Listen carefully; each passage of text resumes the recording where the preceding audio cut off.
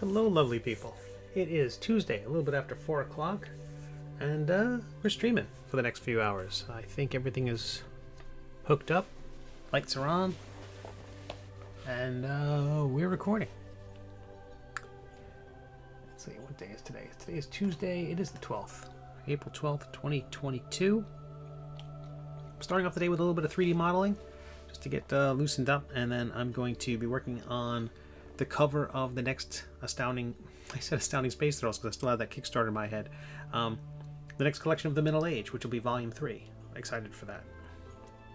So, let me see. Let me switch over to...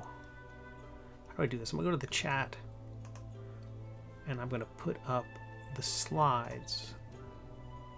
And those show some of the recent 3D models. Even that sword is what we modeled in the last stream, and that bottle, that potion bottle as well.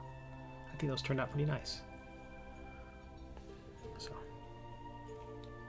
okay. Oh, and give a little shout out first to the music as well. I want to let those credits roll.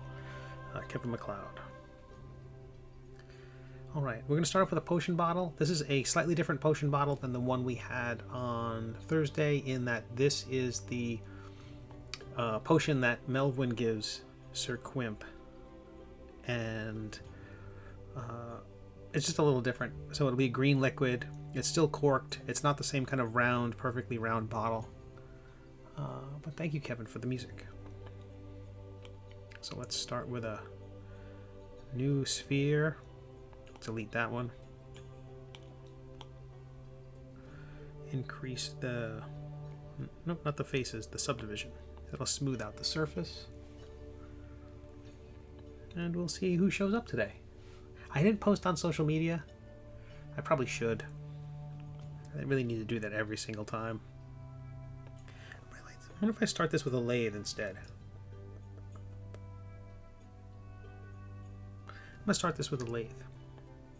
The potion model turns out to be a super easy thing to model, and I cracked it pretty quickly on Thursday's stream. Because I start with building the interior of the bottle.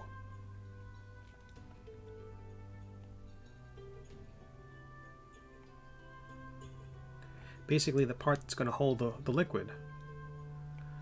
And by starting with that, everything kind of snaps into place pretty easily. So I'm pretty excited about that. Because if it becomes easy to make these things, yeah, I'm pretty excited. And I'm going to let the bottom of this thing be irregular, because once I wrap it around the shape, once I lathe the shape, then I can trim off the bottom of it and make sure it's nice and sharp. Actually, I could just get rid of that point altogether, can't I? And that'll ensure that it's the right shape.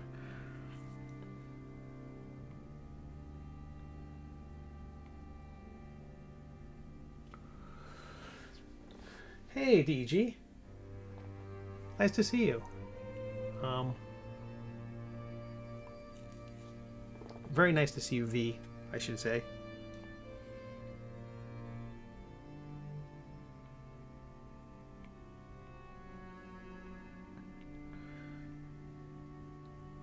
But I have made progress on the on setting up a Discord. I was a little torn on what to name it. I didn't think it was right to just name it the Steve Conley Discord. That felt wrong. But then that's what David Peterson calls his. He doesn't call it the Steve Conley one, because that would be weird.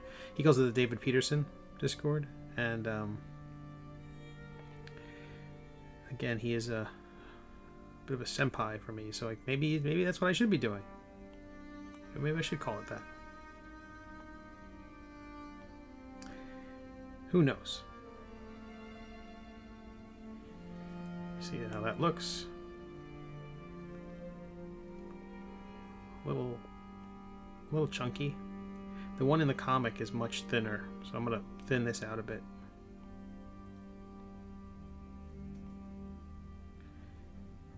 It appears very briefly in the story. It's a potion bottle that the wizard hands to Quimp.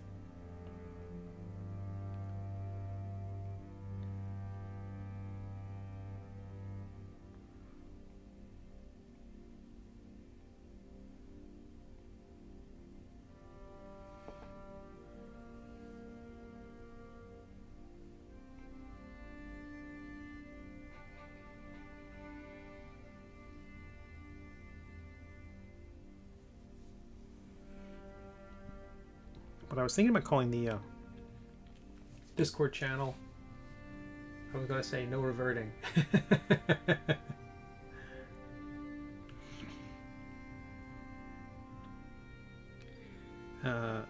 But if either I call it the Steve Conley Discord, or it becomes like the Department of Cosmological Chicanery and Metaphysical what have you, I would think I'd be comfortable with that.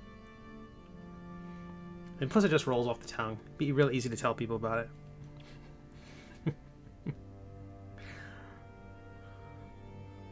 Okay, so that'll be this. This is the center of the potion bottle.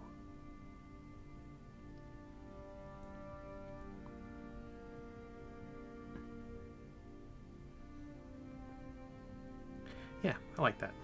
So we'll validate. I made a huge mistake already, right out of the gate. I wasn't looking at the front axis. This is a very simple process for creating these potion bottles I sort of stumbled onto. And the tricky bit is just not...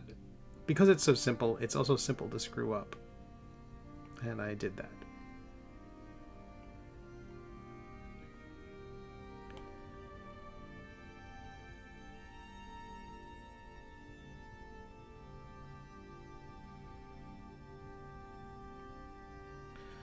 So I'm going to start with the interior of the potion bottle. I'm going to keep the view from the front. That way when I lathe it, all of its measurements will be just what I need. It's all the tools I need to use. It'll be really easy to work with.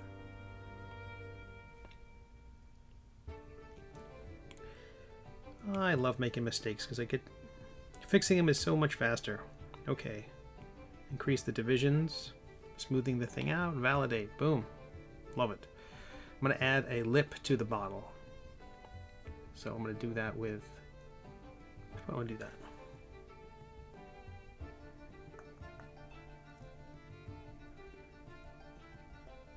Oh, because I have to add, this is still the center bit of the bottle. This isn't the glass itself. Okay, great. How did I do that last time? I extruded out the whole shape is what I did. Yeah, we could do that. So we'll use the select mask tool, a rectangle. Don't like that. I'm going to increase the mesh. It looked like that my selection was a little fuzzy on the edges, and that's a big deal too. Hey, Jimmy James, nice to see you. You can get crazy with the channel names within the Discord.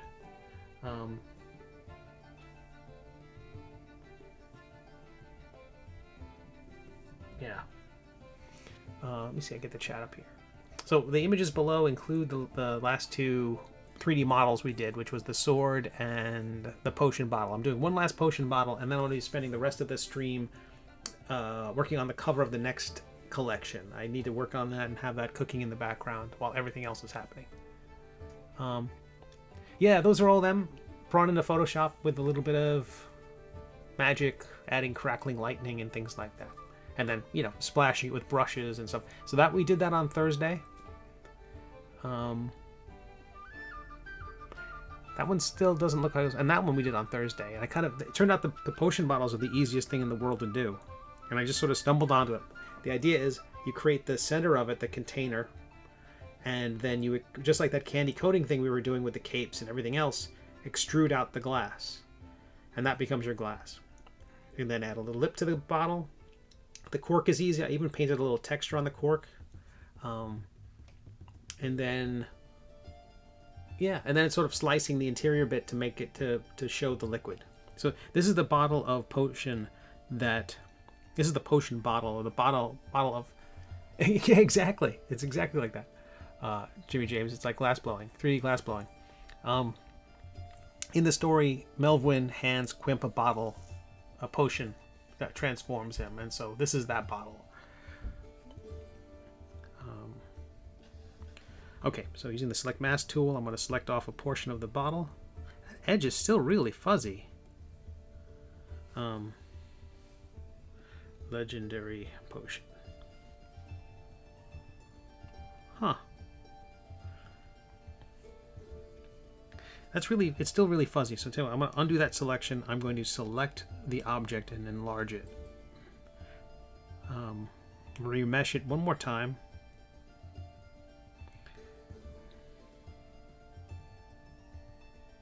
I didn't say keep sharp edges when I enlarged it, when I remeshed it the first time. I don't know if that pixelization, that sharp edge where the neck of the bottle and the bell of the bottle, where those join, will no longer be smooth. If I click the keep sharp edges button, that would have been super crisp. Tell you what, I don't want unintended consequences. I want to make sure we do this right from the get-go. So I'm going to delete this and start over because it'll take just a second. Lathe, path. Just do this for the third time.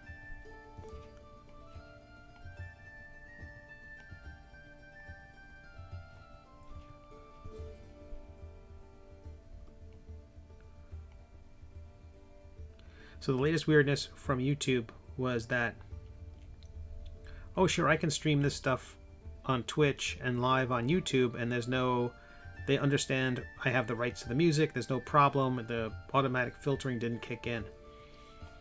Now they reached out and said, oh, okay, these things you've done in the past, those are copyright related issues. And I'm like, okay, well, I could fill out the forum for 50 plus videos, or I could just use Kevin MacLeod music and not worry about it. Or I could just go back to being Twitch exclusive and then do YouTube on some days and Twitch on other days, which might end up being the way I have to go just to keep to keep my sanity. Okay, where are we? Tell you what, I'm gonna put the chat back on the screen. Hopefully this will work. Art slides 2 gone away. Apparently it's a good idea. I wish you and David had said something. V, hi.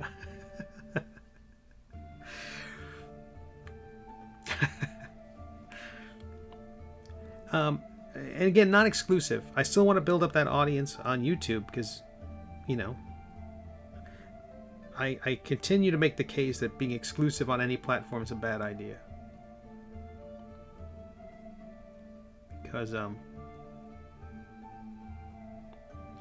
Because any one of them can fail. Any one of them at any moment, like YouTube right now, could say, okay, we're going to add all these hurdles for you to jump through. And Twitch could at any moment too. You know, all those people who were doing Twitch karaoke, was that what it was?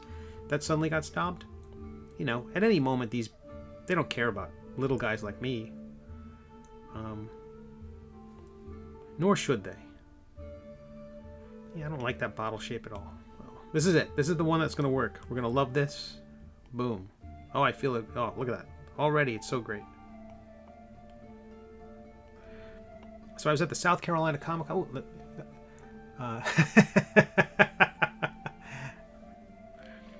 well, there are many paths to the one true religion. V.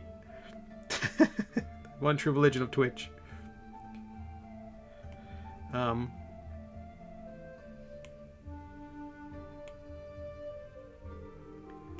Division.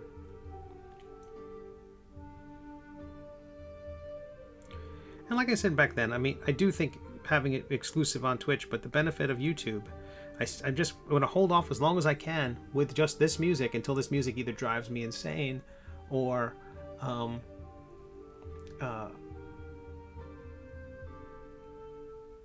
so if you haven't, Jimmy James says, so if you at least have one other messaging platform to give announcements, Discord, YouTube posts, Twitter, you can let people know where you are. Yeah, exactly. And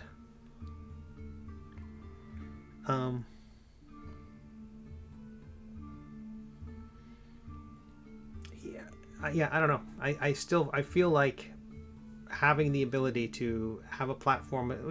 The other day I was streaming, and I think I had like 10 people on YouTube and 2 people on Twitch. And I'm not sure if being exclusive on Twitch will increase my numbers on Twitch the way serving my audience on YouTube is. I mean, the argument is that you drive people from YouTube over to Twitch to watch you there somehow. But then some people are like, well, I don't have Twitch on my phone. I don't have Twitch. I can't get Twitch in my country. I don't know. There's a lot of little things that bother me about, again, just the company's not caring. You know, all these issues are just related to Twitch wanting me to be exclusive in order to be part of their affiliate program. So here's a set of rules that I have to obey in order to, you know, just satisfy some corporate requirement that has nothing to do with me and my business and my audience. Okay, so select the mask. Hopefully it'll be sharp at the top. That's way sharper, I think. It looks sharper to me. So I'm going to extrude that out, and that will be our glass. I love when it's that simple. A little too thin. I want the glass to be thicker than that. Thicker than that.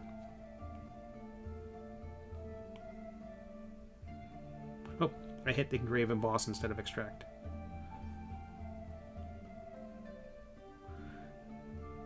It's still a little too thin. There we go.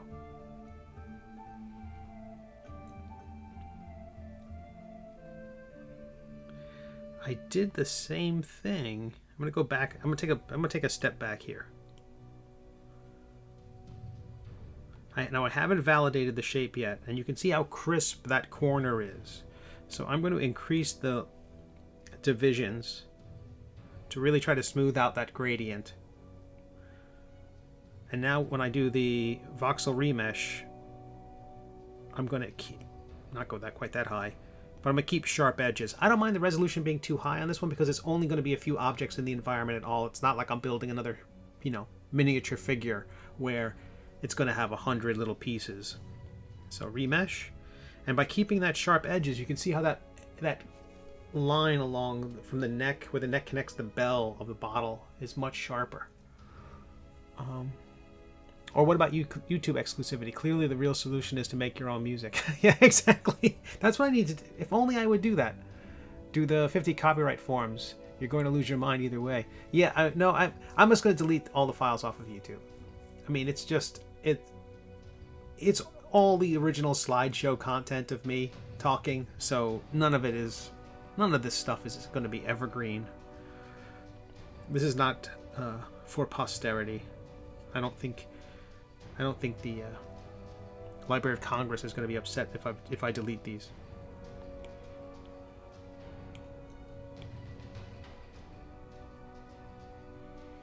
Okay, so let's extract that. Boom, that's our bottle, and we're halfway done.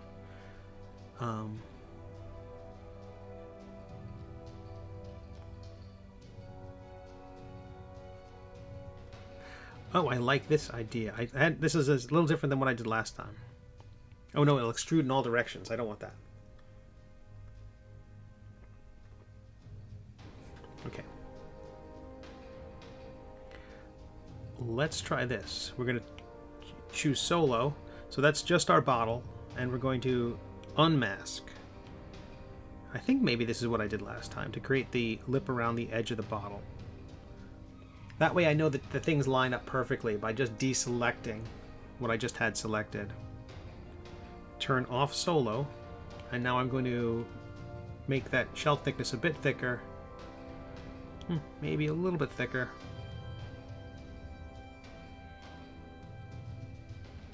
And that's our lip around the bottle. So select those two meshes, increase the resolution, keep sharp edges, voxel merge. Now that's our glass bottle.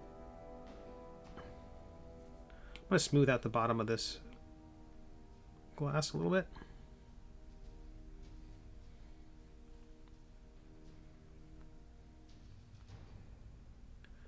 A little bit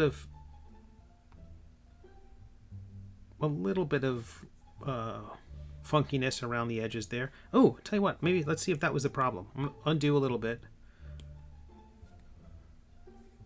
Fast forward, selecting both of these, keeping sharp edges, but turning off symmetry, and I'm going to see if by merging these two,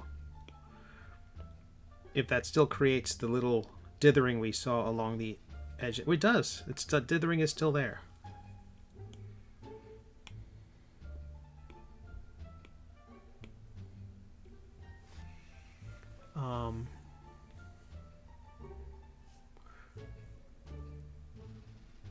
Turn your Twitch streams into art time lapses so you can put some music and you don't have to copyright. Yeah, that's probably gonna be something what I'll do. Oh wow, yeah, increasing the pixelization, the resolution, just increased the number of jaggies. Oh, ho, ho, yikes.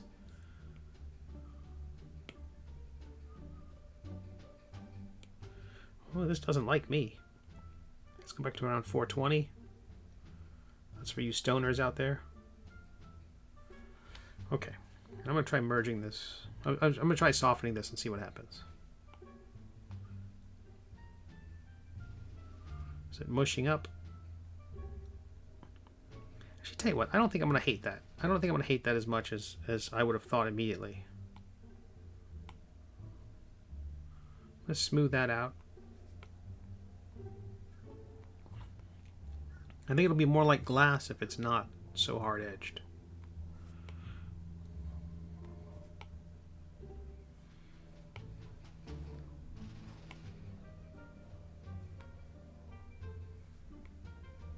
Also, it'll catch more light when I do the rendering, and I think those kind of softer, rounder edges end up catching just enough light to give the whole thing a more painterly look. And so after I'm done with this this simple model, I'm going to work on the cover of the next collection, which needs to be done. Hey, LJ, how are you? I'm working on the potion that Melvin gives Quimp at in Gaff when Quimp is attempting to escape the King's Men, the thing that turns him into a random legendary hero. So it'll be a simple potion with a slightly tapered bottle compared to the one we had last time, and with green liquid inside. So I'm going to turn off the lathe. This is the glass.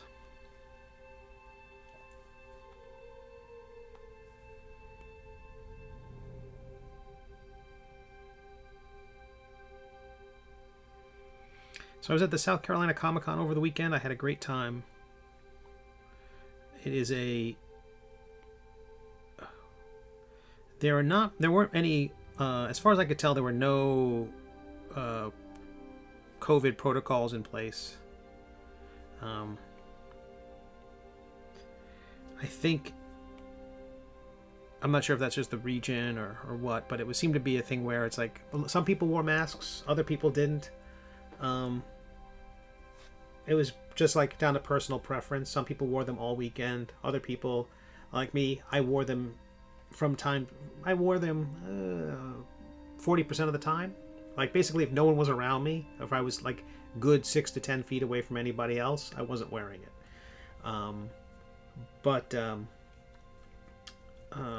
I tended to keep it, especially if there's anybody else with a mask.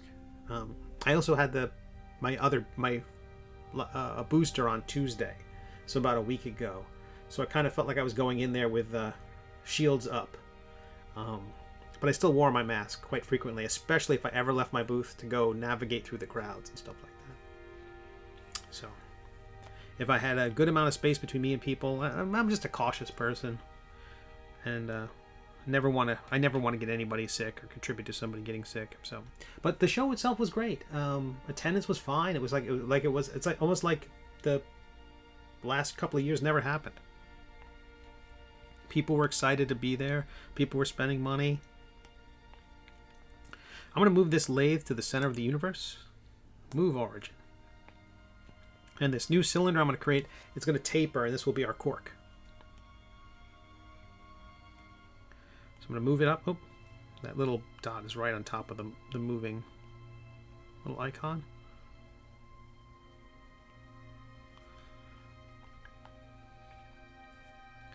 And clicking that little radius button that's way up top, it's like way up at the top of the screen. It's either 1 or 2 dots, and that adds these 2 little yellow circles, and you can now adjust the diameter of each section. So squeeze it a little bit, make it a little short, little stubby cork. Cool. I'm gonna once again increase the number of divisions. That softens the gradients, the kind of stair stepping you get around anything that's cylindrical or circular. Validate that. And let's use our stamp tool. First of all, let me increase the mesh on this thing. Keep the sharp edges, remesh. Where are you, stamp tool? There you are. I'm gonna have a sip of coffee. Steve's last words. It's like the last 2 years never.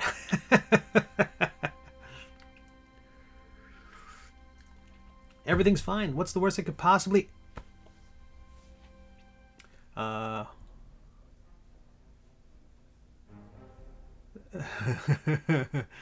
Jimmy James says things are getting back to normal mostly. Would you say? I haven't been to the States since February 2020. Masks are very. I don't see them very often. I'm in Florida though, so we're always ahead.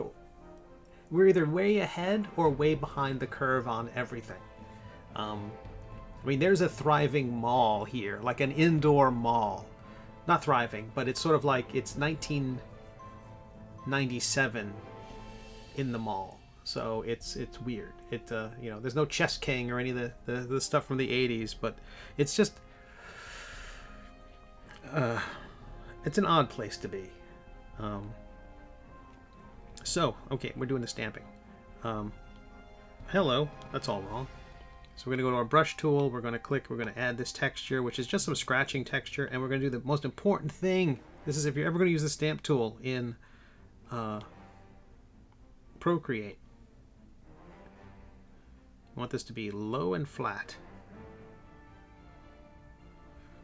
This is basically how much the pressure ramps up. Like if that's very tall, everything you're going to draw, and this is why I was having so much trouble putting the logo of Sir Quimp on his chest when I was creating that first model. Now, if I brush, it's just going to create this light pattern. I'm going to go even lighter.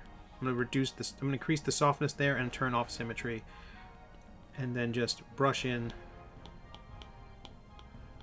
this. And this overlapping nonsense should become our cork texture. So I'd say things are kind of sort of getting back to normal. Kind of sort of. I think more people are getting their boosters. Precautions are still being taken. I think it'll be more like from what I know of Asia, where masks are still worn. From some people will always wear them, other people will not. I think there's no way to convince some people. I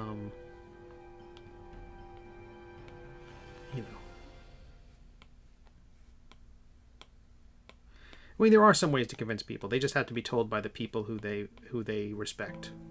I think if these people are following orders and they have their own set of influencers, and I think if their influencers get on if just tell them tomorrow, start doing this, and they do it in a compelling way, and it's by one of the people who they listen to, I think they'll come along. But short of that, it's odd. There's too much political hay to be made from people doing that stuff. Anywho, so I think it's a new normal. I think flights will probably have masks for a while. I think conventions some conventions will insist that you wear them. Other ones will insist you get vaccinated. It'll have a lot to do with county regulations and things like that. But I thought the show went really well, all things considered. I haven't heard. I did the Baltimore Comic-Con, and they had mandatory masks and mandatory proof of vaccination, and there wasn't I didn't hear a single thing about a problem coming out of that show. That was promising. So this is the first one I've done where there's a zero Okay, I did the Central Florida Comic-Con where they asked that people wear masks. I did that in February, and so people wore masks there and seemed to be fine. And then I did the land show the very next day, also in Florida, where you can't mandate. In Florida, you can't mandate masks, especially in these county buildings, because they're, Florida. And so, I don't know. I'm curious to see what happens. I'm hoping the world is smart and hope everyone plays safe and hope nobody gets sick. But I'm trying to do my best, and I'll get a booster at every available opportunity. Okay, I think I've ruined that cork. I think that cork is too messed up. And this is why this program gives me 999 levels of undo, because I am... Do I have to hold the button? Oh, it's making me tap every time. Okay, let me say that that's enough texture. Look at this thing from the front. Again, this is for purposes of an illustration. This is not a 3D model that we're going to build. Hey, Eric.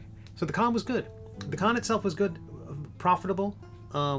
It started off slow, and I thought the aisles were a little too big. And that's another thing that was nice about the show, is that the hall, the spaces between tables, the aisles, were quite wide, like 25 feet to the people across from me. And also, the neighbor next to me canceled, so the show promoters contacted me and said, hey, this person next to you is canceled, go ahead and spread out. And so I had 2 8-foot tables. 8 foot's a big table to begin with. A lot of shows will give you a 6-foot table that might be 1.5 feet deep. If you're lucky, it's an 8-foot table, or it's 2 feet deep, and that's amazing how much more space that gives you. So they said spread out. Fortunately, I'm a pack rat. They told me that Friday night, so I was already in town. I'd already driven. And fortunately, I pack extra tablecloths.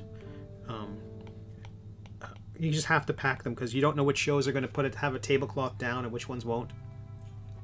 And having an extra tablecloth lets you cover your table at night. So that, I mean, it's the weakest form of security, but I think just out of sight.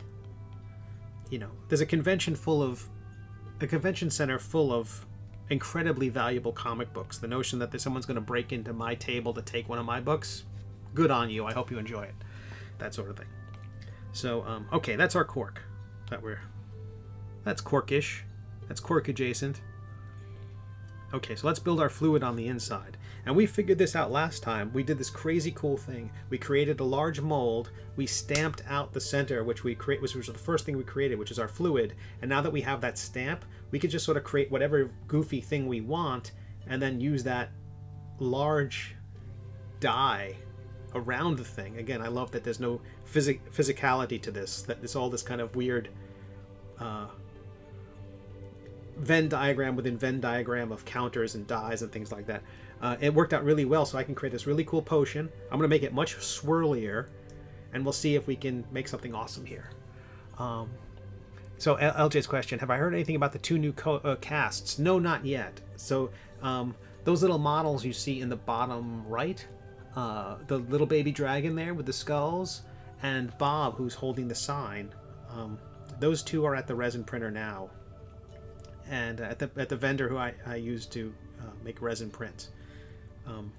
They're an Etsy vendor, so I haven't heard if they're taking any time off this week because of I'm presuming they're still going to work on orders during that time, but I know a lot of Etsy shops have closed down because Etsy has decided to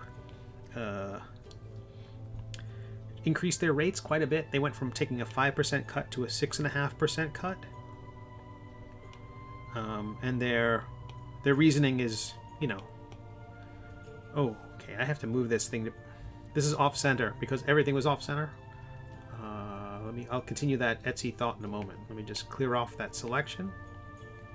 Go to the movement area and select it to go to the world center. Nope, that's not what I wanted. I want to select that. Click the move button. How do I get this where it needs to go?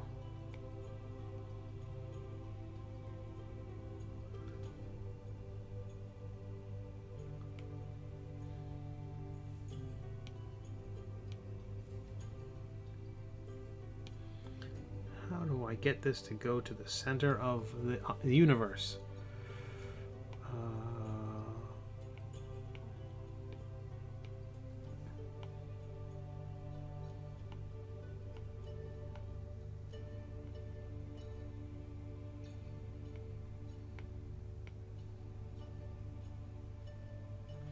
That's curious that it's not where it would have been.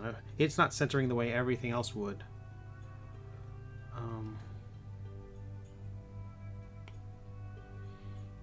let's take a look at everything else.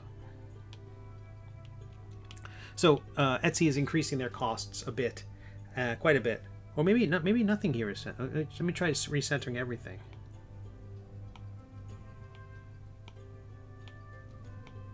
No, that's really interesting that it's not.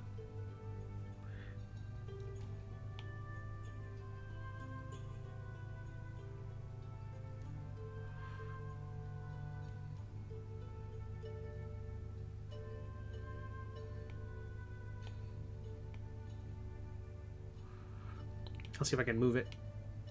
Let's do this manually. Not the way I want to do it. But yeah, so a lot of people are upset. I mean, that's a 25% increase or so in the cut that they're taking, and so I can see why a lot of Etsy vendors are upset. Very disappointing. But I'm really excited to see the models when I get them. The models proved very popular. They're very tiny. They sat on my table. I brought them and had like that little... I've got a little old Mage Knight, which was a tabletop game. I had an old tower from that, and I had the character sitting on top. And so I'm talking to people about, oh, the next Kickstarter will be for these little minis, and people were so excited. One guy just wanted to give me cash there. $50 for the Quimp mini, and I'm like, it's my only one. I'm not going to sell it. So yeah, no, I wasn't gonna sell this. I mean, if anything, this is like it's my baby. It's the first one I've ever made. Come on, get into focus. Be your best friend. That always works. I mean, this is my baby. Cheapskate for a mini. The plan is for them to be much less expensive than that. But so I don't know. It makes me hopeful that they will be very popular. I'm not super stoked about the. Let me trust the geometry. Let me trust the geometry, even though that's not centered. That lathe was not centered for some inexplicable reason. And if someone's explicit it, I want to check. 16 Feet of Conley, a biography. Oh, the con was the SC Comic Con, which is in Greenville, South Carolina. I'm not sure. I don't know attendance figures. It seemed like there were 6 different comic conventions. I'm sorry, 6 different pop culture kinds of things going on this weekend. There was something going on in New York. It was an outdoor event. Philly, there was a comic event, maybe Comic Fest. There was one in Michigan. There was a South Carolina Comic Con. There was a big Star Trek event in Chicago. So usually I recognize the comic book vendors at these events, and I only saw like 2 that I knew. Cartoonists who were there: Terry Moore, Strangers in Paradise, Tom Zoller of Love and Capes, some Billy Tucci of She. There were some Marvel and DC people. Those are generally the kind, they have like bigger audiences, and they're more the spinner rack comic book shop crowd. I'm not as familiar with their work. Please forgive me. I kind of know the indie folk. Oh, and that's my spam. Apologize for that, but that's how you can find me if you're new to my channel. DGS. I asked a friend who is a seller his opinion, and he said that Etsy claimed the extra % would go toward increased promotion of sellers, so he's waiting to see what happens. He also said people are, quote, addicted to outrage lately. Well, yeah, that's true. I mean, it's just sort of like, I think if Etsy had said it's a 0.5%, I think they could have easily, it's just a dial. It's just it's a form field or something in the calculations. I think if they'd taken 0.5%, which would still be a 10% increase,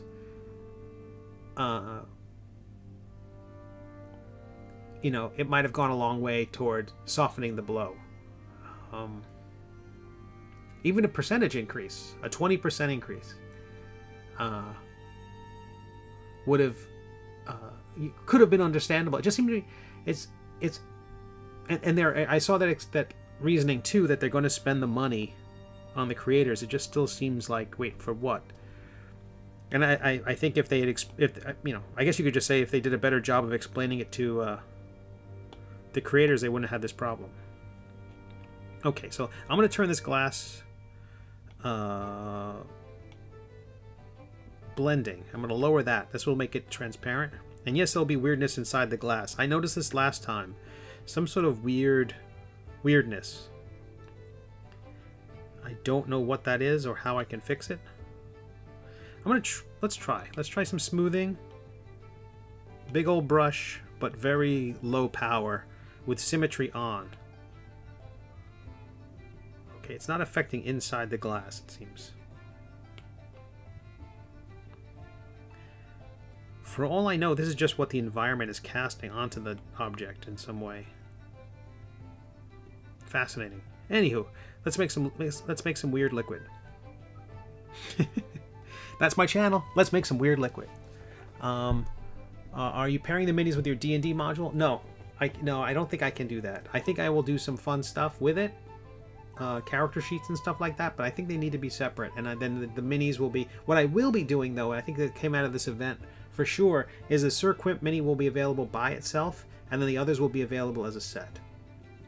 Because I think Quimp by himself, being Quimp and Maledicta, since they're both in the figure, I think they'll be more popular.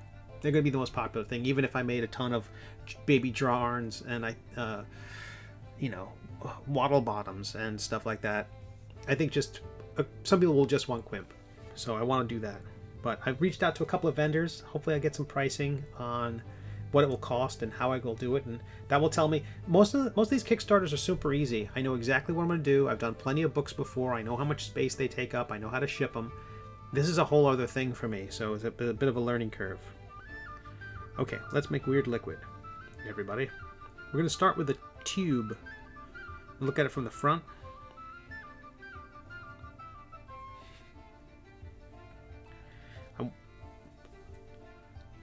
I kind of think I want to make a spiral, if I can figure out how to make that work.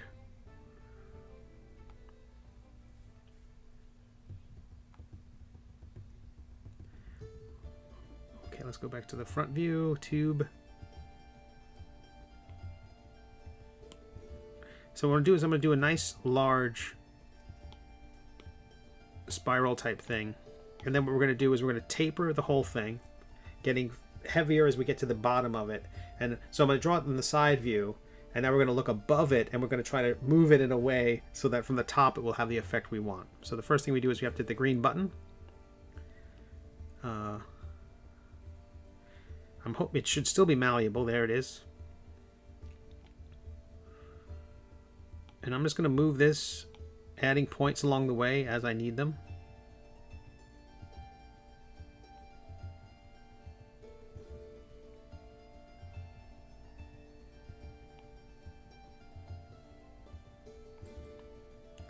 So I did get to hang out with one of the Gamoran guards from Boba Fett for a little while at the bar. The person was a stunt man, and it comes from a line of stuntmen. Very interesting fellow.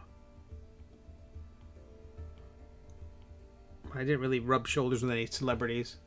Etsy is doing a 30% price increase. That's not nothing for sure. Yeah. Okay.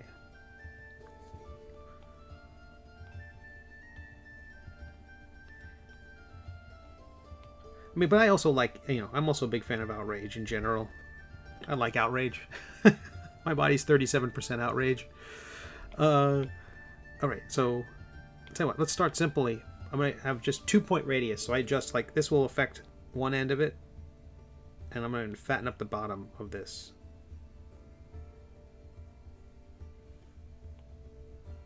This will be fun.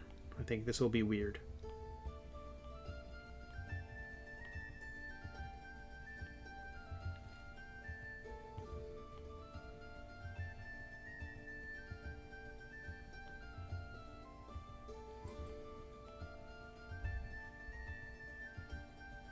The idea is if I can get one of these to look right, and then I will do a second one.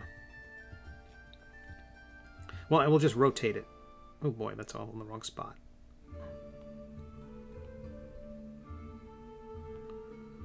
Remember, I don't know what I'm doing.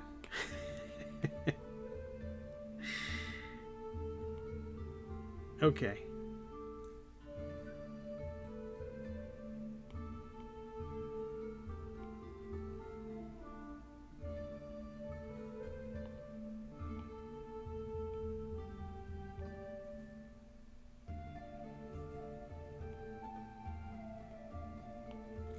But D&D is so popular. I cannot believe how popular it is. Vendors, the person next to me is amazing. She makes resin dice, D&D dice, with magic. She makes it with magic, mostly magic, I believe, but it's resin on the outside, looks like a regular D&D die, and you roll it, and it lands, and inside is this snow globe liquid with, like, glitter. It is amazing. They're magical, and I think she cleaned up this weekend. They're beautiful things. She makes them herself, and she's awesome.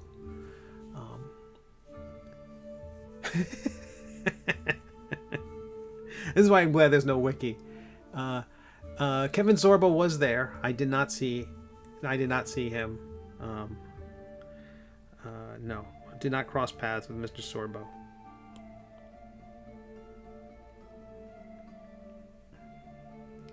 But I was excited to be invited to at least initially, a promoter for the Savannah show, Savannah Comic-Con, came up and talked to me and said, "Oh, we really want to have you there."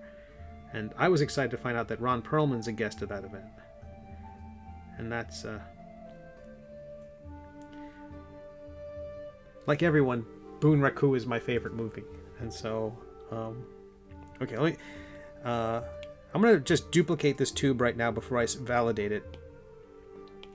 Hide the first one, hit the validate button. Okay, now we got our swirl. Hit the solo button.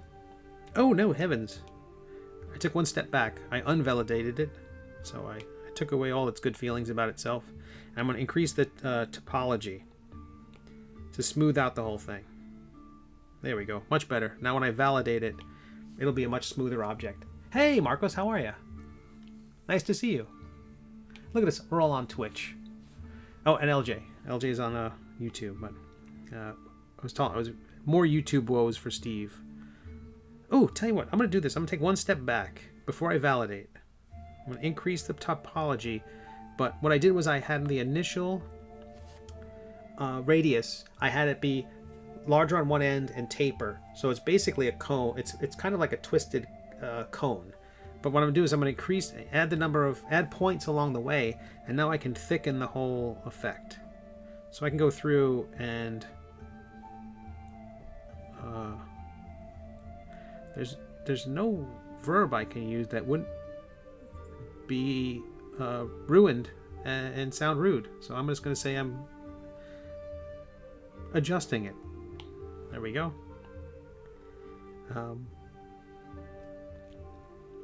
Man, I want to turn off solo. It's hard to tell with the glass there.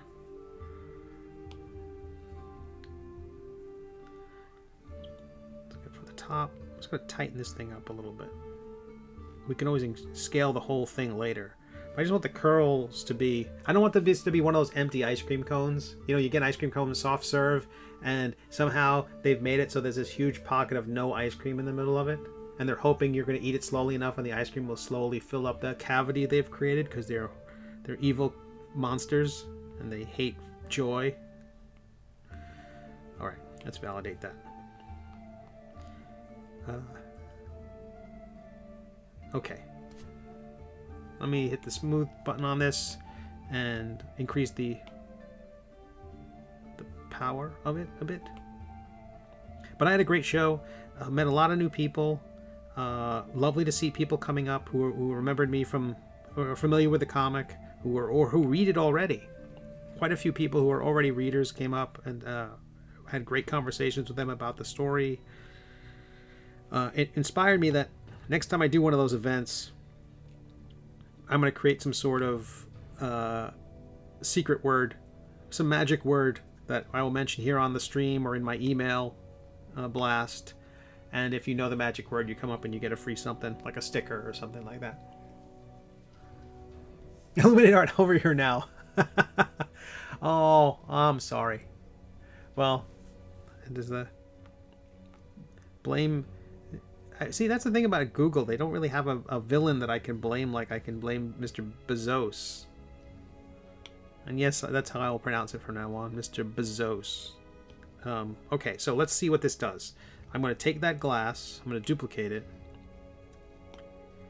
I'm going to turn off the original one. I'm going to select both of them, turn the glass invisible, so when I voxel merge... Oh, no, let's duplicate the tube first. Turn that off.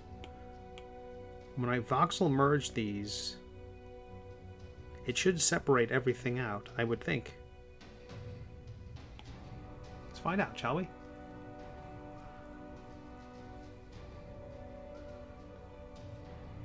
Oh, interesting. It inherited the translucency of the glass.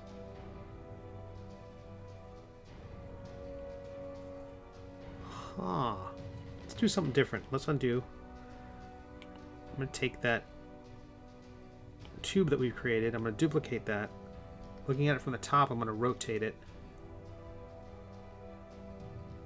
Scale it down a bit.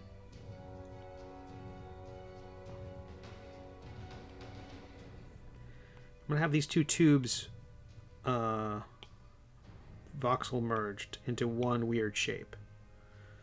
Then I'm going to take the glass, select them both, voxel merge. This will remove the outside bits. Now I'm going to separate them, which should cut off that outside, which should cut off that outside part of the tube, so I can delete it. Wow, that is not as interesting as I thought it would have been. It didn't quite fill up the glass.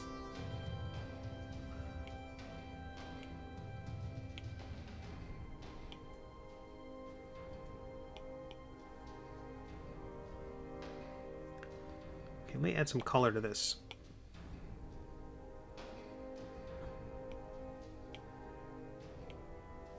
I think if let me undo a little bit. I'm going to settle that liquid down in the bottom of the glass. Oops.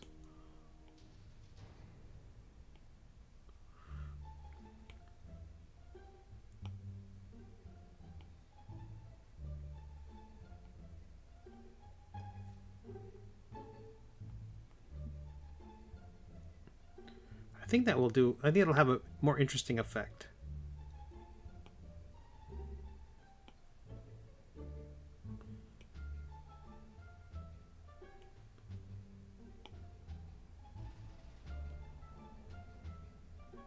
Ooh, it's really had to think about that. Okay. That's what we're talking about. That's madness. Big fan of whatever's going on right now.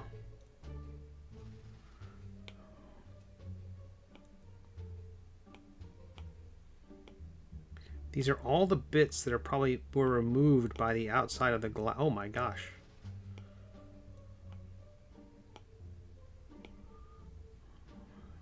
Crazy.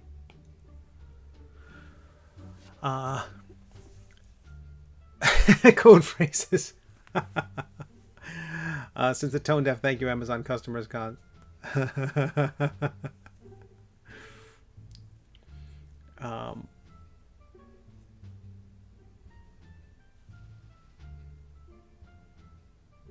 Jimmy James says, I think it was in 2020 when Etsy began charging certain sellers for pay-per-click Google ads made by Etsy. Huh, interesting. Obey Bezos, the lord of all my stuff, says Jimmy James. That's fair. Okay, that's our contents. Let's see. I might remove this. I mean, for all I know, I'll just create this over again. PBR. Let's make that fluid green. That's the... We want the roughness to be... metalness will give it shininess. I want that to be the property of it. But I have to decrease a lot about this glass. Glass is super opaque. I think I need to sample its texture. Then using that as my starting point, I'm going to increase the metalness, which should increase the shine. Roughness will increase kind of the... It's not entirely the matte effect that I'm going for.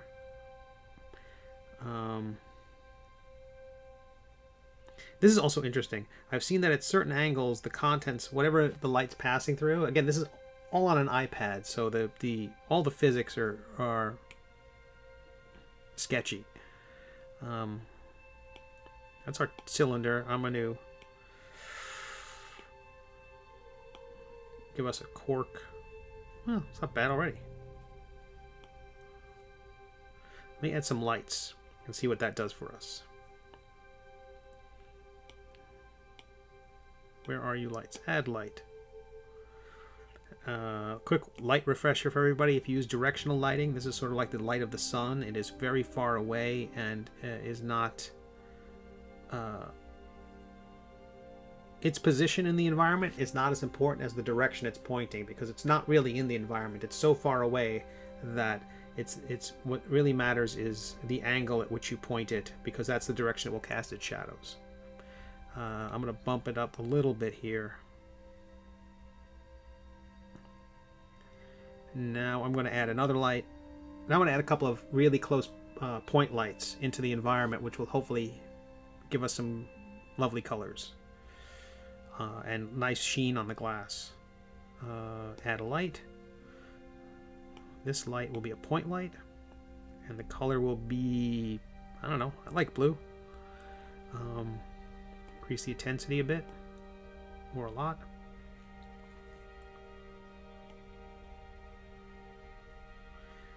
I will slide it closer to our object, bring it down.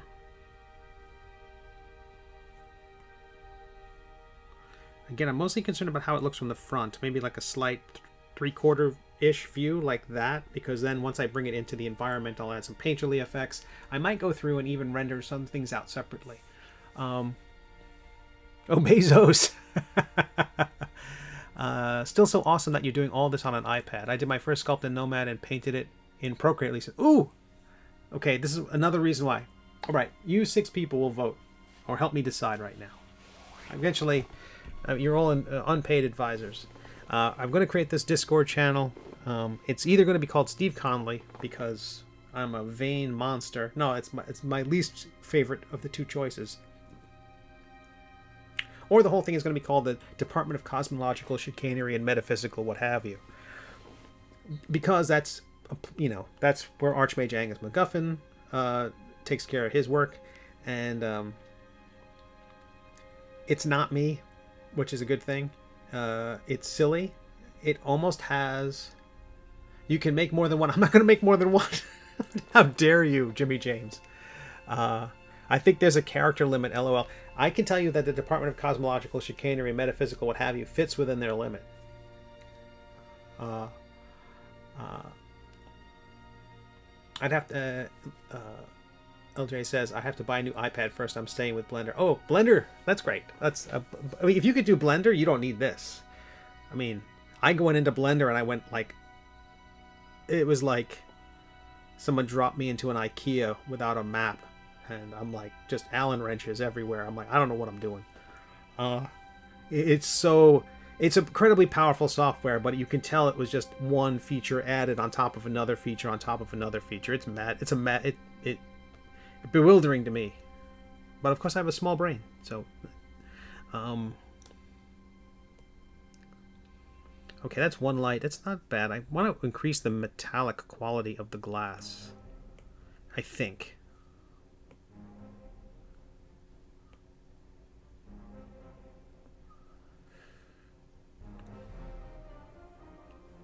It's also weird that at certain angles... Oh, look at that sparkle. I don't know how that sparkle is there. It was not an intentional thing. I don't know why it's there. I don't know what I did to create it. And I couldn't recreate it if you asked me to. Cosmological chicanery.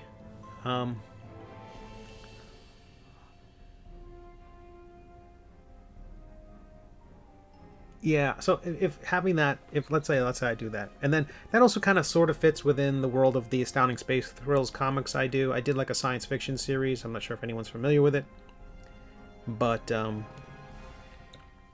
you know, I figure I'd want there to be a place in this, in the Discord for that sort of thing too. And I think the department, having the department title will sort of help. The only thing about this weird fluid in the middle is how it created a kind of chunkiness. Let's see if I could just grab that solo, smooth. What's happening? Why is this doing this? I love it. I love it so much. Oh my goodness. This is madness. Symmetry should be on. Intensity should be way up.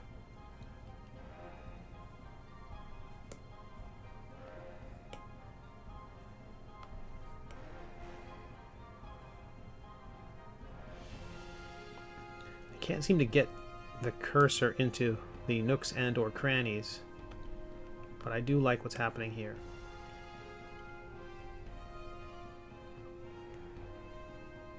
Alright, let's turn solo off again. Let's go to the front. That's where we're mostly concerned.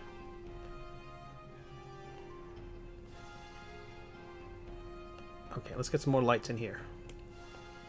I'm going to add an orange light to the back, blue light one way, orange light to the other. It worked for every pulp cover in the history of pulps.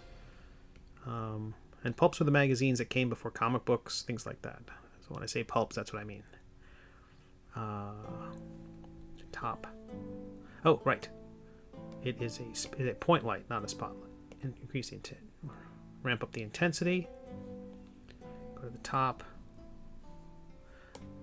Oh, wait, what is it doing? The blue light and the orange light are playing so interestingly together.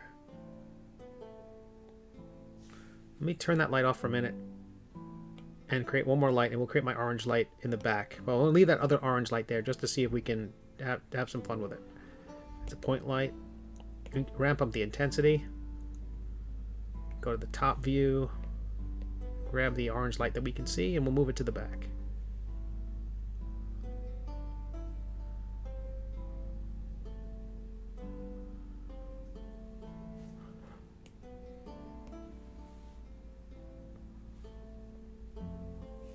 Yeah, the thing is, the glass is so clear.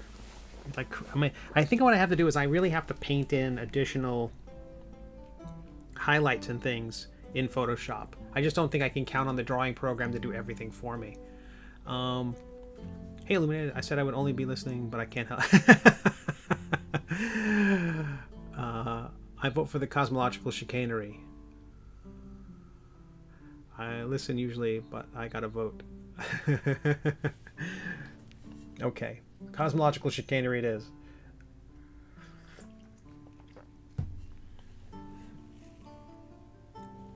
Okay, so I kind of like the soft serve weirdness going on in there. Let me try one more thing. We'll take the fluid, we'll duplicate it. Select the gizmo tool. So I have to deselect the light. Like, it seems to be that the lights, selecting the light kind of supersedes selecting any object. So if you have a light selected and then you hit any other object and then hit the gizmo tool, you're like, where's my controls?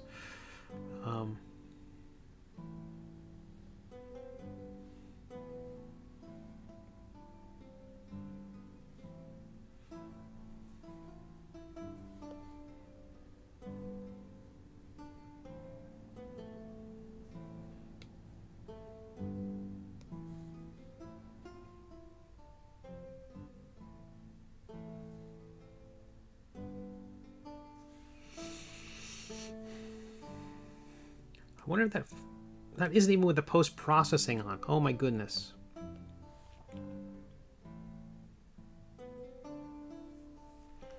Okay, I'm not sure how sold I am on the liquid.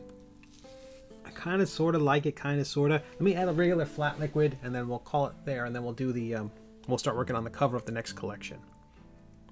But I have not, the question was about the new minis. I haven't seen that. V says, or DEG says, in order to join you have to be able to say cosmological chicanery 5 times fast. Or buy a mini! Oh wait, Jimmy James is saying something. Especially that tip at the top, maybe you can have another twisty soft serve that twirls the other direction. Yeah, I'm gonna start with just a basic fluid. I mean, it was a cute idea. I didn't know exactly what I was doing. You know, what else is new? Turn off post-processing.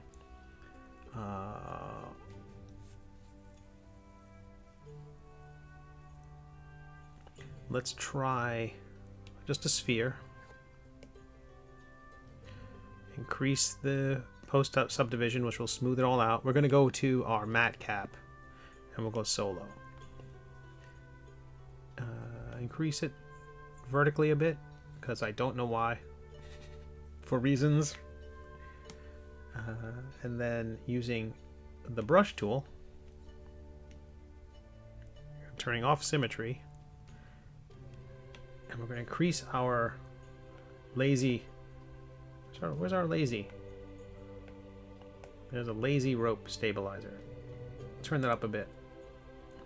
This will let me create a kind of a smoother effect. Bring down the brush size.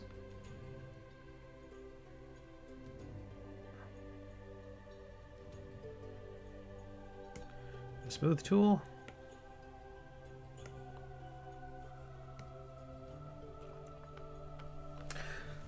Oh man. Now I'm suddenly wanting to make it a lava lamp kind of thing going on. No, it's too much. It's too much. Why do you do this to yourself? It's a tiny illustration. It's not that big a deal. Why would you do this to yourself? Turn off solo. Let's see if we can select our stuff. Scale it down a skosh.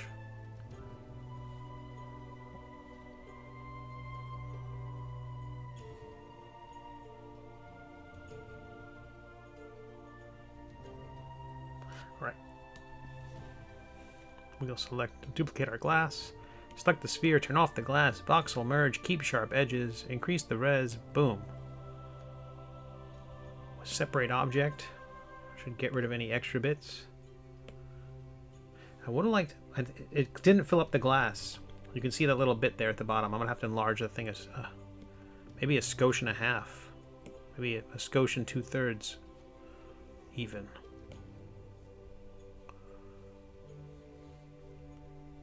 Oops. Let me turn off that other glass. But I had a great time at the comic convention. It was nice. It was kind of a lot of fun to see people I hadn't seen in ages and talk shop and get new readers and sign up a bunch of people on the mailing list. I haven't sent those out yet, but that's going to be a lot more people we haven't seen before, which is fantastic. Again, people were excited about the minis. A lot of sold out of volume 1 of the Middle Age. And I had some dinged up copies, some copies that I was very unhappy with them. Whenever I do my Kickstarter, you know, you as a publisher, you get some books sometimes that you receive from the printer, and they're like not in the quality you want them to be. Like the corner's dented, or there's a scuff on the cover, or there's something wrong with the matte finish where if you hold it up to the light, you can see something. And that's how I'm looking at these books. I'm always looking at stuff like that. And someone supported me on a Kickstarter, and I'm like, I don't want to mail them anything that's less than perfect. So I'm like, you know, if they're truly unsellable, then I'm going to just, you know, throw them out or put them in. I can't throw them out. I generally donate them. So the next time my next trip to Goodwill, I include a copy there. So hopefully it'll find a nice home somewhere, and Goodwill will make a couple of bucks or 50 cents or whatever. But some of the ones that are kind of on the fence, like it's a sellable copy, but it's just not, I don't want someone to get the Kickstarter, open up the box, and if you've ever received a Kickstarter from me, it's wrapped in bubble wrap, everything is there's a note from me in it. I mean, the whole thing is meant to feel like, I'm not Clinique, I can't go to, or Apple, I can't go to that extent, but, you know, given one dude, you know, I try. So it's this pristine package, it opens up, and if you get a book in there, and it, you know, it's got to be a beautiful copy. So I have these less than beautiful copies, and I brought them with me. And at some point I was running so low, I still had them. I went to the car, I grabbed those copies that were going to go, I would give away, like if I'm talking to somebody and they, this is what I do. And I just started offering to people. I said, okay, you can have this one for $25, but you can get this one, I'll give it to you for 10. And people were happy to get those ones. I told them, you know, here, this is the reason why it's 10, but so they found a good home, and I mean, I even sold out of stuff like that. So it was a really good show, is what I'm saying. So we're gonna make this a super green. we're going to increase the metalness, increase the roughness, which will make it bright, I hope. Hit Paint All. Go to PBR, see how it looks. It's kind of more of a standard fill. It's interesting that we can see the glass through it. It must be translucent.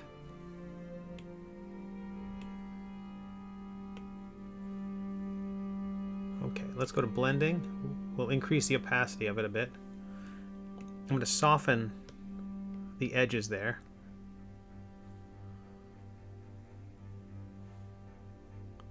We can still see through it though. I like that.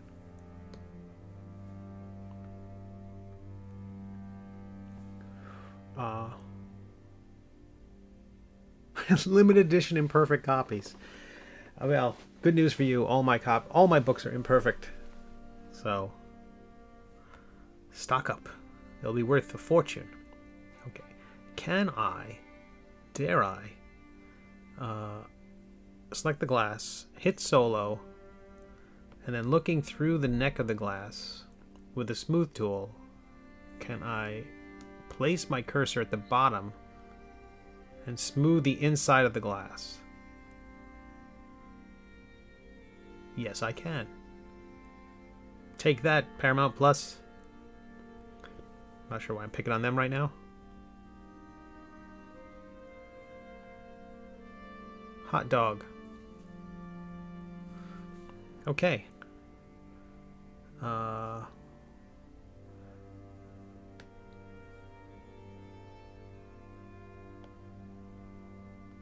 Now, if I rotate this down, I bet it's going to be...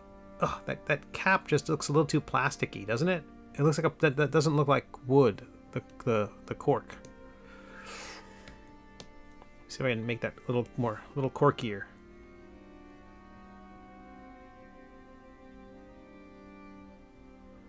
Put the roughness all the way up and bring the color down. No, it needs to have some color.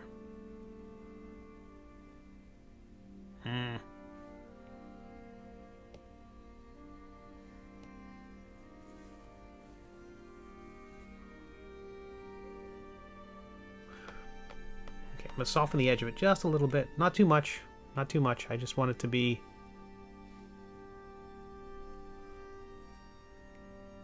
catch a little light. Or... That's what I needed to do. Why didn't anyone say that? I just need to chop out some bits. Gotta do some chopping. Okay. Most obvious thing in the world, and I did it with the previous model, and I didn't do it with this one. So choose a nice angle with the trim tool and the lasso, and we chop. And we're chopping.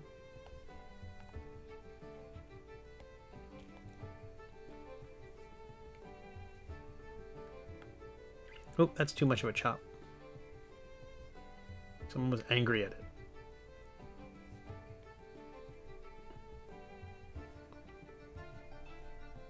Oh, that's a big chop too. Heavens. I'm just being mean to this cork. And this cork did nothing to me.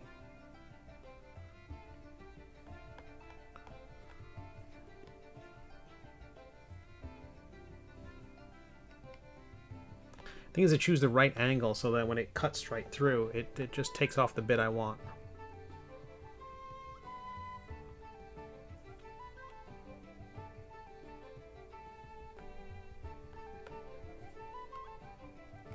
Little nod to Kevin MacLeod.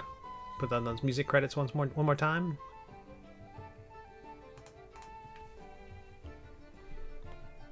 And I'm gonna hit solo, and I'm gonna cut out a couple little chips at the bottom of the cork as well.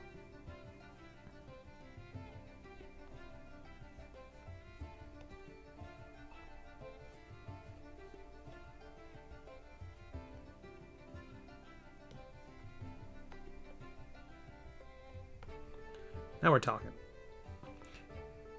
And I've noticed that, see, as we move right to there, suddenly the liquid inside becomes much more opaque. And I don't know what the mystery is there as to why it would do that. So later on, what I'm going to do is I'm going to export this thing. I'm going to render it. And that's a simple function in this. You go to render, transparent background, export PNG.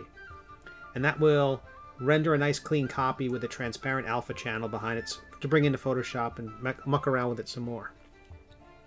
So what I'm going to do is I'm going to do that, And then I'm going to do exactly the same position, but I'm going to turn off the visibility of the cork and the glass.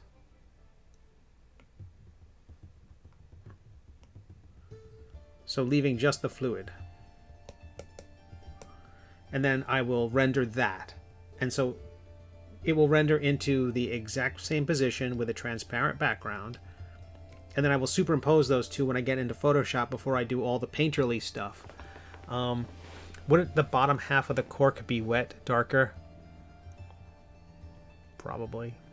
Or green, stained with green.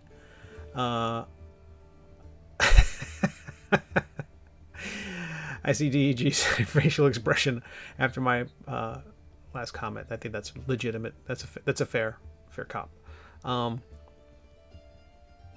Yes, it probably would be stained green. But I've yet to do any kind of color painting within this program. I think at some point I could be painting in swirls of color and things like that. But I'll save that for Photoshop. Let me turn this thing back to visible. I'm pretty happy with this. I don't hate it, is what I'm saying. All right, I'm going to save this. Let me turn on some of these other ones. You can see the slides below of some of the previous models and what we did. And those are all, they started in Nomad Sculpt on the iPad. I bring them into my desktop computer, Photoshop, and then I just start painting and mucking around with them. Adding additional highlights, little effects, watercolor splashes, and the whole idea is to make them kind of look like D&D objects, because I want to make D&D, no, not official D&D, because that's a trademark copyright, all rights reserved, patent pending, etc., etc. It's a 5e. It is a content for the world's greatest role-playing game. Material like that was kind of will tie my game, so if people want to bring in elements from the story of my webcomic into their tabletop, they can do that. Those are some of the items there. Some of the story, most of them have not appeared in the story, but many of them will. Like that's right below is the circlet of Umwat, which is key to the story as we've seen so far. That is the shield of Scaramouche, Thunderbolt and Lightning, very, very frightening. That has some purposes I won't get into. Most interesting is the thank you, V. If you make UV maps with Nomad, you can then paint each piece in Procreate. Each piece, I see. That seemed to be my trick. That seemed to be the trouble. Okay. Jimmy James, I have not yet found... if you make UV maps with Nomad, I have not yet found... What I want to do is I want to bring in Quimp. But so far, I think his figure is too complicated. I think I'd be better off trying to create something simple. Like if I just bring in Maledicta, I might be able to paint that up. But trying to bring in those figures that are in the bottom right corner, like 2 million vertices. And the software hates it. So it's too complex. I'm just happy they print. And I'm talking about the STL files. These are simplified down STL files, but that Quimp figure is just too gigantic. Okay, hitting save. Let's go to Procreate, and we're going to work on the cover of the next volume. But I'm going to take a little break right here. We're going to have a beautiful slideshow of artwork. This seems like a good break, good stopping point. And then we'll pick up after this, and I'm going to start working on the next cover. Because, yeah. See everybody in, let's say 5. Let's say 5. Why are we even guessing? There's a 5-minute timer. I'm going to use that one. See you all then.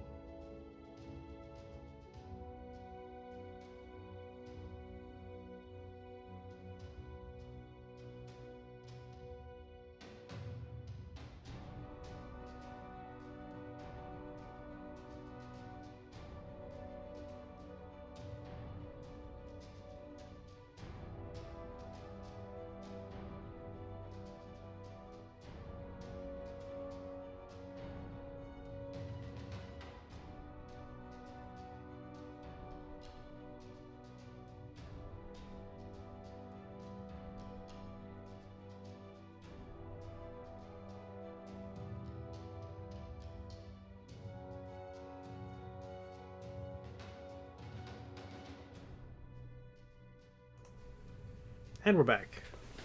Again, we're going to have a little nod below. I think every time I come back to the screen, it's going to play that little movie below me, which gives credit to Kevin MacLeod for all his wonderful music. I saw your question, James, about in Nomad Sculpt, if going to the resolution menu, to the right of the scene menu, select decimation submenu, scroll down to UV auto unwrap. I've done that with these things, and it gives me a warning saying this is going to take a while. I've hit the button, and then I've waited. I've had some coffee, and it still churns, and basically Nomad locks up. I mean, for all I know, whenever I keep shutting down the program and coming back to it, maybe it was always 3 seconds away from finishing, but I've given it 5 minutes. I don't know if it's going to take 45 minutes. Yeah, Steve's computer can't handle it. It warns me. It says this is going to take a while, but I don't know what a while is, and there's no status bar. Anyway, some good news while we were away.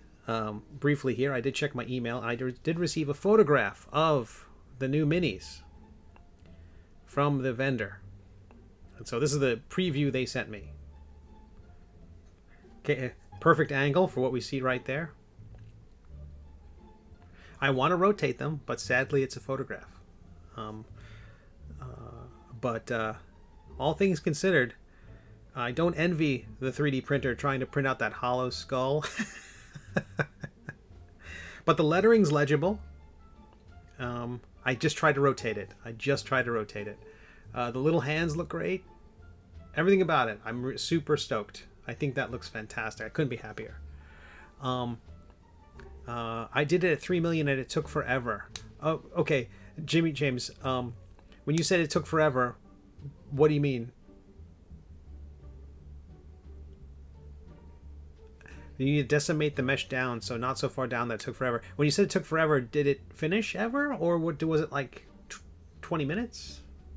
An hour? Because I could, I could not work for an hour. I mean, I never have. I've never gone that long. But, I mean, let's assume for a second that I did not work for an hour. I'd find something to do. Learn a skill, a language or something. Oh, good. I'm glad you like it, V. Yeah, I'm super happy with them. They turned out great. I can't believe I'm a sculptor. Yeah, go figure. Yeah, I'm stoked. And so these are printed, resin printed, then primed, and then painted silver. So even these have a bit of thickness on them. They're thicker than the raw bit. So I can't wait to see what it looks like from the other side. The horns are cute. It looks like some of the cuts and nicks and things like that in Jarn's horns may have filled in. But that might be the paint. Sometimes it would crash, James says. Okay, yeah, I'm with you. Okay, let me turn off these art slides so everyone can see the conversation. Okay. So I just placed those inside the template. This is what happens when they call me Friday night of a convention and say, oh, you've got 2 tables to work with. I'm like, okay, how do I lay everything out? What do I do? How do I break it down? I want there to be a narrative flow when people come to the table. I want... If things look confusing, people will walk away. If there's not a single message when you come to a table, if there's not a single... I don't know, a single thing that they can focus on. They want to get a sense. It's like a homepage for a website. You want to get a sense of what this thing does and decide right then and there whether you want to continue or walk away. And you only have a second. So people are walking by and I had to hook them. And so this is kind of me trying to figure out how I balance everything. But I always want it to be the central image to be the middle age. I want it to be, that's the thing that's going to bring people over. Anywho. So I just pasted that photograph into the template for drawing the cover. Just so I could share it with you all now. Little preview. Once it arrives here, it's supposed to arrive next week, I will take some more photos.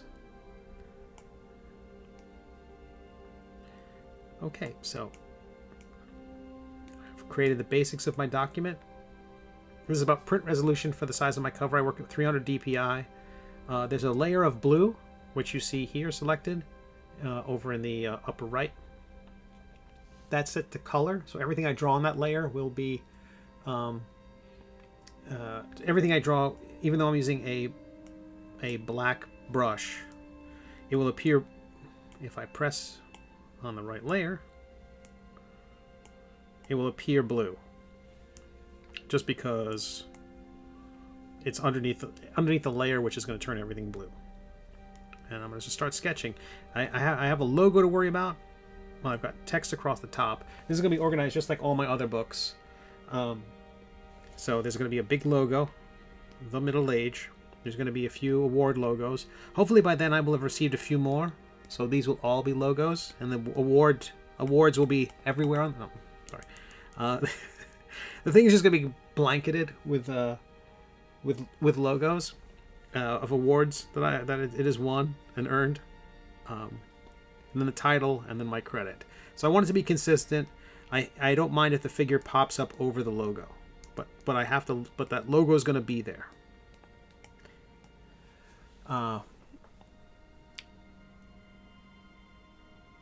Aesthetic, feng shui, V says, cohesive message, synergy, unity, Jimmy James says, all of that.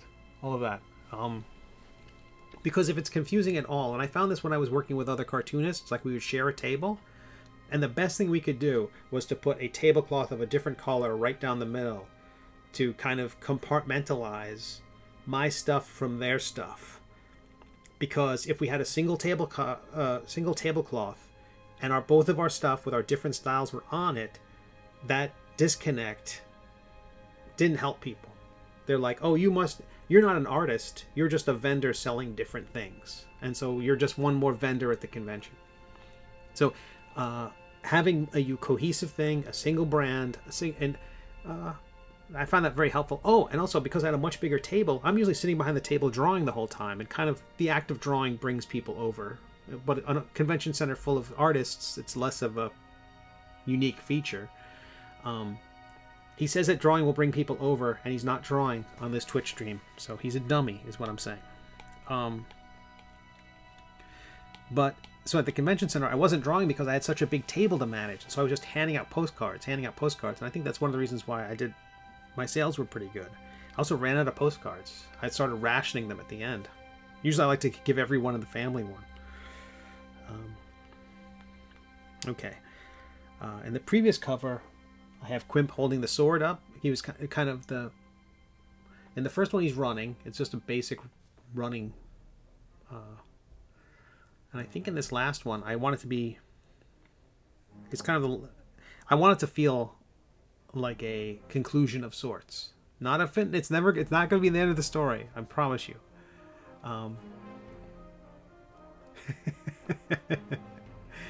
V says, I'm going to the American Library Association conference this summer. You should apply if that's how it works. My stuff's not available in libraries yet. I think once it is available, that would be something I would try to do. Occasionally, there are vendors who will have a table full of many publishers' works. Like Diamond, the big comic distributor, would have a table at that show, or the Book Expo America, or Book Expo Europe, or whatever. And you could pay them to basically have the book on the table and to get some attention. But I would love to go to see it first, but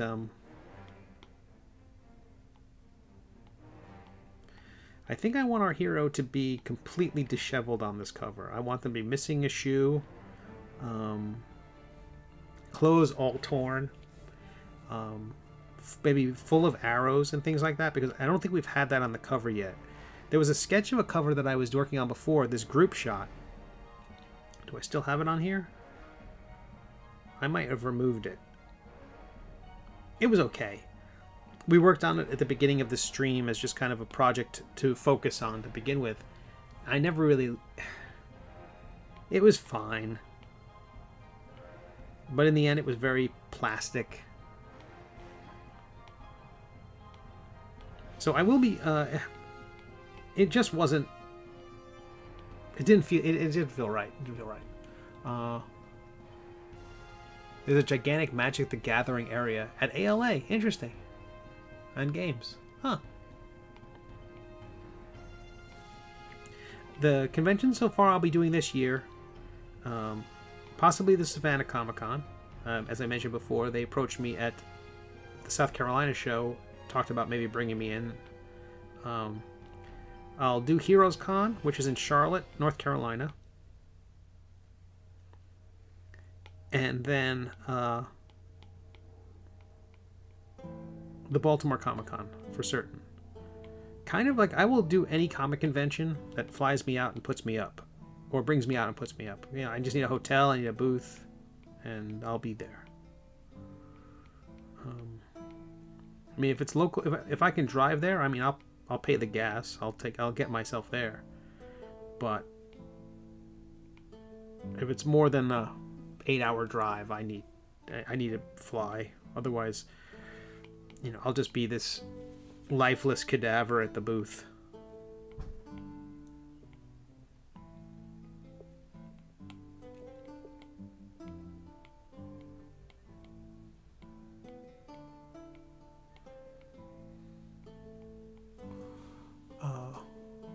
Would you go to SPX since it's more indie? I would. I got offered to go again. I used to help run SPX for a few years. In 2004, 2005, I was their executive director. And they kind of have a grandfathered clause for any people who were like early. So I basically had exhibited at the first 10 SPXs. And was kind of a staple there. And also volunteer. And then executive director. And so there's a certain group of people who are lotteried, and there's a certain number of people who kind of like, you know, Fantagraphics doesn't lottery. And then a few indie creators who had been there since the beginning. And since because I was at the first 10 shows, I think I've earned a spot in their, I don't know, codger category. They're, this coot will, gets a spot. TwitchCon. Wait, but then I can't. But if I go to TwitchCon, I won't be allowed to go to YouTube, right? I can't go to the YouTube show. It's exclusive. Twitch insists that you can't do any other convention. Just not that weekend. I understand. But yeah, I love SPX. September is going to be crazy. I think their show's in September again this year. Like September is going to be crazy for me. There's a SavannahCon is then. Also, I lived in the Washington D.C. area for 20 years, so I get SPX is great because I get to see a ton of friends and. So I love SPX. I love the Baltimore Comic-Con. Those were kind of my hometown shows. For ages. But I like, you know, planting roots down here in the South now.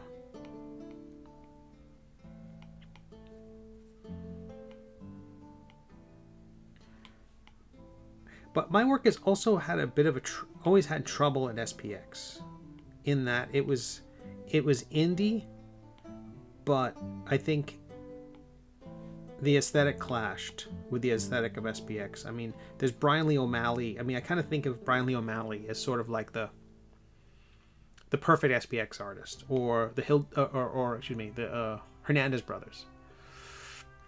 Their work is just sort of, you know, my stuff is way more labored and less good. How about that? It's less good. Maybe when I'm good enough, I can go back there. And it's not me being self-deprecating. It's just there's a high standard at that show, and my work is neither so indie that it gets any kind of, I don't know. It doesn't feel like, looking at my work, you don't see, oh, that's the little guy you have to support. Oh, I want to support him. He's the little guy. My work doesn't give that vibe. I don't think. It looks like, oh, this guy he knows what he's doing, and I'm not a fan. That's how I think people look at it. Okay, that's too much. People are very nice. I'm joking about the. I just had a lovely show, and here I am already beating myself up over stuff. Where the Florida man exists, the possibilities are endless. You're too much of a professionalist and are hindering you from reaching your true indie potential. Eric, I was going to say you basically described all the zine fest in my area.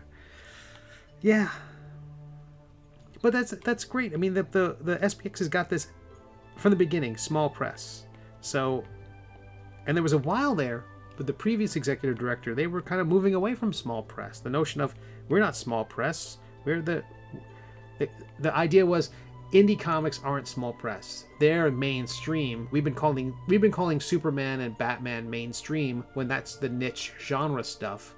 Certainly the stuff that Fantagraphics is producing and Drawn and Quarterly and those publishers, certainly the material that they're producing is more universal because it's drama. It's the stuff everybody can relate to. Who can relate to superheroes?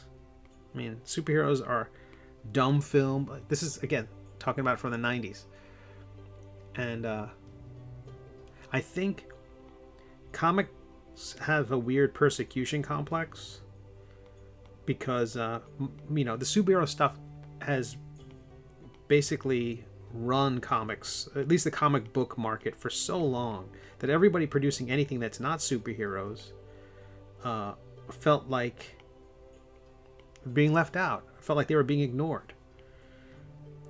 If you're not doing this genre stuff, and so there's a kind of a backlash to that.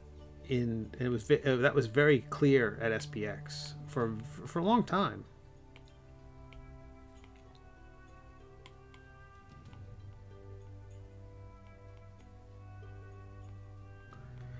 But then you have things like Fantagraphics producing collections of Peanuts, and there isn't a more mainstream thing. There's nothing indie. There's nothing small press about the work of Charles Schulz. It's the most pop. I mean, when Charles Schulz passed, the Louvre called him the most popular artist in the world.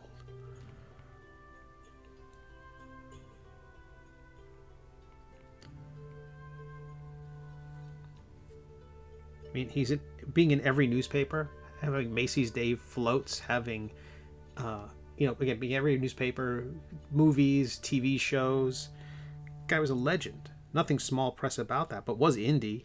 And so for a little while there, like KFC, the Small Press Expo called itself SPX and was trying to get away from the whole small press name. But they re-embraced it a few years later, which was good, I think.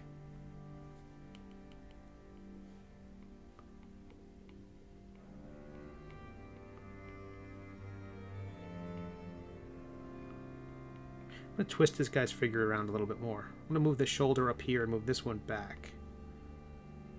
So this arm will be back, and this leg will be forward. I think that's going to create more dynamism in the figure. So.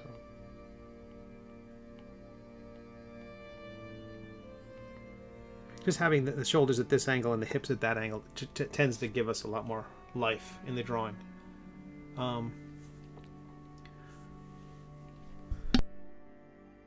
Excuse me, push to cough. If it looks too professional, you're not a real cartoonist. Yeah, I try not to. It's easy for me to go there and go, yeah, I 83% agree with that. But then part of it is like, then you get into that kind of, could fall into a cocky mindset of, I'm too good. I'm just too good. That's why they don't like it. And it's like, it really is just a different aesthetic. It's, my stuff. It's like films at a certain point where, who was it? There was some very popular director, Scorsese? Someone was griping about the MCU and how the superhero movies aren't real cinema or aren't real film or something like that. And to me, that's the vibe, where it's like, at a certain point, now the film industry has become the direct market comic book place, where it's like, oh, if it's not a superhero movie, nobody cares about it.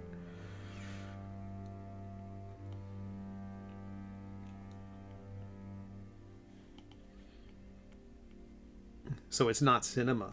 It's like, I don't know. So there's a pushback in that regard. So my stuff looking polished. What was interesting about South Carolina, I was saying it before, was that the popularity of Dungeons and Dragons has exploded in the 5 years since I started this series. I can't take all the credit. No, I can't. Okay, it's totally unrelated to this. This wasn't part of any plan. I think maybe whatever was triggering it in me to consider to go back to this stuff I loved as a kid, the Dungeons and Dragons and gaming. That was the same thing that was influencing, I don't know, everybody. Although, again, I'm going to give a huge shout out to Critical Role for being, a big reason why so many people are into Dungeons and Dragons right now. And the 5e rules are so simple compared to the previous ones. It really was good timing. And Stranger Things, sure.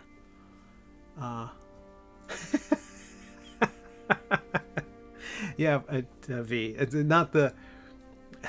No, I'm so big on the Critical Role people, and I've heard people recently come up with all these theories as to why Critical Role is popular.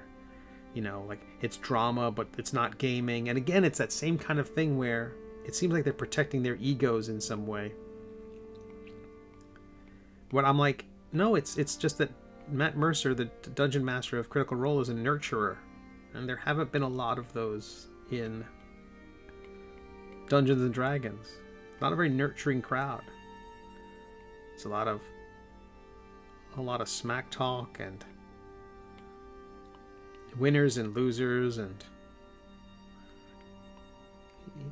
he created an encouraging place to role play. And it's probably tied to also the growth of cosplay. That has probably a big deal to do with the popularity of Dungeons and Dragons.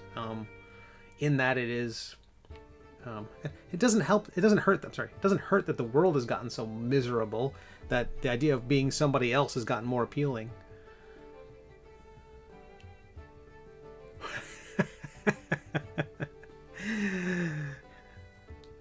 No, I'm such a latecomer to Critical Role. Such a latecomer. I was sitting next to an artist at Heroes Con a couple years back, and I'm doing my silly fantasy comic, and they're telling me about this. Apparently there's a big Kickstarter that these Dungeons and Dragons players are doing. It's kind of a big deal. I'm like, it's broken all these records. I'm like, I had no idea. So I only got into... I didn't follow them at season... Maybe a few months into season 2 I started watching. I definitely see the appeal. I'm a bit of a fan.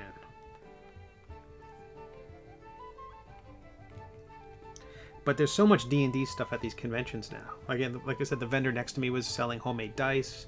The very first booth at the shows was selling all the books, all the various official D&D products. It's exciting to see. But then you have these, people who are defensive. Just like how there's a whole bunch of people who are like, they viewed comic book stores as their safe space where they could be nerds and be left alone, and suddenly it's being invaded by all these other people, all these new people. Where are all these new people coming from? Where are girls coming from? What are they doing in here? And those places were actively hostile toward women specifically.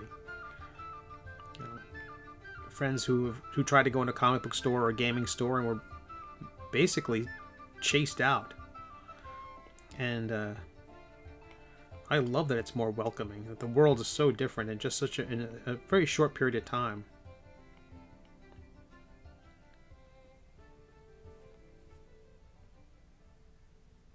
But I think I'm very much benefiting from the growth and all the good stuff that Critical Role has done.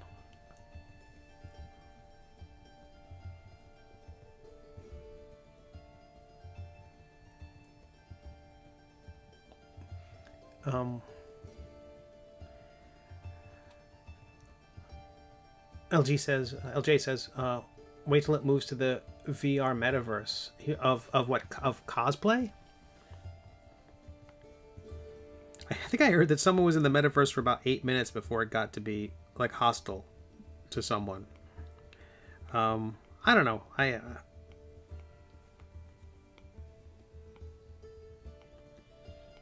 There's also that line from if ever I find myself becoming cynical or skeptical of something, I think of that line when Star Trek, one of the movies, 3, maybe, Scotty is dismantling parts of the Excelsior spaceship. It was 3, and oh no, wait, yeah, I think it is 3, and he sees the Excelsior or something like that. Yeah. And Scotty's dissing it because it's this new thing, and yeah, right, whatever. And Kirk says, young minds, fresh ideas, be tolerant. And I think of that all the time. Young minds, fresh ideas, be tolerant. For all I know, that's what people will want, but I don't know.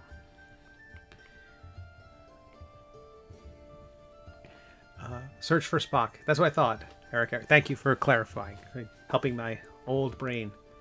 Oh yeah. Yeah, it was awful. It was the places were these little boys clubs, you know, He-Man woman haters clubs, and yeah, they were toxic.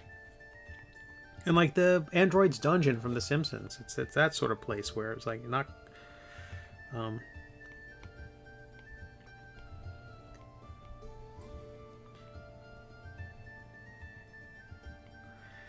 It's wonderful that the nerd world is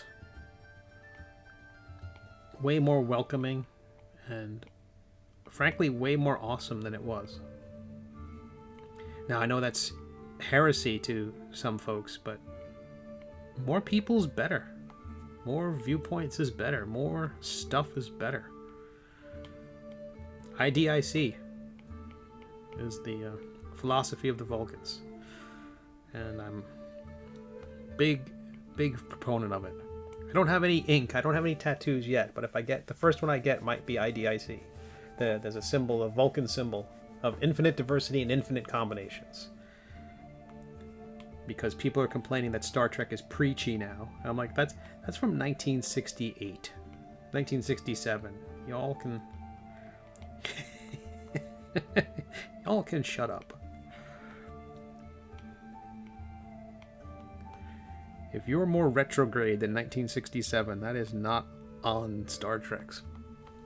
That's not there. That's not Star Trek's problem. It's good that we moved away from the comic book guy sort of place. But I've met any comics equivalent of that person, unfortunately. Yeah, there's always gonna be that. There's always gonna be people who are like. I was in a wonderful moment at a party once. I don't get invited to parties. I'm always a +1. I'm an indoorsman. I stay alone. I'm a total recluse.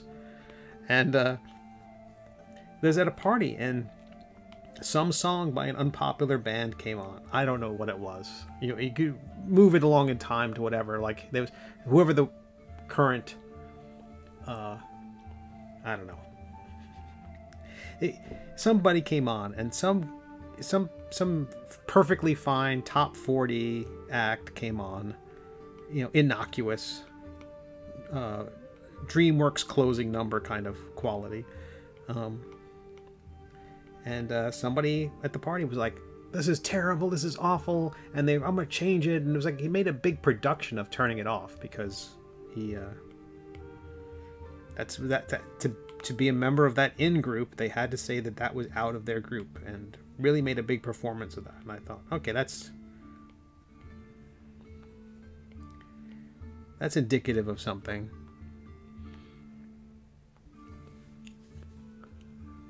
Eric, my buddy tabled at the Portland Zine Fest a few years ago with his comic he made parodying the Oregon Trail game. Oh, that's awesome. He got crap from people who went by, how can they allow in this comic that endorses colonialism? Huh.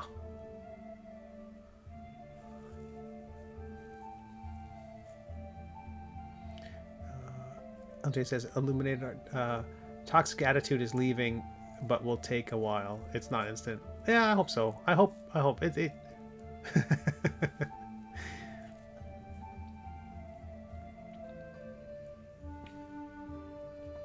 Those of us who invite you also do not go to parties.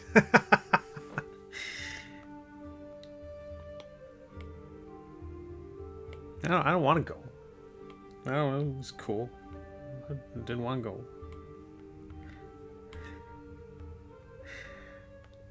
I like this figure. Well, I like it so far. I haven't ruined it yet.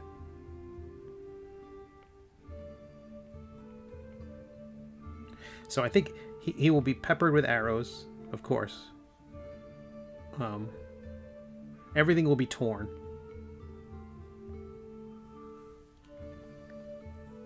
How are you doing?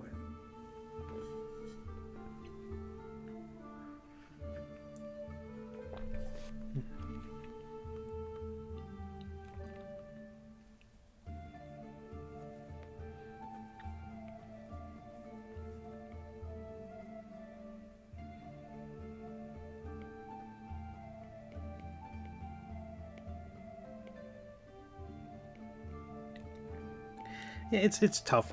Being an independent creator is tough, and then there's going to be in groups and out groups and tastes, and you got to make sure your stuff is popular. I'm sure people visit my comic all the time on Webtoons and go, "What is this? And why is this here? And why does it have 15,000 subscribers?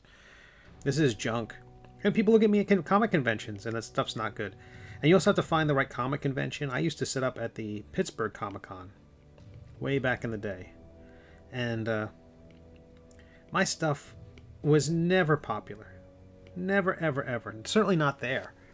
I mean, my stuff was kind of mainstream-ish. It was black and white science fiction, superhero-esque comics. It was mostly kind of in the vein of Nexus and stuff like that. Not really superheroes, but kind of pulpy. Sci-fi pulp. How about that? But the Pittsburgh show was all about kind of like tattoo art. Skulls. If anything with skulls on it would do great. Blood and like basically heavy metal in print form would do great at that show. And so finding the place, you know, if Portland Zine Fest is not the place for that work, well, you got to find a different Zine Fest or got a different venue. And it's, you know, like I'm certain Frank Frazetta's work might not do very well on Tapas. You know, it just depends on the audience, and certain things will go well on the Lifetime channel, and some will do well on Spike TV, and some will do well on, you know, just trying to find where your people are. So that's one of the reasons why I really recommend attending any particular convention before you ever set up at one. Or, you know, if you get a recommendation from a friend who does very similar work, but like someone might say, "Oh, Steve, you should do Dragon Con. You know, your story's got dragons in it."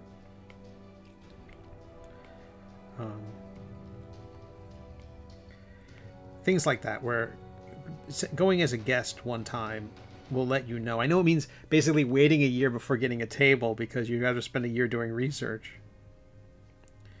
But I had a friend who set up at a show, and it was the wrong show for them. It was just the wrong show. And they were just crying. They were just so sad. They thought they'd wasted all that money, they wasted all that time, they wasted all that effort, and you know, and they had built up all this hope in their heart about what could happen at that show, where they can make all this money. Think about what could happen, the possibilities of just having a little more money and a little more attention, and who knows what doors could be opened. And it was the wrong show, and it was heartbreaking.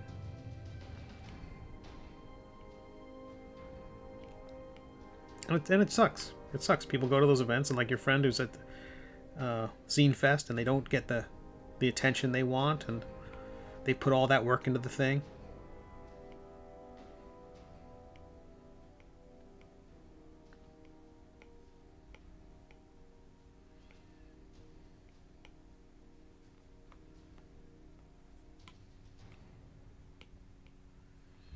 I'm gonna tweak that figure on its own.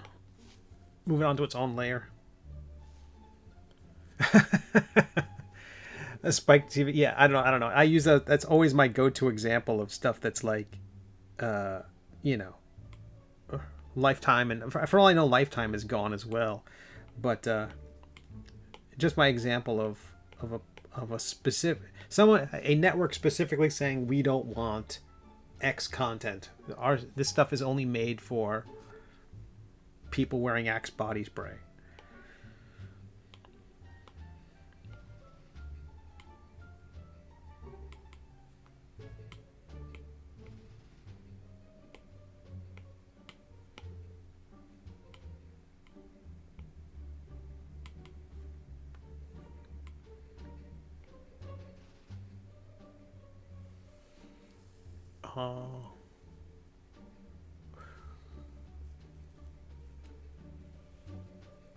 Find LJ says find David John Kassan if you do a skull tattoo. But that doesn't seem like you. No, exactly. I'm never gonna. No, Eric says lack of attention is one thing, but active gatekeeping is another. Just comic book guys in a different skin. Yeah, that's tough. V says, if anyone ever says, quote, this content is only made for people wearing Axe body spray, run the other way as fast as you can. I don't think that was the official motto of Spike TV, but it might as well have been.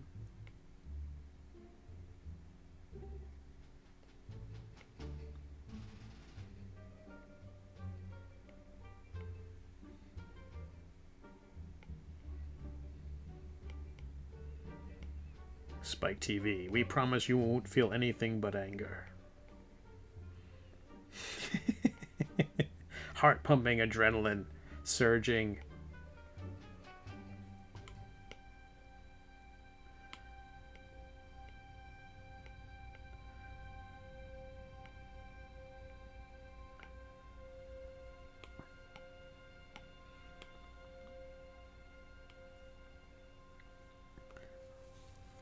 So there was, over the last week, there was the online con, David Peterson's online con. I hope folks got a chance to check out some of that.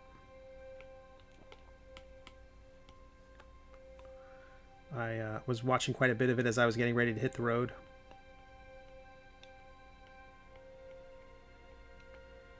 Overall, excellent. And I mean, David had a ton of people watching. I think at one point I tuned in and there was close to 300 people, maybe even more than 300 people watching the streams, which was great. Really great to see. Oh, good, James.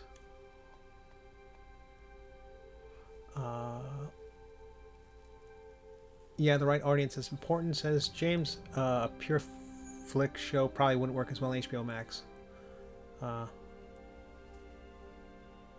The Spike TV just went back to Star Trek reruns after all those shows failed. Make sure I'm not. It's a very similar figure to what I had in the previous cover. I don't think I want the dragons doing that. I wanted to think about this. It could be just the axe. It could just be the our hero with the arrows in him. I think the very first cover is them running forward, isn't it? Yeah, it is. And then he has the sword uplifted. I kind of like the idea of him running. I don't know if I wanted to have any kind of like. I thought about having a final confrontation, like him with the, you know, really kind of telegraphing the end of the story, but I don't think I want to do that. I don't think it fits. I think the first cover was red. The first one was blue. The second one was red. I think the last one will be green.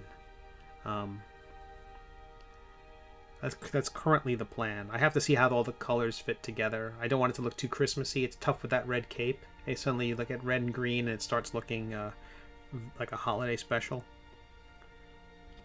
But I also want something that'll accentuate all the... He's going to be torn up, lots of blood and stuff on his clothes and uniform, and maybe missing this glove. He's also looking for his family through a lot of the story. So if it's... I was thinking that maybe it's Bob on the cover with the hat.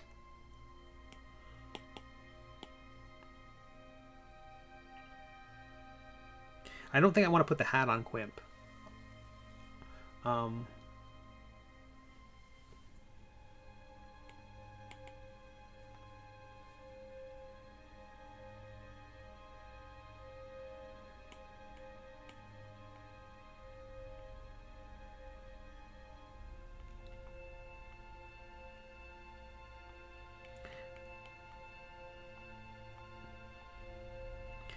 But again, as someone who played D&D and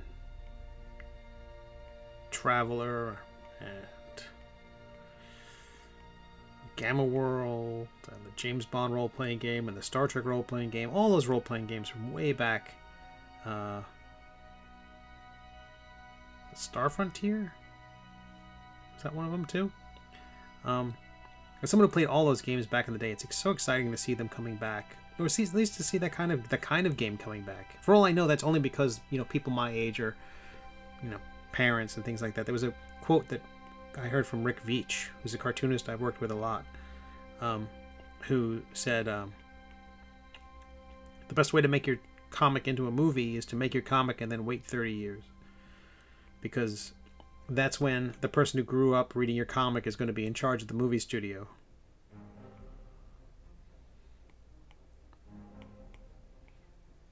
So if for all I know, D&D, part of D&D's popularity, I'm pretty sure that guy Joe Manganiello, he'd be playing whether or not Critical Role was there or not, or and we know the Penny Arcade guys, and PAX was popular before all that stuff. It's just, in particular, the kind of charm that Critical Role brings to the game is something special. And the positivity in an era when that's in short supply is pretty great.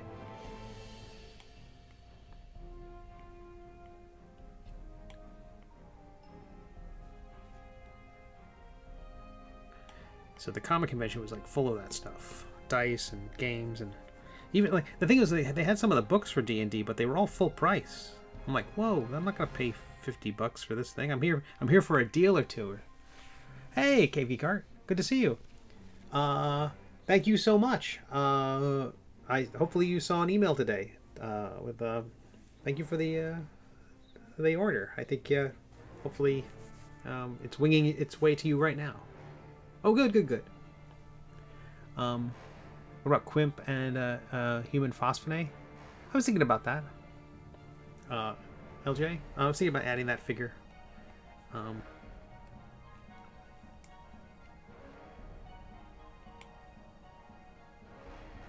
But what I like as well is if Quimp is wearing that ridiculous hat. No, I think people won't buy the book because that hat is so dumb. I think people will look at that and go, "This is a dumb book," and I don't want. But maybe just Bob, because I mean, there is a big section of the story where the two of them are just running together, and Quimp's just looking for the baby dragons.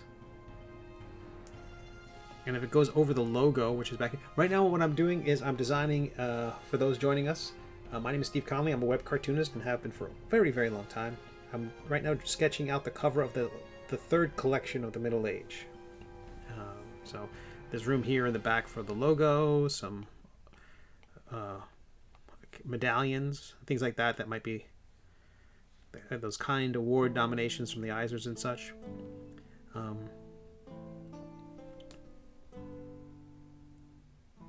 It could be that he's being chased by all those little dredges, those little mud creatures. Although it tends to be that the covers of my books, again, this is a proof that has that horrible text across the top. This is a soft cover proof. This is what's available from Amazon, minus the do not resell.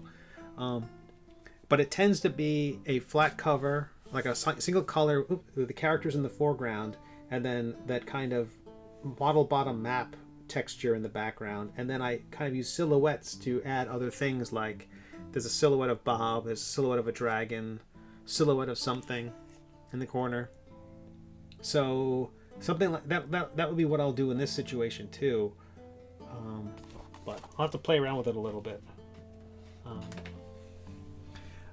Cave Geek Art asks, how was the con? I contemplated going since it was 2.5 hours for me, but in the end decided against it. It was good. It was a surprisingly good turnout. A lot of cosplayers. I mean, ton of cosplayers. Lots of young people. Tons of costumes. Lots of gaming. And vendors selling dice and bags. And I didn't see anyone do it with. I did see a couple of light leatherworking stuff, like LARP type stuff, or Ren Fair type things like bracers and cuffs and occasional chainmail pieces, things like that. Nothing too... I didn't see any real leather worker who did any kind of, like, the kind of stuff you do. Some wood burning. So people who did some pretty intricate... I don't know if it's all just done with lasers now. But yeah, lots of crafts. There was a lot of comic conventions on the East Coast this weekend, at least 4 that I'm aware of, and so there was some competition. 4? The 3 on the East Coast, one like in like Michigan. Oh,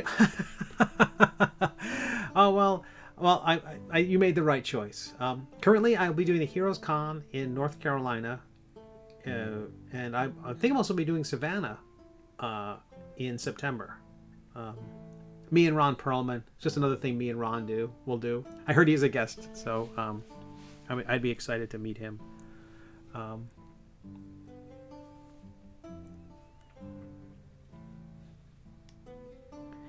But I did get to see a lot of people who read the story on WEBTOONs, which is nice. And I had last set up at the SC Comic-Con in 2019, so people had picked up the very first chapter book. So I think it was even before there was a hardcover edition of the Middle Age. They just picked up the softcover first bit right before Quimp gets to the city, to the town of Gaff. And so there was a little print collection of that, and I think people bought that, and that was the last they'd seen. So I went back to that show, and people remembered. They came back. It still feels like people are just kind of like excited that there's anything happening, and they are excited to buy stuff and have any bit of humanity. And for people joining us late, I'm going to show this again. This is a print. These are the prints that the resin printer is making of the minis, and this is the photo they sent me, and they're in the mail. So as soon as I get them, I will share them with folks here. Little baby dragon Jarn and Bob. So I think they look great, better than I could have hoped. It doesn't look like the claws. I was worried that the little claws were gonna fall apart. And these are printed and then primed and then painted silver. So there is some lost in translation. I think that some things do get flattened out a bit. But I'm excited. As soon as I hear from a vendor who can actually produce these in quantity so they can be affordable to everybody, I'm excited. Anywho, so that just came in during the break a little while ago, so I was excited to share that with everybody. Which show is in Savannah? There's this... the Savannah Comic-Con. It's September 24th and 25th.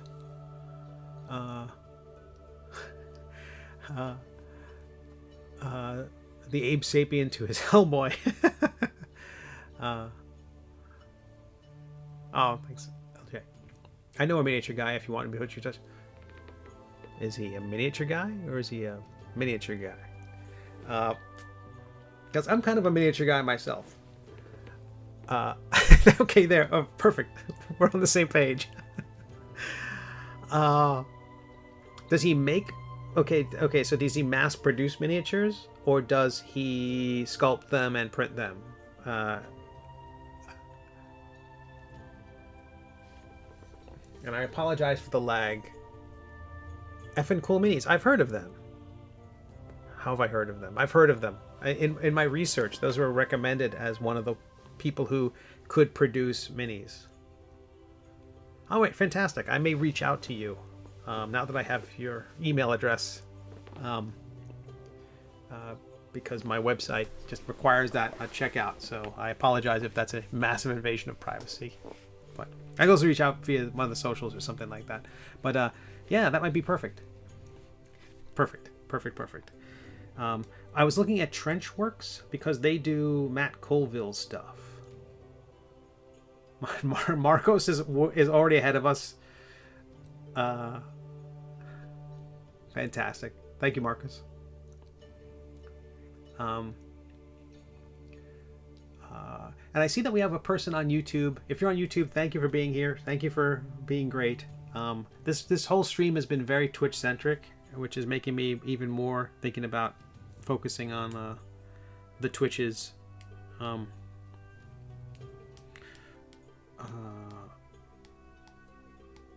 Okay, these bits we can blend together. I'm gonna merge those two, put them below my background layer and just turn them off, just to have them in case I need them. But I think I can merge these together and not worry about much.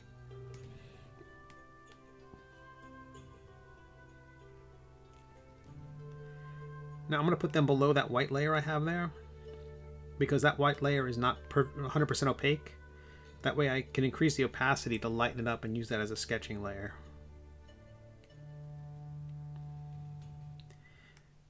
The next pass, I'm going to flip it so I can correct stuff and I can automatically see how unbalanced things are. I need to adjust some stuff. Wow, this guy's crazy. Let me see if I'm remembering if this is the same person. I might have another friend with them. Another person I know in common with them. Did you ever see what was it called? There was a campaign that, man, what was it called? Heroes? Nope. Legends? No, it's going to be challenging, isn't it? Kickstarter, maybe. Let's start with the Kickstarter. Yeah, there was a friend of mine did a Kickstarter. I think if F and Cool Minis, they might do some metal work as well, and not just the resin. LJ says, I can't reduce the app and still listen in Twitch like I can on YouTube. Huge disadvantage. Gotcha.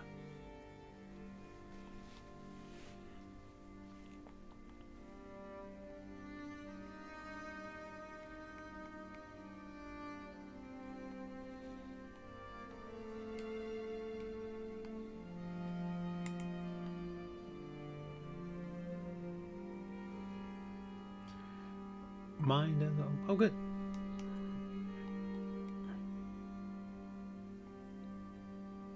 Yeah, I started doing that with Twitch because I mean, one of the big problems of working on an iPad is that your creation tool is also a entertainment system, so not great for productivity.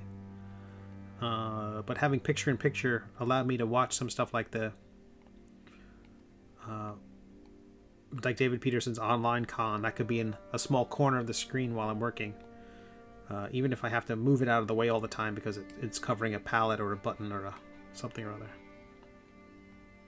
The positive thing about working not just on Twitch here, but also having that kind of thing on my iPad is that sometimes I'll be like, I would take a break, but I'll work for another half hour because I'm watching a video. So I think his tabard and stuff should move this direction. I think it should be this kind of shape, and then twist the legs the other way. I wonder.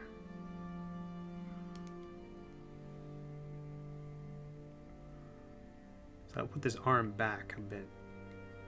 So this shoulder, let's draw through. So what I can't see right now, the parts we can't see. That's what drawing through means. You kind of draw as if the character was translucent, and it fixes a lot of problems because it's so easy to, you can't see that side of the figure, just pretend it's not there, and I'm all for taking shortcuts if it's better storytelling. I will always mess around with the anatomy of a figure to tell the story in a better way.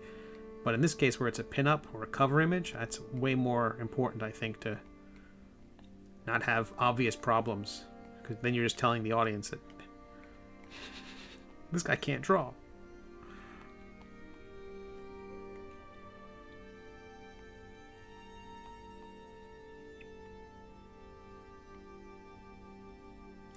This whoop of the bottom of the shirt, the way it kind of floats like that, that was not an intended effect.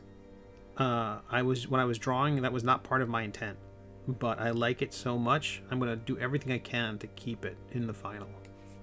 I'm going to tear it up, of course, because he's got all of his clothes need to be all torn up from all the stuff he's done. But I love the flow of that. A happy little accident. Gotta lurk. Need to get some stuff done. Well, thank you for being here. I appreciate it. Lurk away.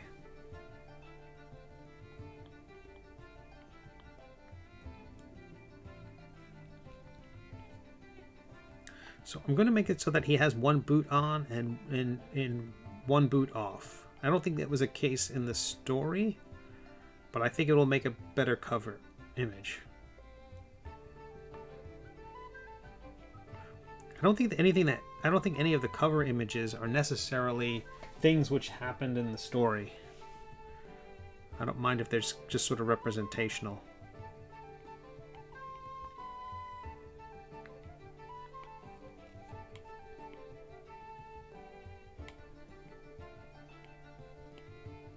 So I did drive to South Carolina Comic-Con 2 days, to the 2-day show, but it was like 8 hours there, 7 hours back, and I did get thinking about that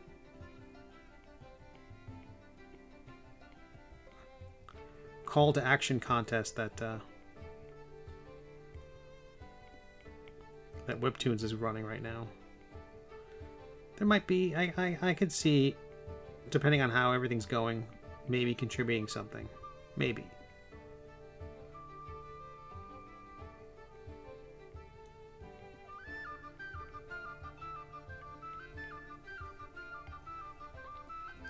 That's as good a foot as I've ever drawn. Wearing a sock with a giant big toe. I've added a lot of qualifiers.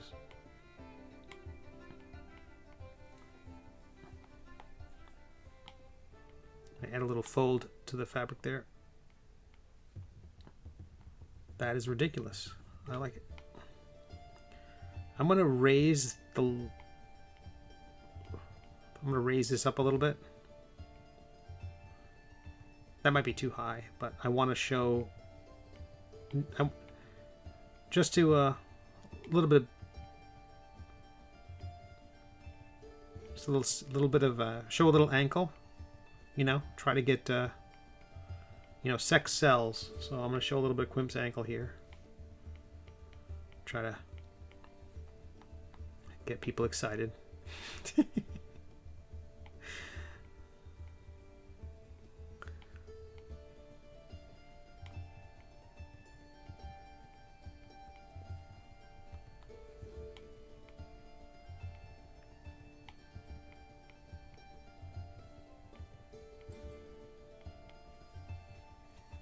Oh, but folks, if you're on the Twitch, do check out Cave Geek Art's channel. They are streaming late at night, East Coast time of the U.S., I believe, late night, and they are an artist and a gamer, and they have a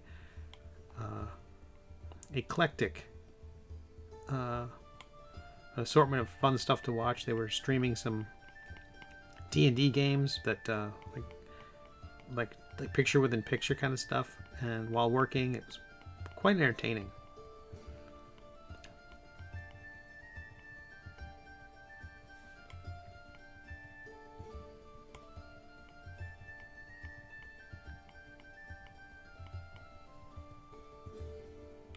I have messed up that sock tremendously. We're going to back up a little bit. I'm going to keep the foot because I like the foot a lot. Do I hate that? No, I don't hate that. I don't hate it, but I don't love it. I don't love that sock. And I don't want to be a situation where I was going to get an Eisner nomination, but one of the jury members go, yeah, I was going to give it to him, but I didn't like that sock.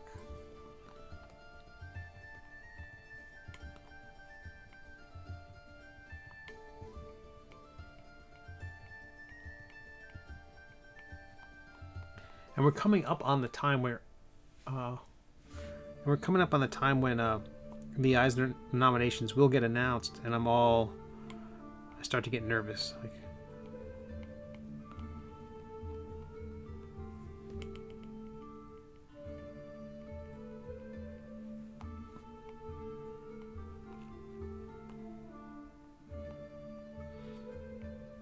this is ridiculous.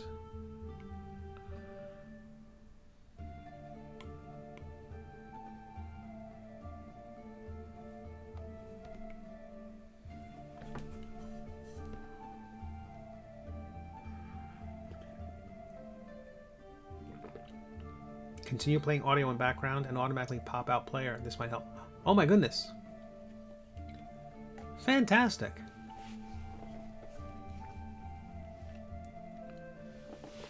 Nicely done, James, and Cape Geekart, and LJ.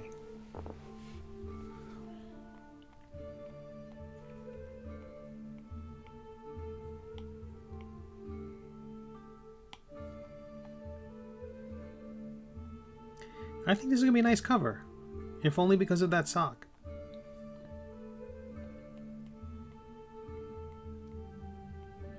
I could definitely imagine being set up at San Diego Comic-Con and somebody comes up and say, "Tell me more about this book with the sock."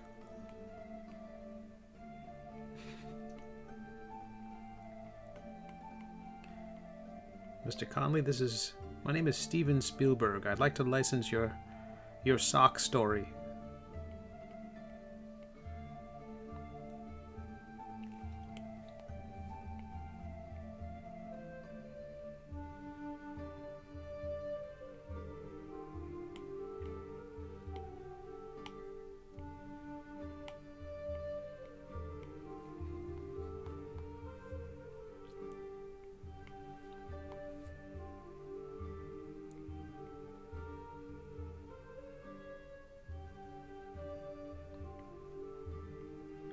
So if I need to make a magic item, if I need a 3D model of sock as a very magical item, I'll do that.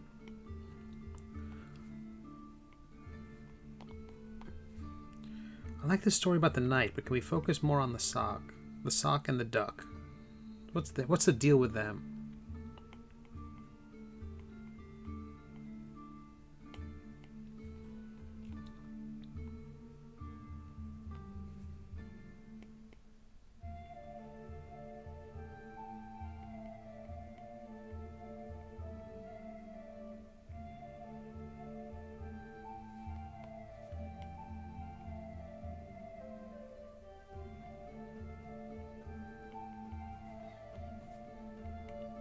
So I was drawing the next episode of the Middle Age, and there's so much story that comes out in these next few episodes. There's just so much. I'm like, am I hitting people with too much? I don't think so. I think there've been light episodes where it's like it's just a joke, or it's just them running, or it's just them fighting, or it's just character development. There is so much backstory and missing pieces, and pieces that have been hinted at but never put together. Identifying relationships and identifying sequences of events and tying things together. I'm very excited.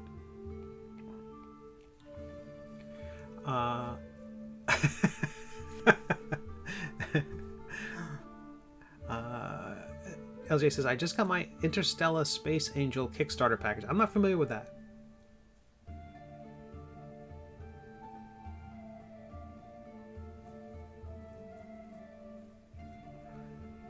Jessica did a short format with lots of bonus material and as an intro and a list builder for a much longer hardcover. Nice. Yeah, that's a great idea. That's kind of what I did with my first little short book, was just to have something. As soon as you have anything to turn into a book, it's great to get it out there, and if people are happy with what they get from Kickstarter, they'll support you again, generally speaking. I mean, you never know what the economy's like, or if Kickstarter has done something to alienate the audience. I know people have I run a Kickstarter when Kickstarter was in the middle of, like, I think it was their anti-union stuff. And a lot of people just wrote me saying, I can't support them right now. I can't support you right now. So I get that.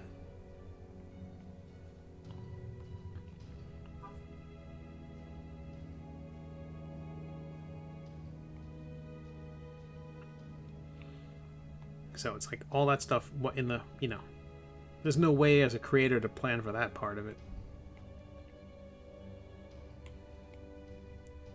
And you gotta hope that, you know, if you're, you gotta hope that there's not gonna be 10 other Kickstarters that come out in the same exact space as yours. Like, let's say it's in the, just say graphic novels or webcomics that come out during the same time, and they're all high profile projects, and suddenly you can't be a project they love because they've handed out that designation to 15 other things that week. You know, it's just, you never really can tell.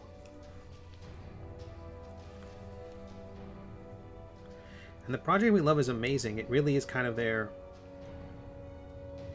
you know, it's a designation that their automatic system will put you in front of more people. It's sort of like, in terms of an algorithm, putting the thumb on your project and saying, this is the thing we gotta, we're on the thumb on the scale of your project to bring more people to you. Putting a thumb on your project is, by itself, doesn't make any sense. But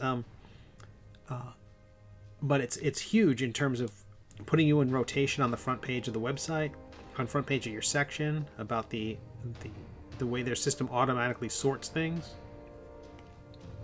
In terms of finding new people, bringing people you don't bring to the platform. I mean, you're going to get a sale from every person you bring to the platform, but the hope with Kickstarter is to get people you've never heard of, or who've never heard of you.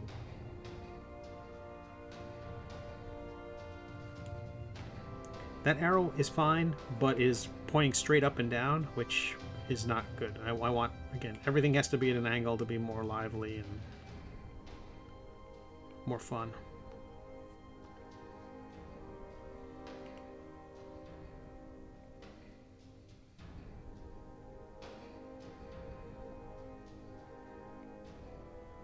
Well, I'm not going to put the axe there. I was going to put the axe there, but it seems like then it just looks like he's looking at the axe.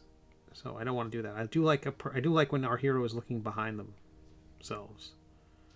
I like that look a lot.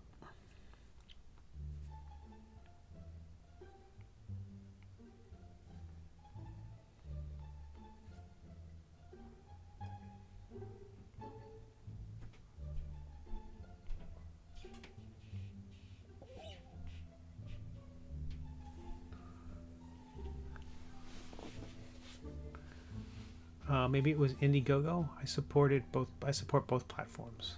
Nice.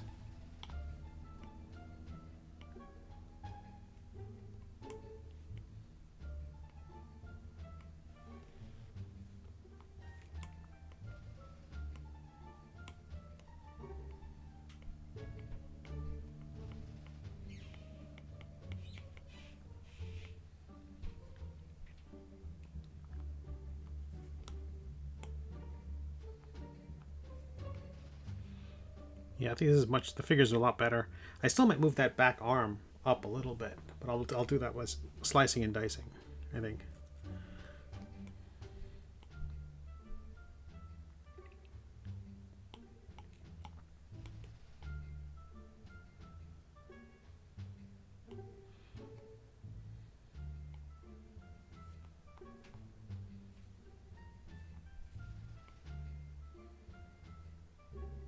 So one of the things I have to watch out for is when I move the shoulders up, the discs that are on our hero's armor will move up kind of proportionate to where the shoulders are. So they're good indicators of angles and things like that.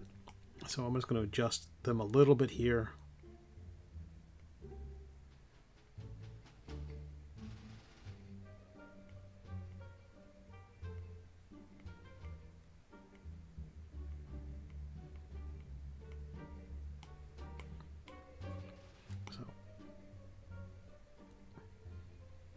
I'm just erasing these from the layer below, and then I'll merge the layers back together again.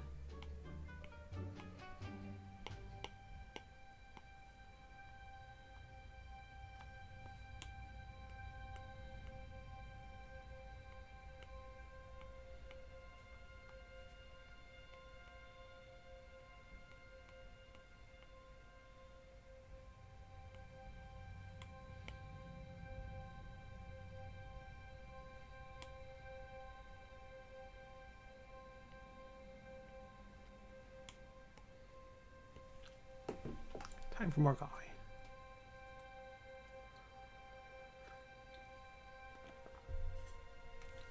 Oh, good. Thanks, James. Yeah, I'm pretty happy with that little figure. I like that his gown is kind of flaring out. Plus, while Bob has appeared on the cover, it's only been in silhouette form. And so I think the silhouettes in this environment will be much more telling of the story. Maybe a bit more ornate than the previous ones. So, for folks joining me now who are new to this, I am Steve. I write and draw the webcomic The Middle Age. I'm pretty new to the Twitch thing. And I am drawing the cover, what I hope will be the cover of an upcoming collection. The third collection in the big story arc. I thought it could be more dramatic and maybe tie more into the story, but I feel like that would be giving away a lot.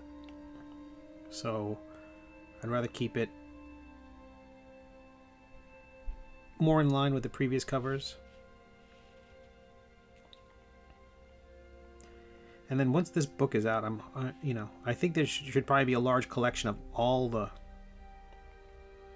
stories into maybe a single large volume, but I don't know if that's certainly within my project to do. Years from now, Steve will still say I'm kind of new to this Twitch and the 3D thing.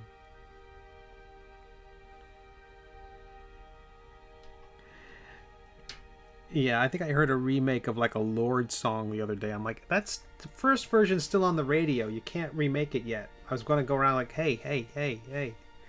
So I know time is moving fast, more quickly, but I think the first year of doing Twitch, you're still new at it. I'm gonna.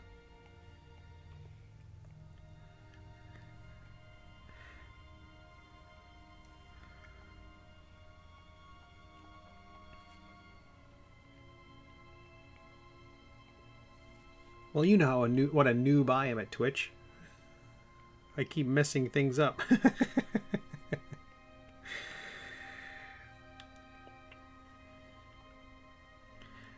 I like this. I don't hate this at all. Do I want to put an arrow in his arm? I just don't want them to be so evenly spaced. I think that's what I'm not a fan of at the moment. They seem very, yeah, like a little overlapping.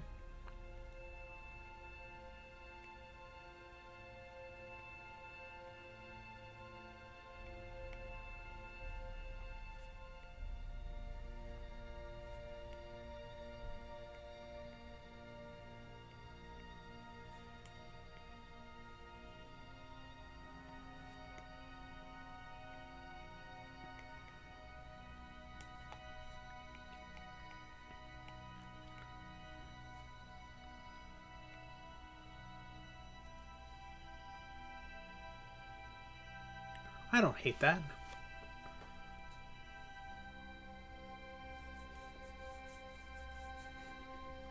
Well.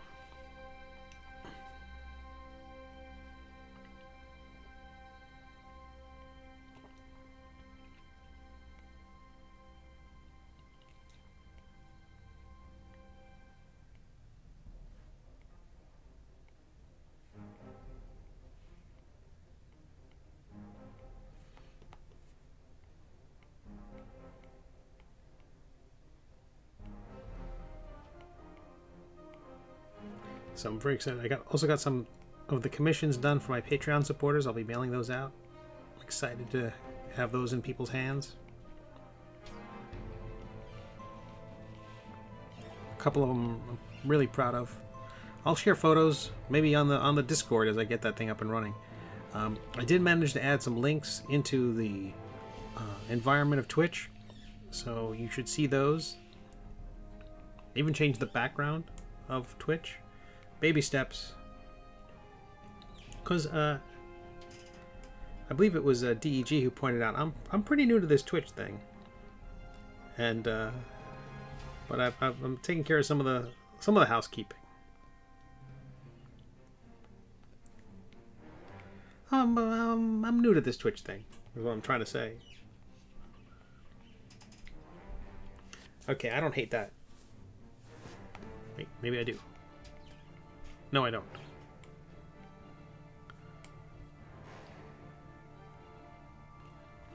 So he's missing a glove. He's missing a boot. I like this fold of the... I'm going to go on a higher level and show it, mark it with red. Oh no! It just crashed. I have not seen that happen in an age. But thank goodness for Procreate saving everything you do.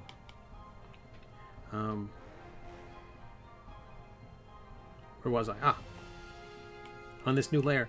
I like this swoosh of the pant leg, of the chainmail leg. I like that. It really feels like figures moving forward. Discord. I don't know what that face is. I love it though. But I also have to figure out how to connect it with Patreon, so that the Patreon folks get whatever there's a way to integrate the two platforms so that the Patreon folks get a perk, like a badge or a hat or a digital frappuccino or whatever.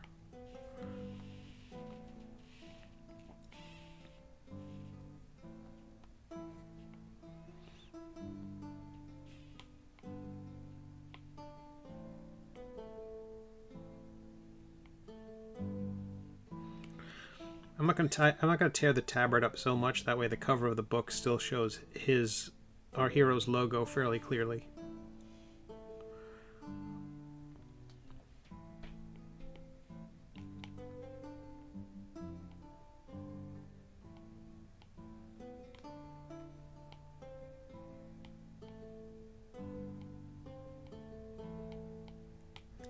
I can show you something I was doing as well. I started redrawing the... Well, here's one thing I was drawing. Apparently when you're in a trail, when you're doing hiking, these are the trail markers for navigating a trail. The first one is if you want to go straight, the first one is if you turn right, the first one you turn left, and the last one is the end of the trail. I had no idea, but I needed to do these illustrations, and so I did. And they will come in handy for my client. But I think I had shown this illustration in the past. People had seen it. I found that these faces, they looked a little too duck-billed. Wasn't super happy with them. So I was recently going back in between everything else and making them much scarier looking. Long tongues, more teeth, goofier, but also a little more severe, but still silly. Your Patreon link isn't on your website, it would seem. No, I don't really... I had it there for a while. My big concern was that if clients... I need to basically make a site just for the middle age again and not have it just as an umbrella under my own stuff. My fear was that, it was combining too many worlds together and that their minds would explode if they... Wait a minute, I'm hiring this guy who does this one thing for me. What he also does this other thing. That means he must not be serious or something like that. Or God forbid you do two things because therefore you can't. It's like, let me make this the worst possible analogy because it makes me seem like I'm really bragging about myself. You're trying to hire someone to leap over tall buildings, and Superman shows up and he says, "Okay, I can leap over tall buildings, but I also have X-ray vision." And they go, no, we just need someone who can leap over tall buildings. He said, I know, I leap over tall buildings just fine. I can just, but you also have X-ray vision. Yeah, I know, yeah, but you won't be happy here if you can't use your X-ray. No, I don't have to do everything all the time. I just want to do one thing. Can I be paid to do one thing? So I find if I put too much on my website, it just confuses people.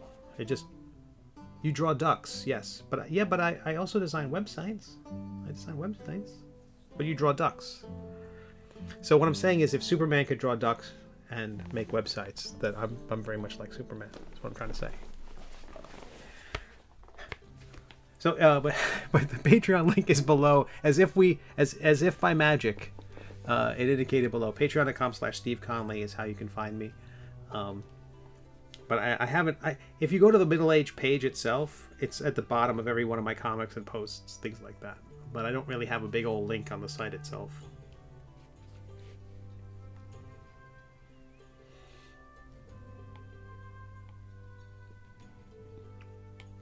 Part of my thinking there was if I did want to get someone to hire me to do like a website or maps or something like that, or infographics, that if I included just too much, they just get like we were talking about way at the beginning of this stream about the kind of singular narrative of the table design.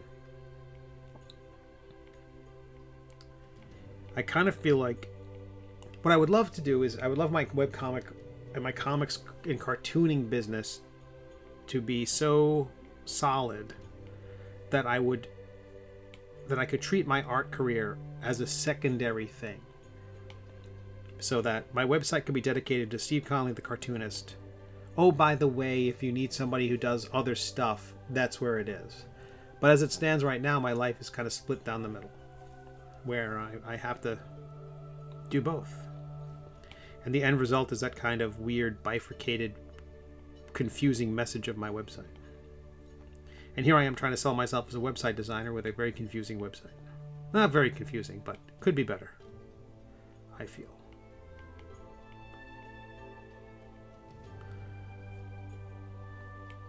Because I've never had the cojones to quit my day job. And I've never trusted the economy for me to quit my day job. And Patreon hasn't been a thing for Steve Conley Comics or something, I suppose. When I searched Steve Conley Patreon, the first link was a post from your website. Huh. Well, that's good. Means my SEO is better than theirs.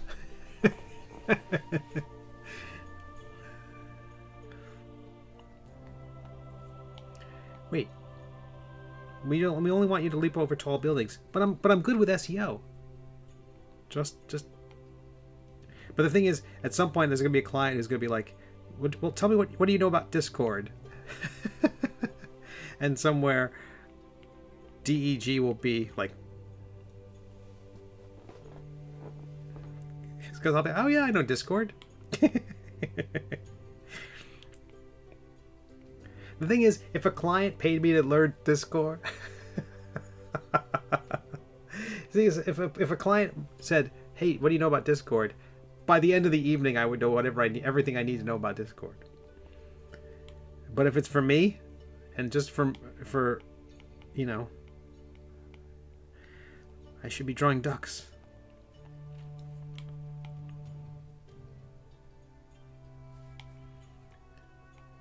But I'm excited. I am excited about the Discord. I'm excited about revising the Patreon reward tiers to include Discord. I'm excited about maybe setting up a monthly hangout for certain tiers of the Patreon and getting these minis made. And if the world doesn't explode, I think this could be a good year.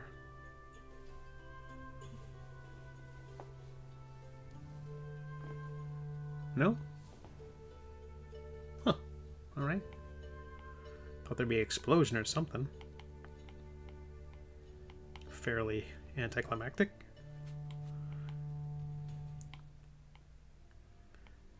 Maybe a locust? One locust?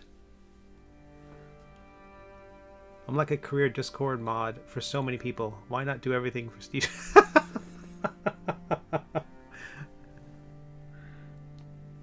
Do you work for Discord? Is that what this is?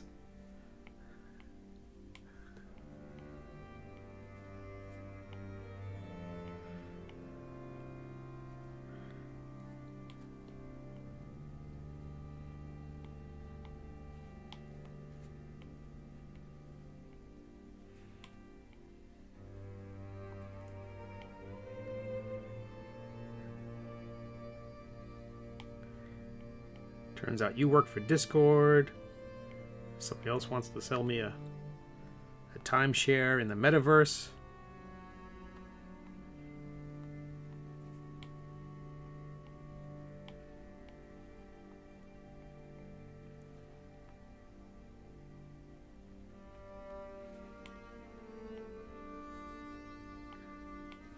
want to switch to Wix or one of those other services. All right.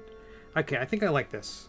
The sword's all weird. That's not good. But in terms of rough positioning, I'm gonna set this up later on into actually in a template with the logo of the cover, with the cover logo on there, just to make sure everything lines up properly.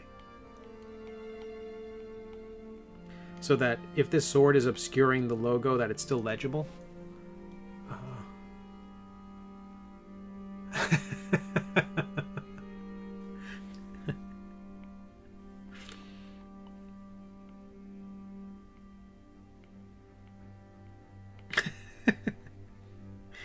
Okay, I think that's pretty good. I think that's... I could put something in his hand.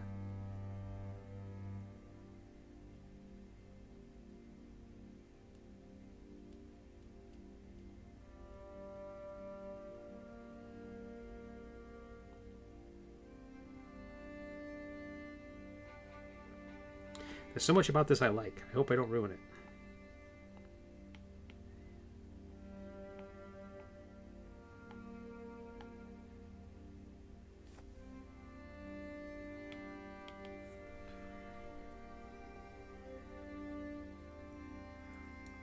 DEG says, on Earth 2 I have no health issues, work for corporate at Discord, and Twitch partnered already.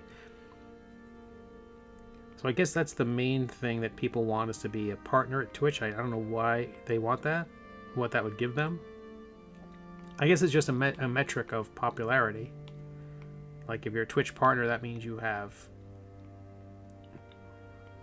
hundreds of people signing on every time you log in.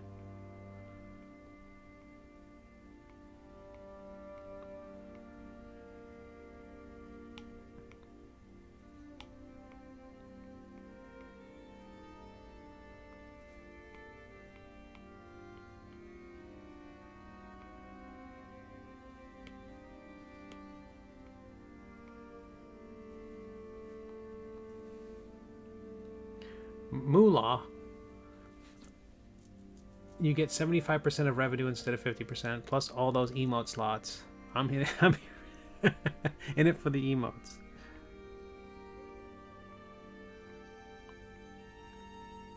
Oh, I see. So 50% of the moolah is like if someone signs up with a... So if someone signs up with a Twitch... Just if someone becomes a supporter on Twitch... a subscriber on Twitch. If they become a subscriber on Twitch, then half that money goes to Twitch and half that money goes to the affiliate. Seems like a lot.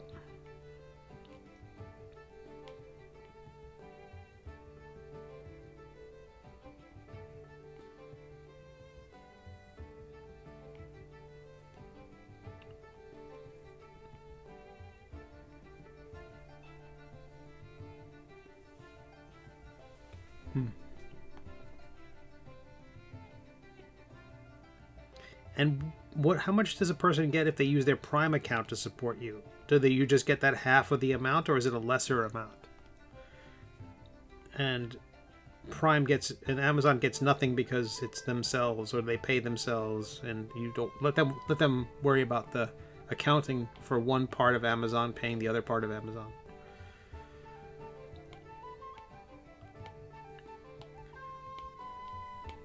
To make sure these two discs are the same size, I'm just flipping them over and I'm going to flatten it together.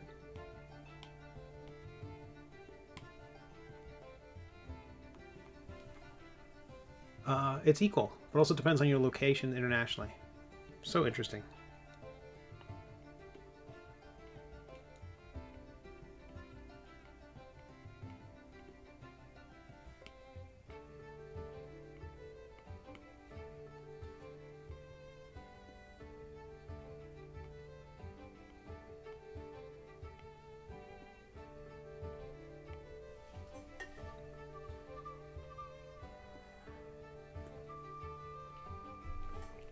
We have a nice little group here.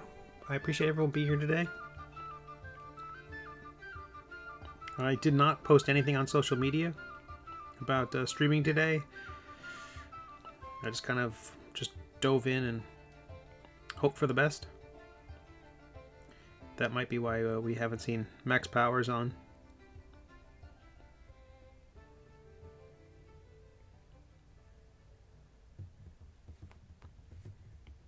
That or they're hip deep in working on their call to action submission for WEBTOON.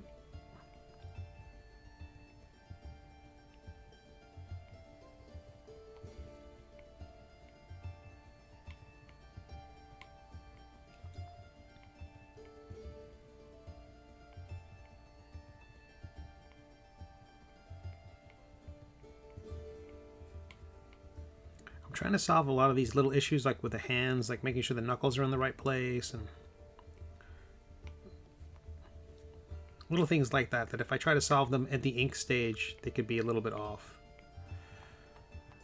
And in the end, as you see when I'm inking this thing, I tend to ignore Twitch is twitchy.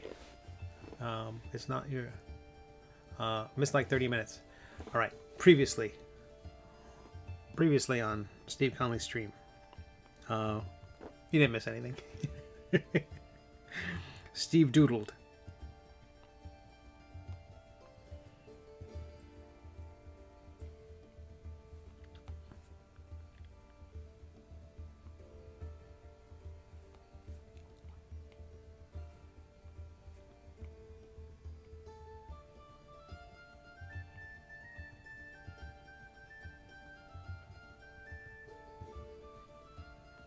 But I will reach out to Effin' Cool Miniatures. I know Cave Geek Art is not with us at this point, but I will definitely reach out to that vendor. They were recommended by another friend of mine, so I like hearing that from more than one person. A friend of mine did a miniatures Kickstarter. I don't think they have any track record within the minis world. I think they did a fine job. They had an excellent campaign, and I feel like when I do a Kickstarter, hey, a bunch of people just popped in there. Hello, folks. My name's Steve. I'm a cartoonist. I'm drawing that thing right there. This is gonna be the cover of the next collection of my webcomic. Oh my goodness! And KV Art's still there. Well, fantastic. I might ask that. But they did a Kickstarter, and I kind of feel a bit trepidatious because, I mean, I've had some successful Kickstarters, but all on the comic book and webcomic side of things. I really hope all my filters and stuff are cooking. I'm just going to open up Streamlabs in another window here, and hopefully we'll see if people aren't followers. Please consider following so you get notified when I'm streaming next time.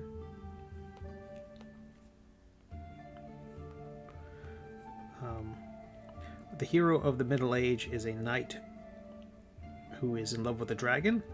I've been pitching this all weekend because I was at the South Carolina Comic-Con, and so I'm surprised my voice isn't more hoarse. I was shouting through a mask half the time, and so he's a hero in love with a dragon and has a cursed sword which hates him. He gets stabbed through the chest on page 1, and it's all downhill from there.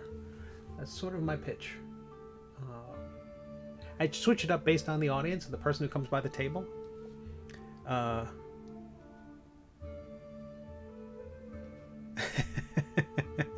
trepidatious. The part of me that reads the dictionary for fun is getting...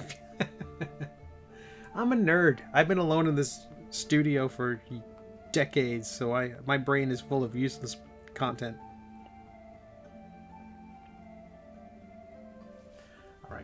I was going to log in my dashboard on Streamlabs.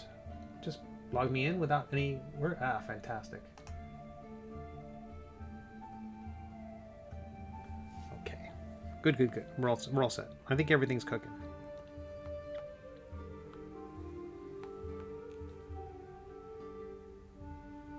So I'm excited to try a Kickstarter in a different section of Kickstarter, basically. So I've been doing these ones in the comic section, and that's lovely. But and the collections of the Middle Age, my webcomic will be available for people who want to get the minis. So I'm super stoked that people who have never heard of me will, I can reach a whole new audience, which is dazzling.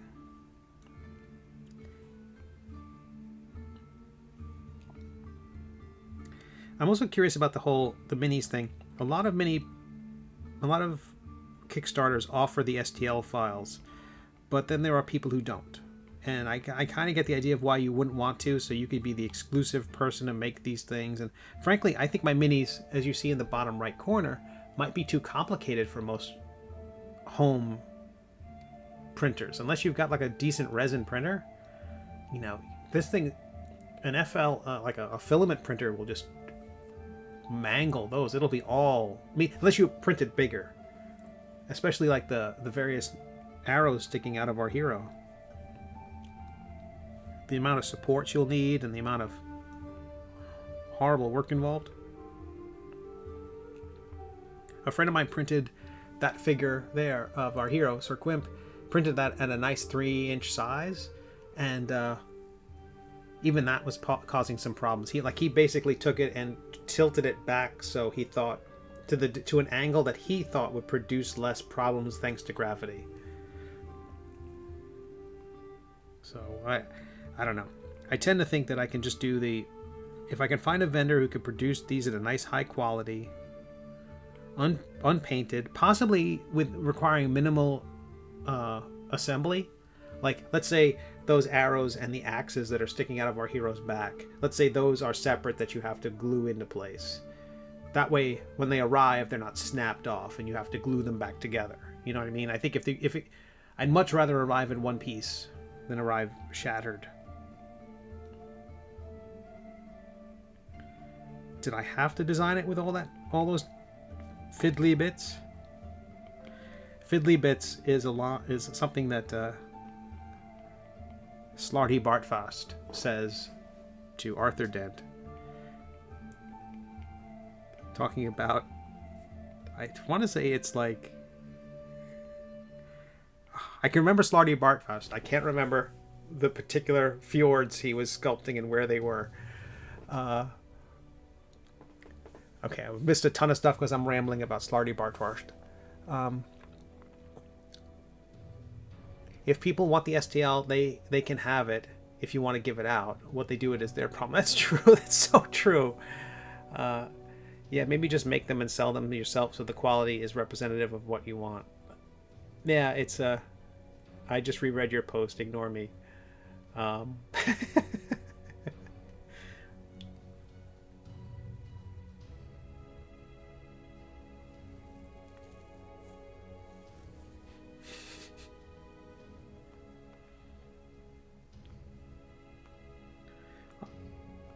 Okay. This might. I'm so happy. Look, I'm on the phone. I get a pass. Yeah, I'm very happy with this cover. I think I was looking at the plan for today. There's a few more magic items I wanted to make with the 3D modeling program, but I thought getting this cover done is super important, and I do want to mix this channel up of 3D modeling and drawing the comics. It'll be a different experience when I'm not toward the end of the... Not the end. I don't even want to say conclusion. When I'm not in this intricate part of the story where I kind of don't want to sort it all out in front of people. I want to display it, and because along the way I might decide, oh, maybe this character isn't reacting this way, or maybe the character isn't in the scene at this moment. And if I make all those decisions in front of people, it's going to be like telling the story ahead of time. And one of the big things I worry about is that the story doesn't make sense. And if I tell people about the story outside of the story, all this meta information will leak its way, and suddenly it will make sense. And that's not a... It's bad enough that that's how my brain interprets all this stuff. I don't want it to be that way for the readers, too. Especially for the readers who are here, since you're all so lovely.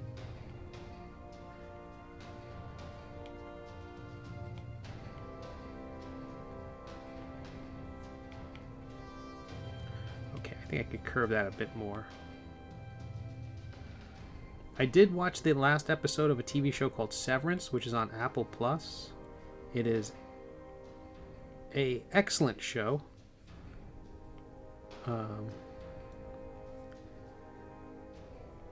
Fairly riveting. I won't go into it and ask that people not post any spoilers ever. But the season finale aired on Apple Plus. As someone who owns an Apple device, it seems to renew every time I buy a new device. Really worth checking out.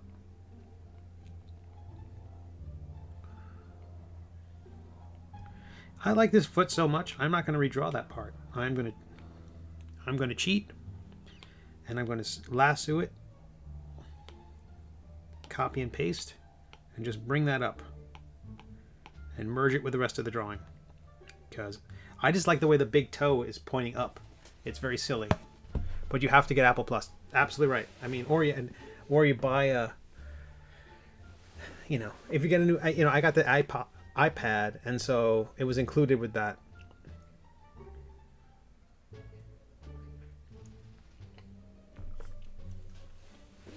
But I think eventually, I mean, I don't know if you're not an Apple person, I don't know what you're supposed to do with all this Apple content. Or just buy it for a month at some point and binge everything. That's what I did with Disney Plus. You know, once Mandalorian was finished up, I'm like, okay, I'll buy Disney Plus for a month. And then I watched Mandalorian, and then I ended my subscription and said, your move, Disney Plus. And let them try to woo me back. And they did with WandaVision, I think. And so I'll have it for a month, and then I'll get rid of it.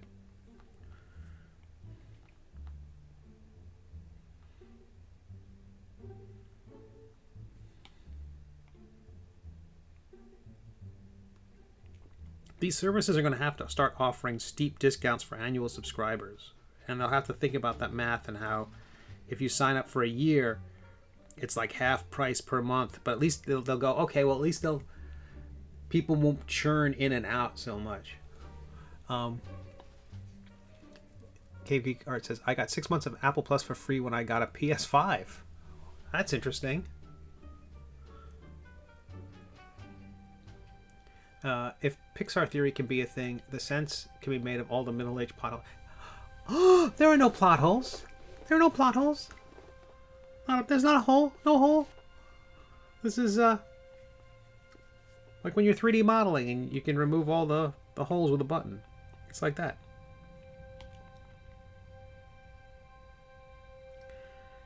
There are no holes in my story. I hope there aren't. There are definitely things that will not be addressed, but I don't think those don't count as plot holes. I don't think. I know there's some people who get militant about that. I know there's some cartoonists and writers I know who are like, that's not a plot hole just because we don't go in to explain it. Like if I don't tell you how much Greedo got paid, like, is that a plot hole? I think it's more like, I think it's when you let something go unexplained and it's key to the plot, I think. And, oh no, I'll bore people to tears to fill in plot holes. A big old trowel of exposition to fill in those holes.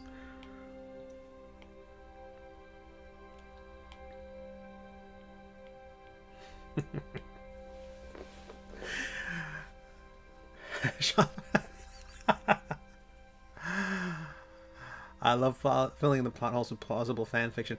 Well, that was also the Marvel Comics had the no prize for the longest time. That readers were allowed to explain errors in the story. Like if they said something like on page 5, it was like there were 6 guys in the building, and page 7 says there were 7 guys in the building, that someone would write in and explain away what they meant and why that was like that. And the readers could fix the stories. I don't think my story is going to require that. I think I have overthought the whole thing so that there won't be anything requiring that kind of that level of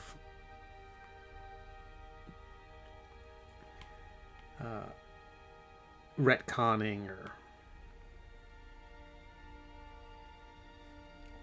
anything like that. I think that, to me, the biggest thing is that because there were some things that are unexplained or have yet to be explained, relationships, who people are, certain characters and their standings, and certain characters and where they've been, I think the concern is that when it's revealed, not so much that it doesn't make sense or not that it doesn't fit, but that it feels right.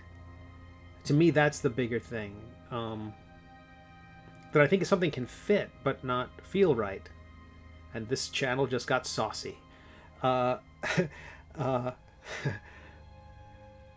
leave that there. That I think there's a way to make it so that there was someone was talking about, like, I think it was a Louis Jordan composition. They were talking about how there would be I want to say it was Louis Jordan. Please forgive me if I'm wrong. Whoever I'm quoting. So a lot of forgiveness. Please just heap the forgiveness. The idea being that the music would go in a certain way, and the way it ended, other musicians would have zigged.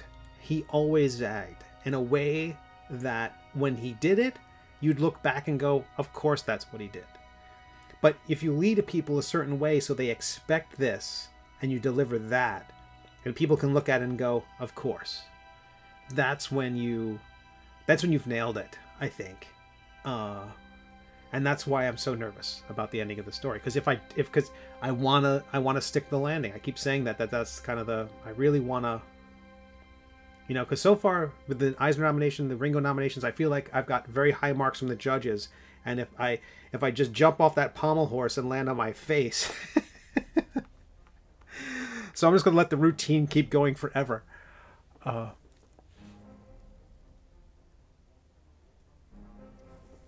Just say Wizard did its team. It was Merlin. Merlin shows up in the last page and saves the day. And, I'm sure the readers would be perfectly fine with that. Nothing that happens in Star Wars... this is Cave Geek Art writes. That's basically Star Wars fans. Nothing that happens in Star Wars property is simply the arbitrary decision of a creative mind. Everything must have a deep meaning.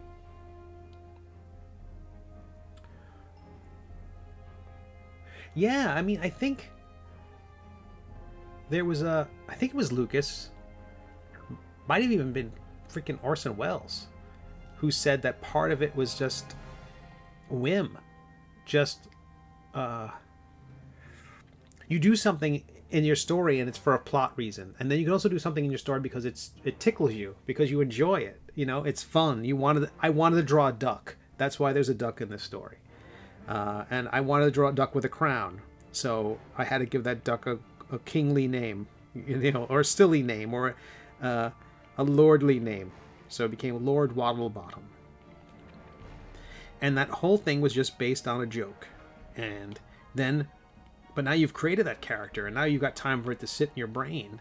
And now I'm like, okay, so he becomes crucial to our hero getting out of town. A character who wasn't in the story, who didn't exist for plot purposes. Hello, nice to see you, JVA. A character who didn't exist in the story suddenly became crucial to the outcome of that scene and other bits of the story as well.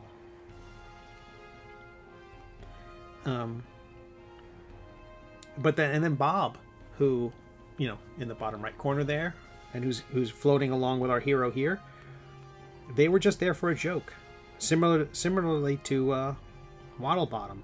And then next thing you know, I decide that they are an agent of someone in the story, and that they should be in the background, and they should be following our hero, and eventually they reveal large sections of the story to our hero, or become a conduit for that revelation. V says, I love Bob. Oh, that's good. They become a conduit for that revelation, and then they become crucial to guiding our hero where they need to go. And all of that came out of a character who was a joke. And if I didn't have years to ponder it as I'm putting this thing together over 5 years, it might have been, the story was going to be infinitely simpler. So now with all these pieces and all these mysteries and all of them coming together, but there will also be some things that will not be explored until the next story. But I want this part to be self-contained enough that people feel like, oh, that's its own thing. Much like Star Wars New Hope. You know, that thing does stand on its own.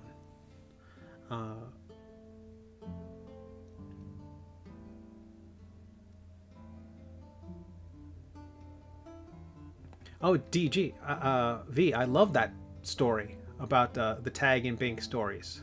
That's great. Yeah, that was lovely. So the idea that there's these two stormtroopers, these two hapless stormtroopers, they're the ones who are distracted by Ben Kenobi when he's shutting off the tractor beam. Spoilers for the movie from 1977.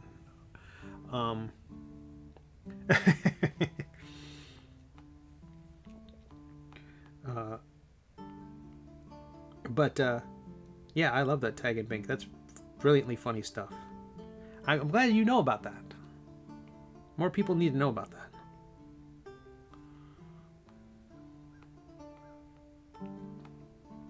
And I'm really happy with Bob. I don't think I need to change much on... Maybe the ears could be a little larger. But I'm just gonna copy and paste that figure and then tweak it a little bit. So copy paste button. How are we doing on time? 7:21. We're doing great. Merge down. I'm gonna erase the... I'm gonna leave that ear. I like that ear. I think this ear needs to be larger. We'll flip the drawing. That helps me see problems.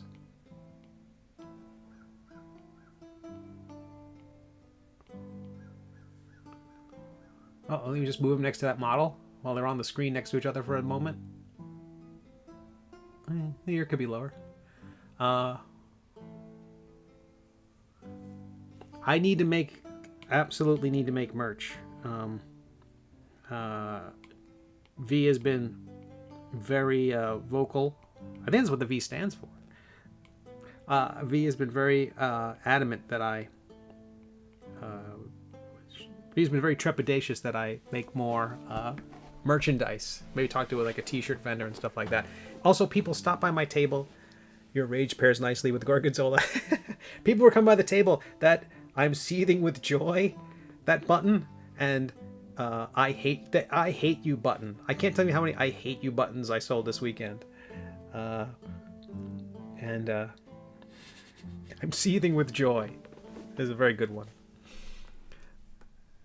Poor Maledicta.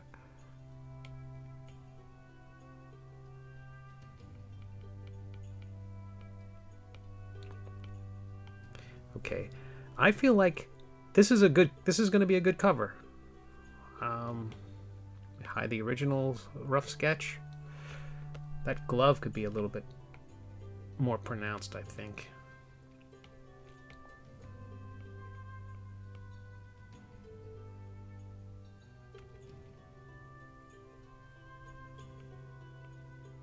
No. I think I just want it to feel like it's curving with his body. Like that. Like it's got forward momentum.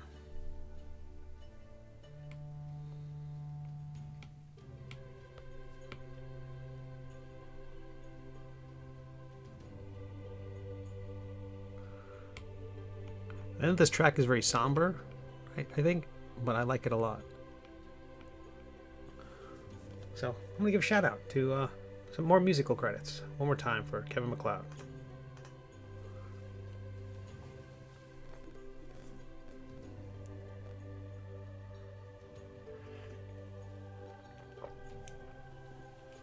That was something. Who did I pick that up from? There was another cartoonist who said, if you make merchandise, like the first set of buttons I made for the Middle Age, they're all kind of like the Disney-esque theme park style enamel buttons, where it's different character heads. So it's like Quimp and Melvin and one of the baby dragons. Is it Jarn? Jarn's getting all the love. Jarn's Niddles has not gotten a button or a statue yet, or a mini yet. And who else was on there was one more. How much? Oh, bottle, of course. So those were the buttons, and the thing is with the pins, and someone's like, well, people don't necessarily want to wear your character as a pin. They want to wear something that says something about themselves, and so like quotes and things like that. And it was easy with Maledicta because I identify with so much of his feelings. And I don't know where my head was at when I wrote "I'm seething with joy," but it spoke to me. Inspiration struck.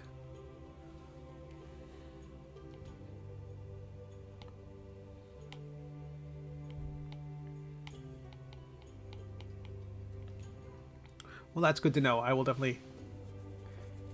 Well, I don't think... Model Bomb's never told a lie, as far as I can tell.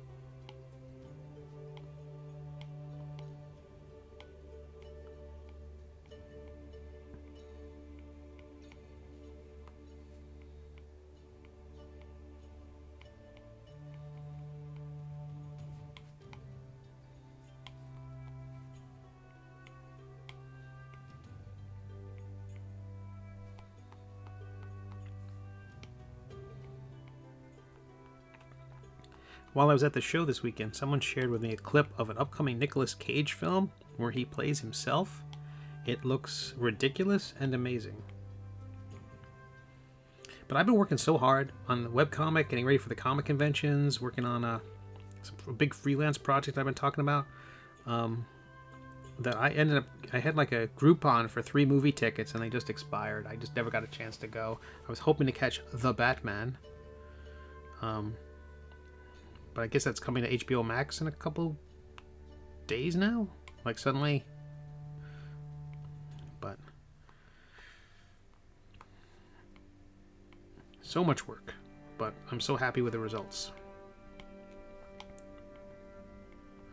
But always more to do. Always more to do. Always more to learn. I'm working on a database project now. Can't wait to share that with everybody.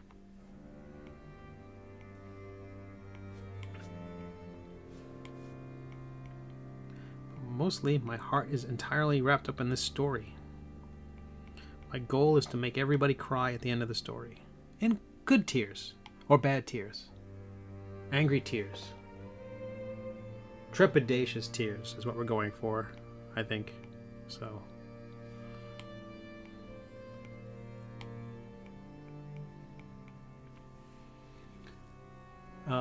Eric says the Batman comes to the streaming on the 18th. 35% outrage tears. If The Batman and The Suicide Squad is any indication of DC's creative titling, I'm excited to see where it's going next. LJ says, I'm interested in the database project. Me too. Me too.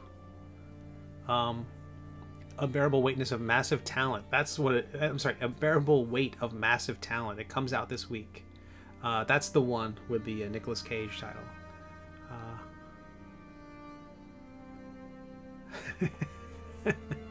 I knew what you meant, James, with your... You said the Q word. The quack. But I do want to make a prettier map of the world. I think I've said in the stream that the name of the world is Mid, M-Y-D-D. I think I've said that. That's canon. I can go in the wiki. So I want to do like a less duckish version of the map. I really like the curve of that, the sweep of that. I think I've lost some of it with the all the cuts and nicks. I think it may be lost. Could be lost forever.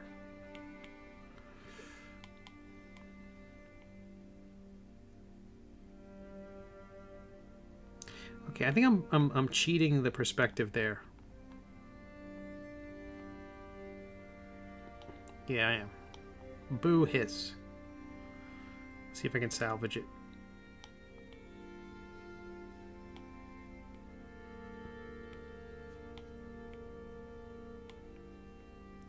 let's say that curve is showing one part. That solves it by making part of that curve like one half of the bottom part of the shirt. I've assumed that our hero's shirt is stitched down the side, and so it comes out in a piece. I've got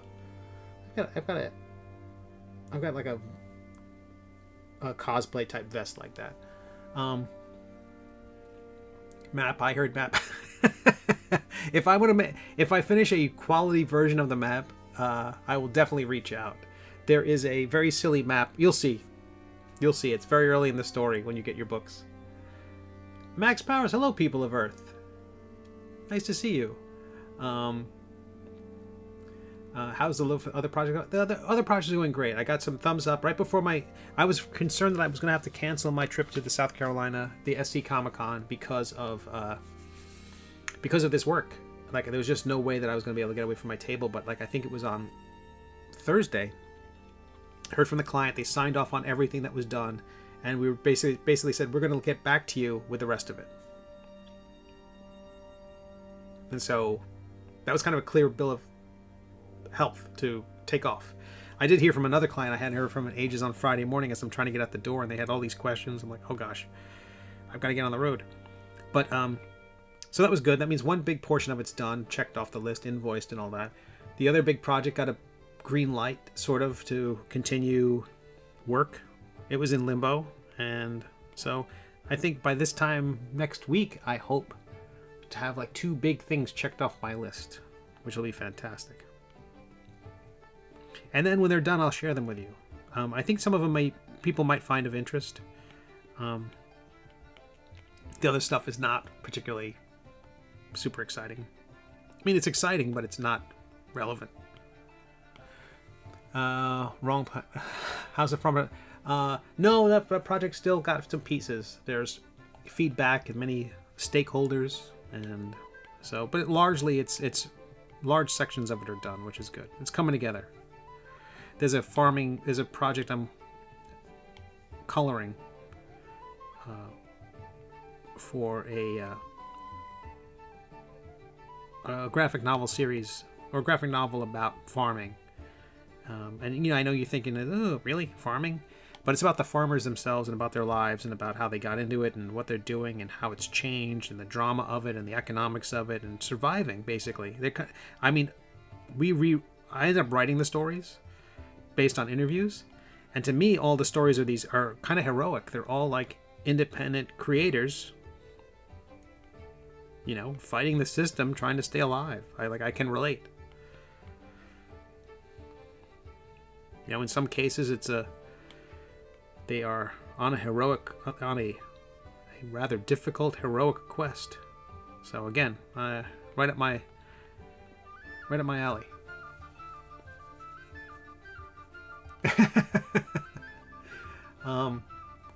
No, it's not. These none of these are fictionalized. They're interviews too. So thankfully, the artist on the project, Rick Veach, is very, very good, and.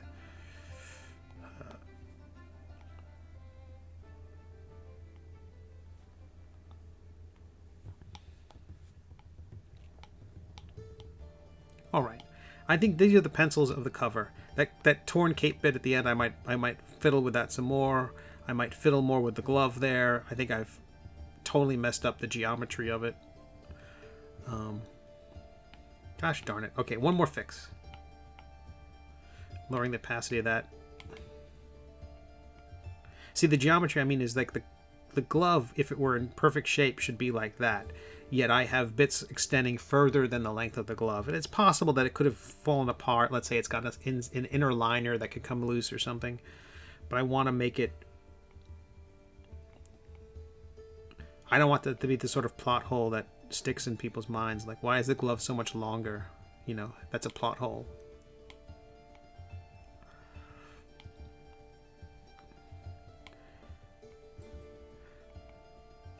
Three-star Amazon review. I really like the story. I laughed out loud, but that glove on the cover, yeesh. If you're going to have something like that in your story, you better explain it.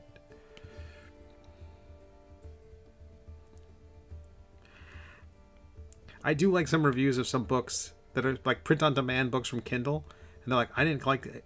Really good book. The binding fell apart in my hands. 1 star. Like, no, that's not the book. It's the horrible printing job. No. Not that KDP or Amazon does anything bad ever.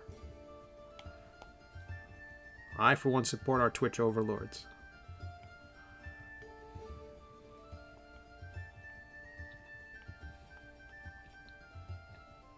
Okay. Let's leave that alone for now. I'm going to select everything in that area and delete it. Clear. Increase the opacity. Clean up a few little... Oops. Clean up, not make worse.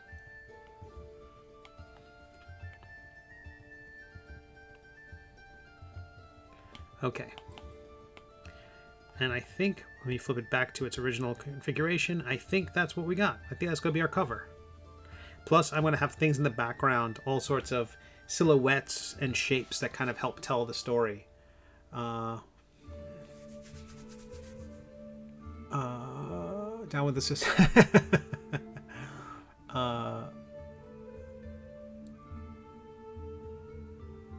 It's hard to get a consensus with many stakeholders.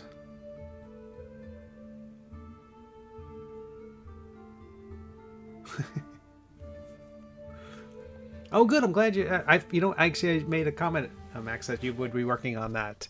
That you'd be working on your call to action entry. I can't wait to see what you're doing. By this time on Thursday, I think we're going to have a Discord link. So, and we're going to have something. If not by Thursday, then by a week from today, we're going to have the Discord link. And it's everyone's fault. It's everyone's fault in the room. Okay, and I'm going to show this one more time. We're doing great on time. I might go back and maybe try to squeeze in one more 3D model because I think this is about as good on the cover. I can't believe we knocked it out in this amount of time.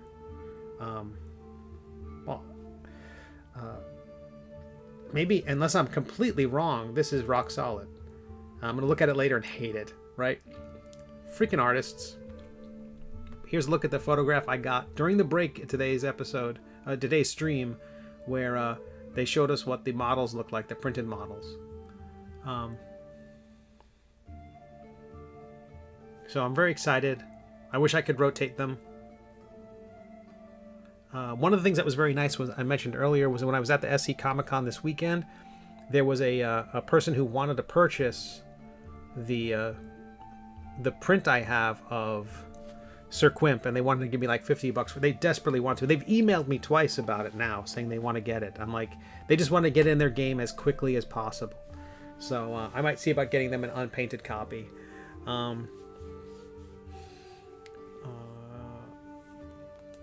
NBC production improves with time off. Looks awesome.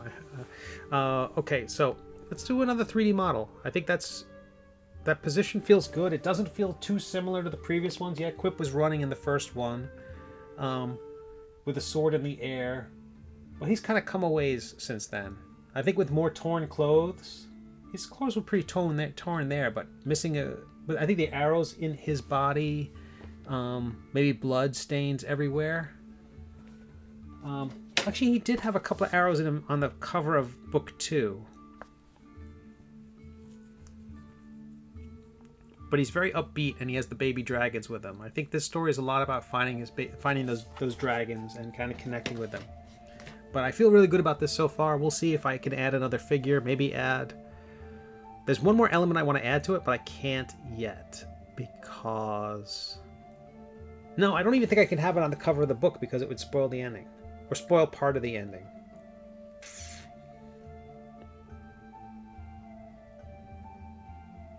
Okay, let's do some 3D modeling, if you're all into that. The big toe. That's what... Come for the big toe. That's what you... So this is the last 3D model I just did. Let me put some more on the bottom of the screen here so folks who are joining me can see what we're doing. So I 3D modeled them in Nomad Sculpt on an iPad Pro. Very simple. It's not like these will never be built, so they're not going to be 3D printed or anything like that. So I can just all I have to do is make them look pretty from a certain angle. In this case, a potion bottle that's in the story. Some of us love spoilers. No, no, no, no, no, no, no, no. Well, also, if I tell you, then I have to stick with that ending, and then I have to stick with that thing, and who knows? I might have a better idea between now and then.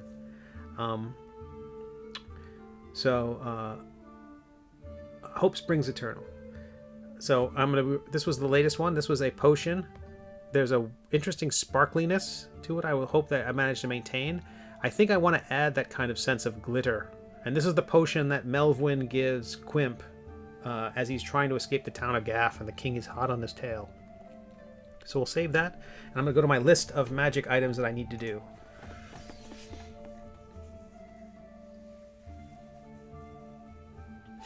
There's one I wanted to do, which is not in the story, but I think would be hilarious, called the Mace of Broken Graphics. And I think I was watching someone play Elden Ring, and something was broken, like the graphic was broken. And I thought the idea of calling it the Mace of Broken Graphics, where there's something wrong about it. I haven't quite figured out how it would be broken, but that made me laugh a lot.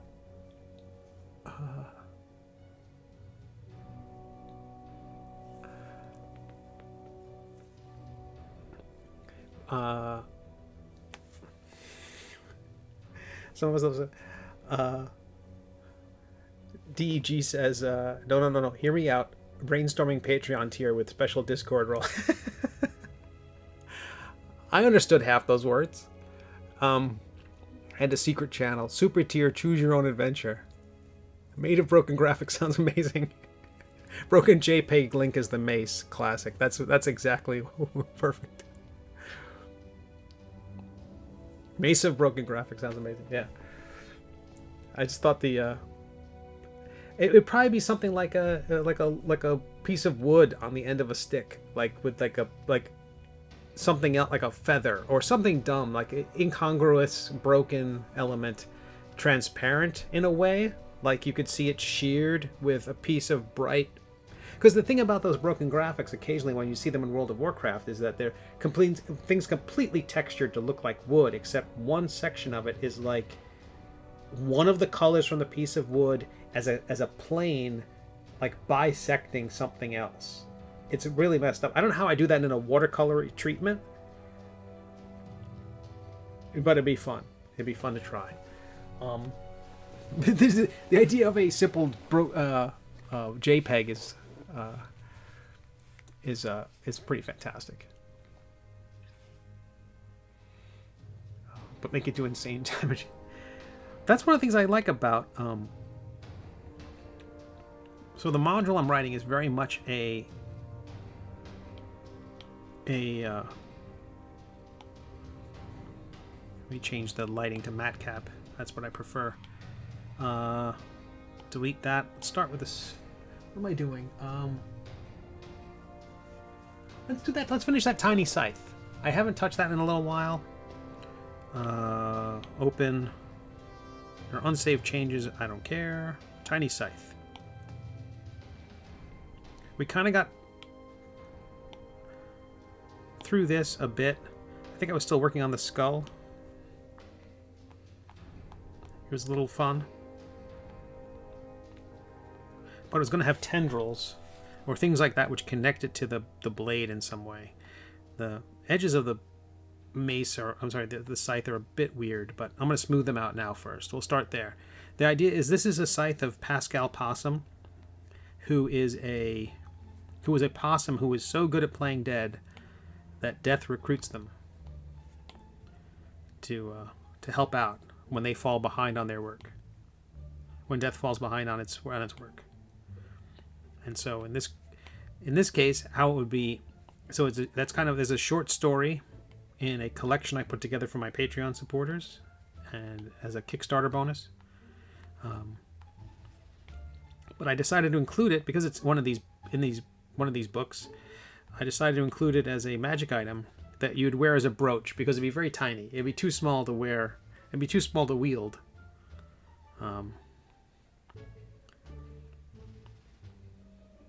But again, the nice thing about working on these is that since they are not, turn off symmetry.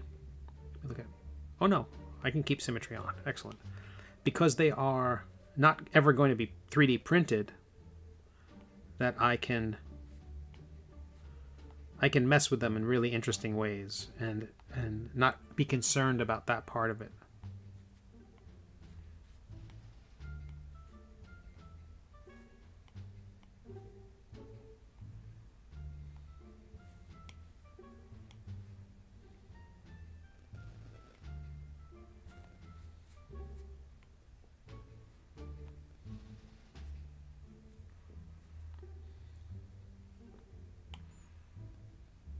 But I'm working in Nomad Sculpt on an iPad Pro. I'm happy to answer any questions if anyone has questions about using Nomad Sculpt. I've only been using the program. Program's been around for a few years. I started using it in, I don't know, January? I was trying forever to find a artist to model my characters, but I couldn't find one.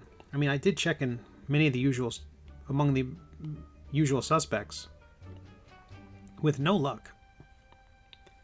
That or the person was insanely expensive. So, yeah, it'd be great, but you know, I'm bootstrapping this whole thing. So, how do I make it? And so I stumbled onto a YouTube video about Nomad Sculpt and thought, oh, that's kind of promising. Let me give it a shot. And next thing you know, I'm building all those things in the bottom right. Like there's one of the hero with the sword and all the arrows sticking out of him. That really is like the second figure I made. And the first figure I made was him, but it just wasn't as dramatic. It was much stiffer. Everything about his character was just like wrong. It was like kind of boring, and he looked like a cosplayer of my character and not my character. I learned so much along the way. The streams were full of great tips if you didn't quite understand the software. Oh my gosh, there's such a high resolution on this scythe. Okay, I know what I know what I was thinking when I did that with that high resolution. I thought, oh, I'm never going to print this thing. But currently it's acting very stubborn, and I want to fix it. I'm hoping this doesn't ruin it.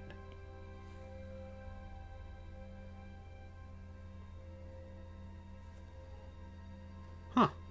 I thought after hitting that button, I thought for sure the bottom of this thing was going to just shatter.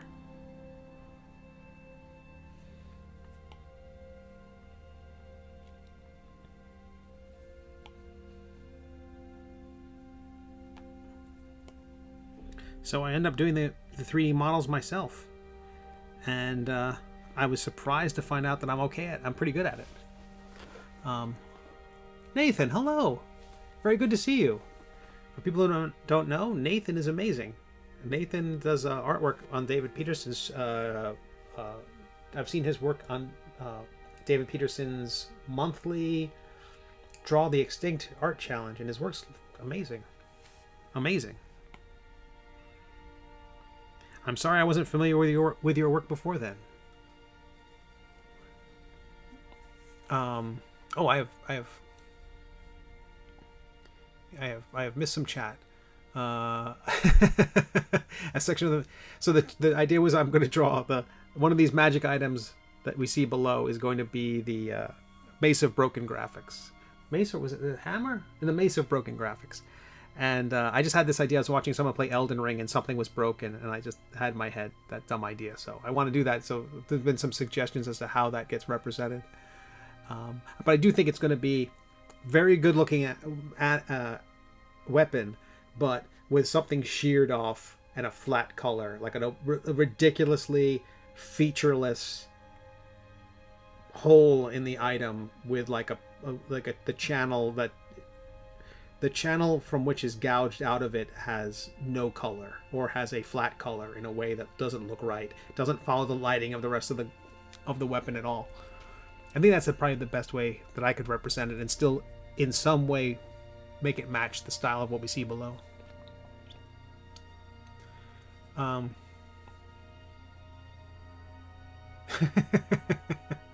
Hey, Shakespeare CC, nice to see you. decide if I was entering the call to action contest? It's all going to be based on the amount of time I have. For those who don't know, NPC is asking about, over on YouTube is asking about, let me put the chat up for everybody to see so we can see it. We can have our little cross-site conversation. Is asking about the call to action contest that WEBTOONs is having right now. So they're asking people to submit up to 60 episodes. I'm sorry, up to 60 panel episode, all action, and the winner will get like 50 grand, and they're going to get the thing animated, and there'll be multiple winners, and there's all sorts of stuff. All the rules are on the WEBTOON website, and it's webtoons.com. It's also on the WEBTOON app. Yeah, their naming convention is unusual. It's got sometimes it's the WEBTOON brand is singular, the WEBTOONs site is plural. So, not my fault. So what I'm working on right now is the 3D model that will be rendered out, and then I'm going to run it through filters so that it looks like things like what we see below. Unlike the minis that you see in the bottom right corner, which will actually become D&D size minis. So that contest, I have thought about what I can do for it. I thought about it on the drive to South Carolina Comic-Con, and I still don't know if I'm going to do it, because again, it's 10 to 15 pages of comics. It's a ton of work. So I don't suspect I will.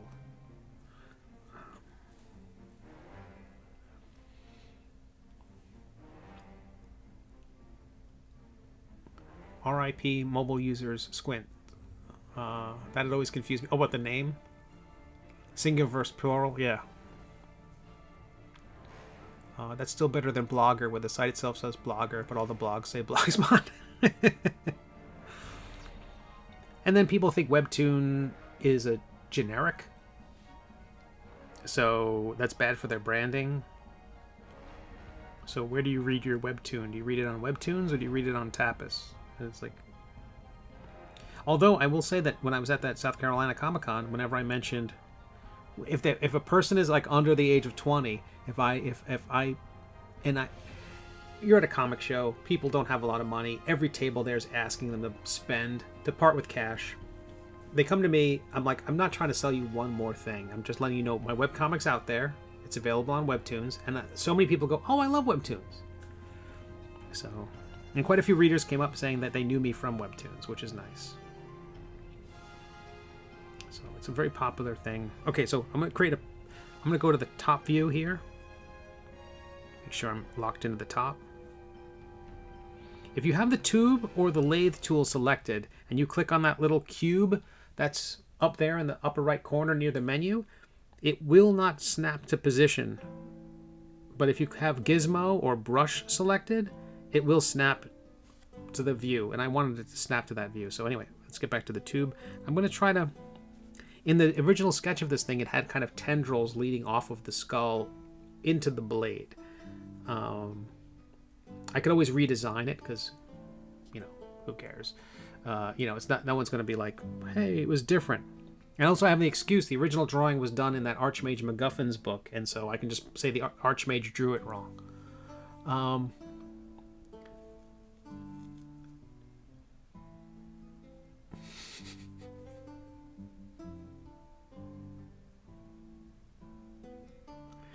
Good seeing you, NPC. Good luck on the drawing. Good luck on the comic. I hope you knock it out of the park. I would love to see you win that contest.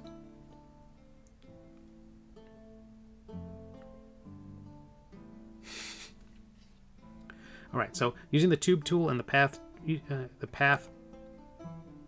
element, I'm going to try to draw a kind of tendril, and we'll see if that works at all.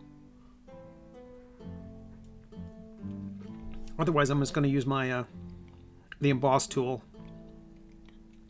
on the blade itself and pull out things like that and see if that has a better effect. Okay.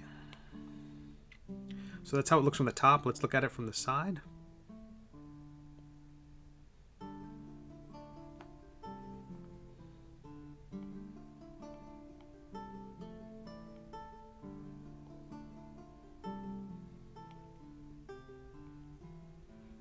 Let's adjust the radius.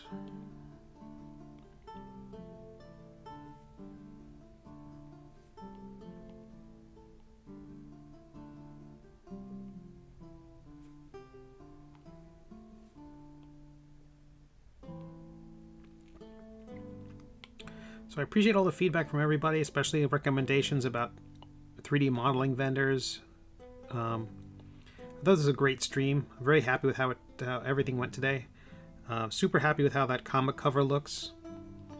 And it was exciting to get those photographs of the new mini prints while we were streaming. I think they turned out awesome.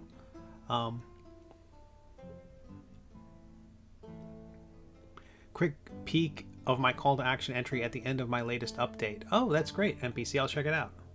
Max Power's comic is a comic that Max is posting from YouTube. So you might not see this in the Twitch chat, but Max Powers is a comic webtoon that's available on webtoons.com and the WEBTOON app. And it's a great comic, and I think it just hit 81 subscribers, if I remember the last tweet I saw. So please give it a subscribe, give it a look, and at the end of this stream, oh no, you won't be. Hopefully we're gonna raid somebody. But if you check out the replay at the 1 hour and 45 minute mark or so, there's a slideshow of artwork, and includes some art by Siobhan of Max Powers. You're getting confident with this using the software to sculpt. Oh, super confident. I'm very crazy. I now know what half the tools do.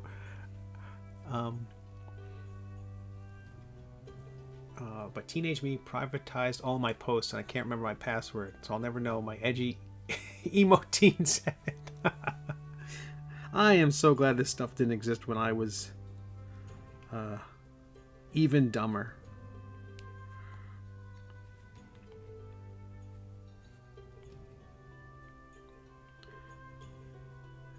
It's bad enough there are Polaroids of me as a young person out there. There are a few daguerreotypes of my misspent youth. Alright, I'm going to increase the topology so it's smoother. Oh! Trying to clicked on the wrong thing. So let's look at it from the top. I'm going to flip this thing. We'll start working on the correct side of the model here.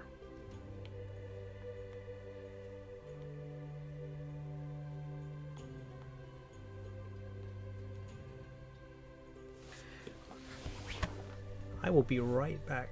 What? We're like the same age. We're like the same age. Like no, I'm approaching death rapidly. So this was the initial drawing of the tiny scythe of Pascal Possum. So those things on the skull are fairly spindly. I don't know what I was thinking when I drew that, but they kind of have veins and limbs and bits coming down the staff. So I think I'm gonna, because they're so skinny, I might extrude them from the blade. That might create a better effect, so I'll have to I might have to make the skull a bit more slender.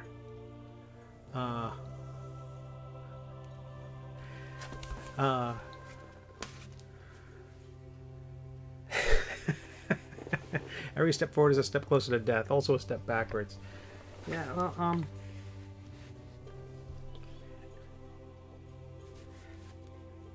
so I'm not. Death's right behind me, isn't he? All right, looking at that, I'm gonna make it a little taller, but also a little more slender, and then I'm gonna extrude those. I'm gonna try extruding those veins from the blade itself, and see if that works. Some of this too is because I'm gonna bring it into Photoshop and turn it into all this stuff like below. Because of that, I'm going to leave some of it out. Like in this drawing, the blade has a little bit of a sheen along the lower edge. I can do that in Photoshop without having to figure out how to model that. All right, let's look at it from the front. I'm not sure what narrowing the skull is going to do to the whole thing. I kind of don't want to because I'm so happy with how weird that skull looks. I'm going to look at it from the top view, and I'm going to bring in the sides of the skull me hide that tendril.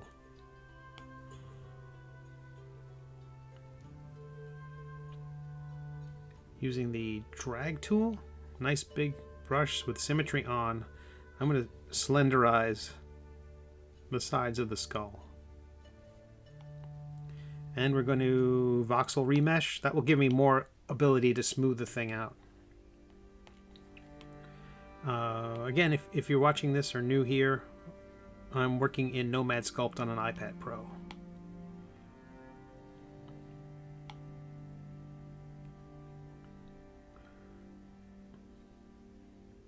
And I've kind of learned pretty much learned on Twitch how to use this program.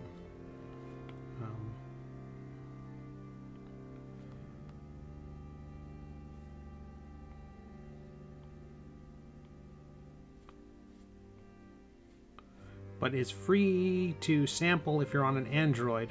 Nomad Sculpt is, and it is $15 one-time fee if you're on an iPad, iOS. So work on iPhones as well. You know, you're kind of not ideal to have it on your iPhone, but I've tried it. You can create something simple if you wanted to. It looks so happy. I think Death is pleased with themselves. I think they should be. I think in the drawing, the skull sort of has a beard, and it kind of blends into the staff. So I might have to push the skull back into the blade a bit. Looking at it from the left.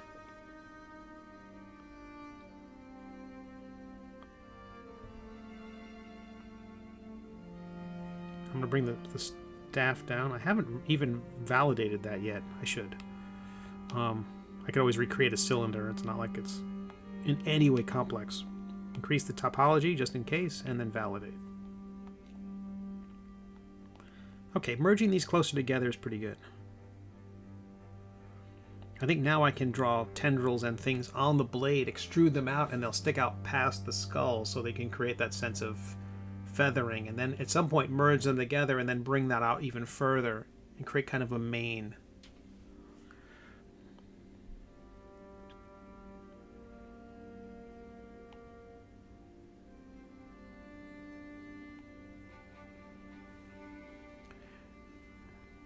Okay, so we already know that that thing's been remeshed. The blade is remeshed crazy. It's got a high resolution. So I'll make my mask brush very small. We'll just start off with a few simple. It's like a very smooth line. I mean, very not very pixelated is what I mean.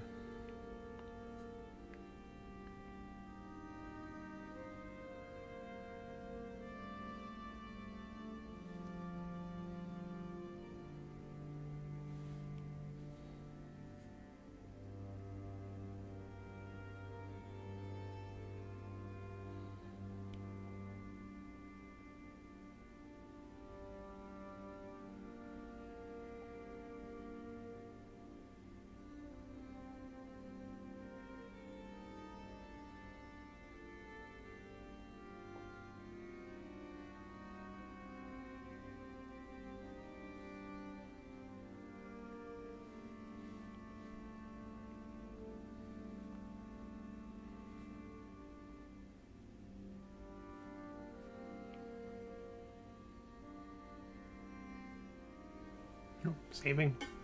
Get to drink some coffee.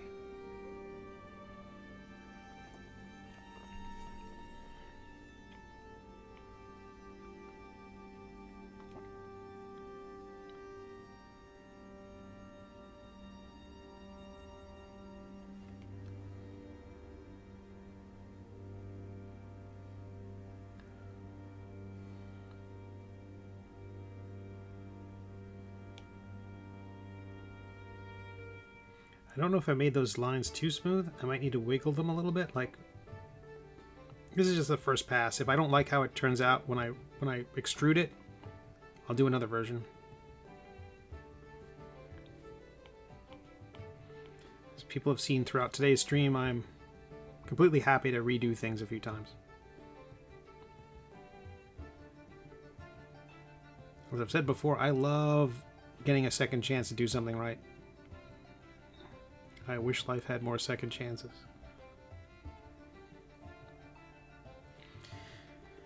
Alright, I'm going to try to extrude that and see what happens. We might hate it. Start with a simple. Yep, that's too thick. I thought that might be the case. Let's bring this down to like 0.1. So this is taking all the areas that are black and basically pushing out material from that, creating a brand new object, but based on the drawing you've put on the previous object. See, I think that could hold up. I think that could smooth really well.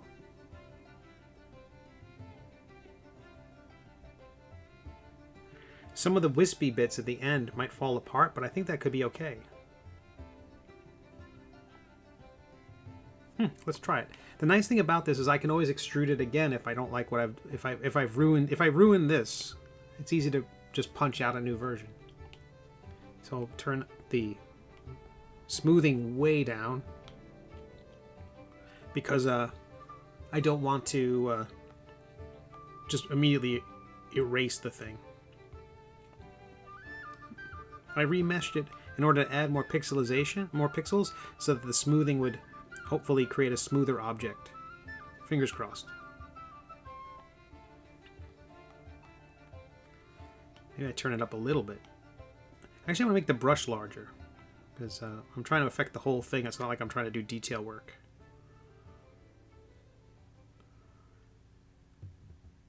It's not having much of an effect at all. Kind of surprised.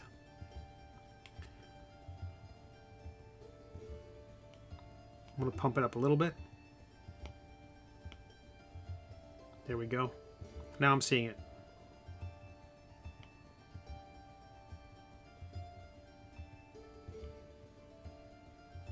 I think also that because previously I said, no, that should be fine. What's going on? I thought the lazy rope stabilizer was getting in the way. That's the thing that kind of smooths out the lines you draw. I thought it's trying to smooth out my lines so much. I'm turning this way up. I want to see things get obliterated at this point. There we go. Just to make sure it's doing anything. Like, I'm hoping that this will melt so much that it kind of just fades away.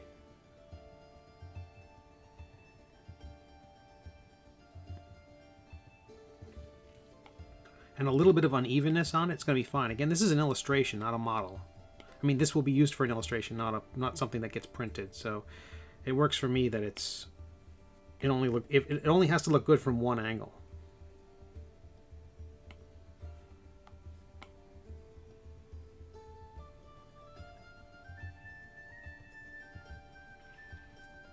But thank you everyone for being here. If you haven't subscribed to the channel or aren't a follower, not subscribed, but a follower on Twitch, please consider doing that. Without color, it could be flames. Everyone needs flames. That's true. I don't know what I was thinking when I did that. I think it was just more like, this texture will be fun. It'll never come up again. I'll draw it once and not have to think about it. Okay, so that's pass number 1. I'm going to go to the, where is it? Not the smooth tool, but the mask tool.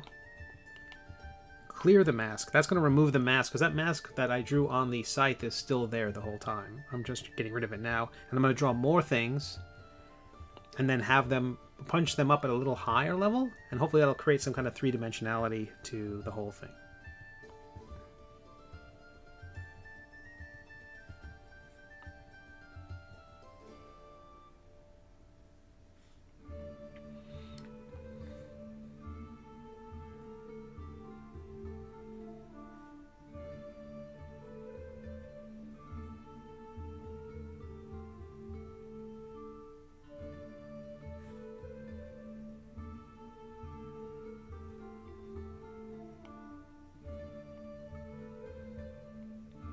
I should be more concerned about what it looks like underneath the skull if it comes out above the texture of what I've done. But I think if in the end, if I can merge all these tendrils with the skull itself, then I'll be able to even paint onto the skull and add more cool textures and things. I hope.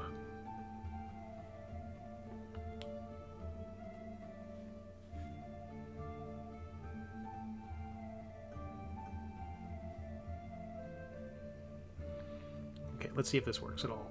If it's too much or too little, I'll just chuck it. Maybe less. Maybe make it a fraction of the previous one.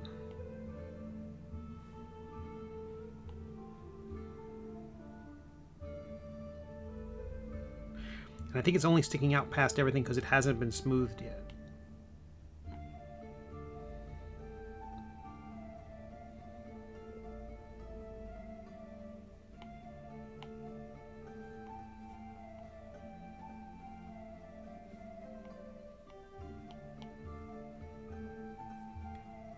Not bad.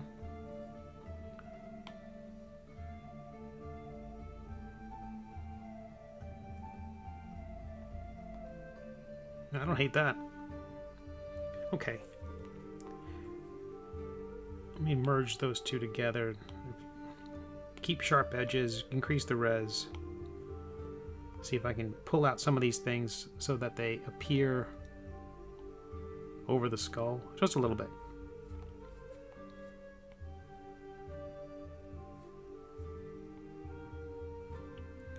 I don't want there to be a gap between the materials.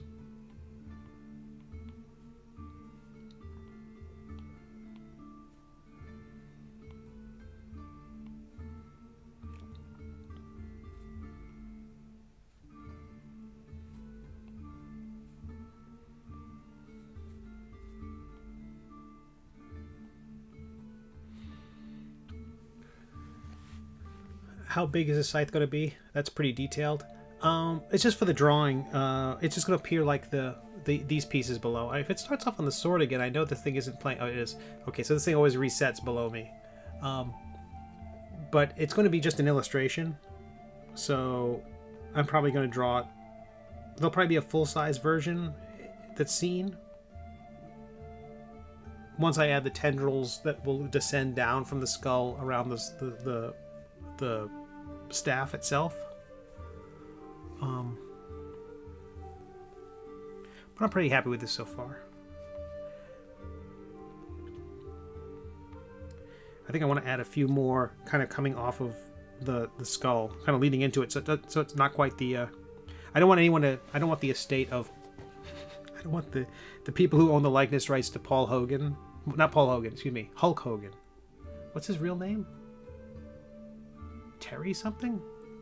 I don't want the estate of Hulk Hogan to come after me for the skullet.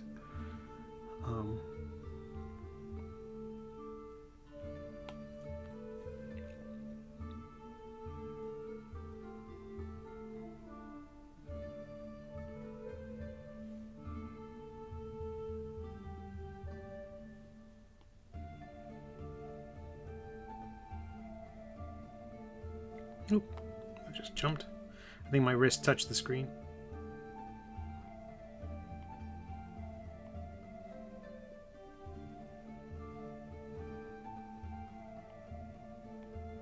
Oh, I have to remove the mask from that. There we go.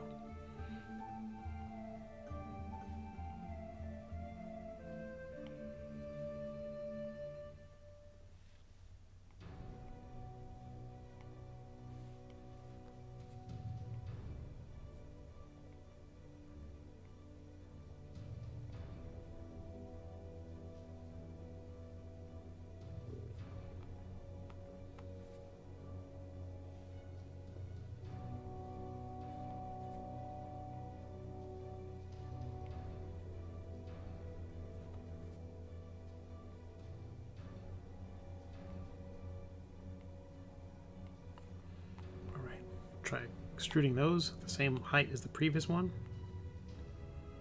Yeah, don't hate that at all. Let me remesh it, and we'll eradicate it. This will just soften it and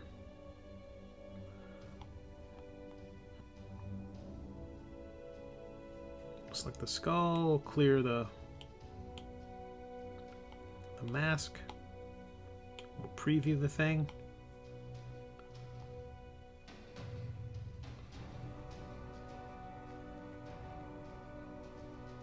That's fine. I don't hate that. All right, I'm gonna take these meshes and merge them together. Oop, not the skull, just the meshes. And high res, voxel merge.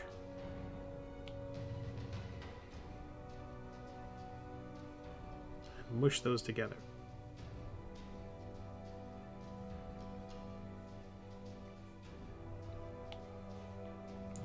I have been not paying any attention to what's going on in chat. I'm so bad. What colors will the surface be? Oh, it's going to be like a wood. I think it was going to be wood. At least the staff. Well, how about this? Let's say it's ivory, so skull colored, and that all those tendrils will be skull colored as well, and the staff itself will be skull colored. So kind of a bony ivory color. And then the blade will be metal. Maybe like a gunmetal might be awesome, but whatever will read best. Again, I don't plan on having it appear in the story, or do I? No, I don't. I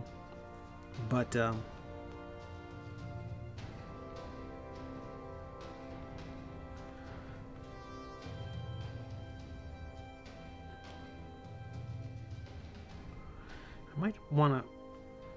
Yeah, let's do this. I'm just going to add a little bit more material using the mask tool again. If I pop out every place that it seems a little too spindly where it connects, I'm going to pop out more material. Oh, I kind of like that gap in there. Oh, I double clicked. I like that gap in there. So I'm going to put that back. But next to it, put a little more material.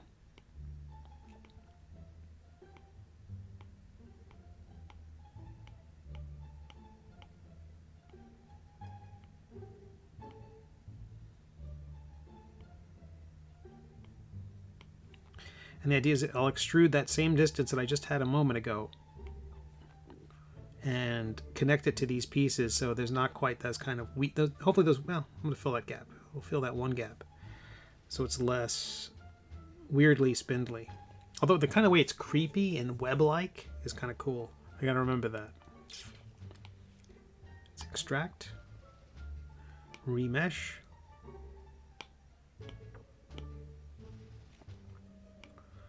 Select our other meshes, voxel merge, and then smooth.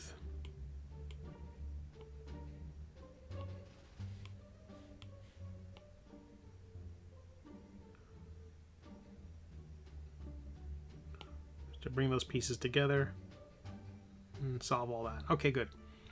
Let's get the mask tool again and clear the mask so we can see it. I'll worry about the tendrils off the chin. And I'm going to add some texture to the staff right now. Actually, the staff I'm going to make more interesting than that. It's currently just a straight cylinder, and that's kind of dry, kind of boring. Let's look at it from the front. Shrink our view down a bit. Use the lathe tool and a path.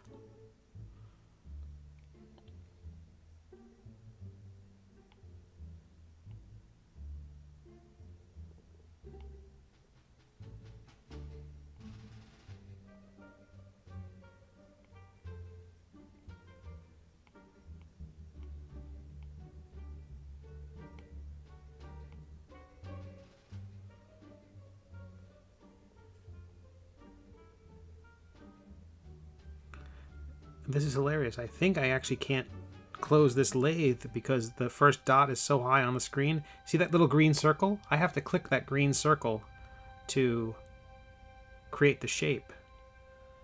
So I can't create the shape until I move everything down a bit. That's ridiculous. Once I create the shape, I can now move things back and create more points along the path. That was really weird. My first time running into that. I don't use the lathe tool a lot.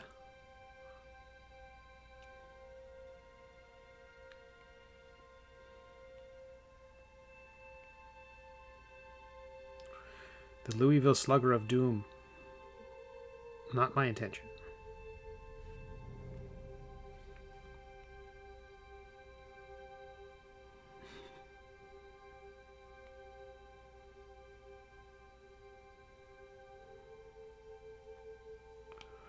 Increase the topology.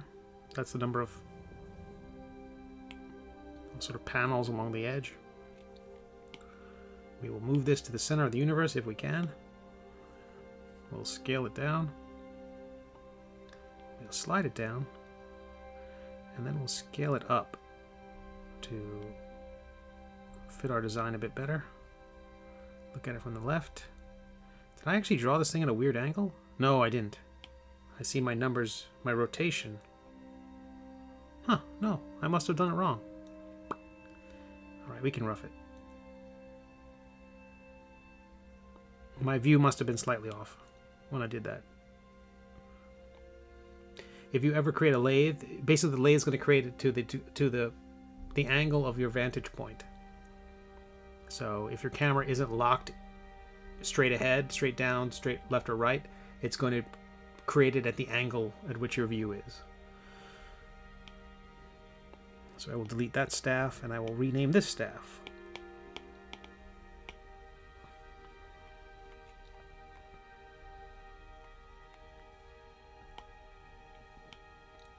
Remesh it at a nice large size. Let's draw some tendrils.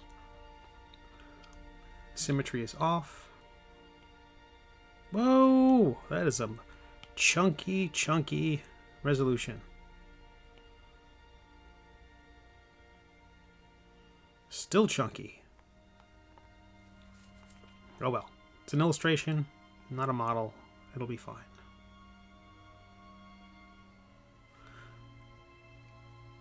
I'll tell you what. I'm going to put symmetry on. So it will draw this on both sides of the figure, of the model, and that way, if I'm looking at this from a 3/4 view, all these designs will appear on both sides, and it'll save me some time, and it'll look fine.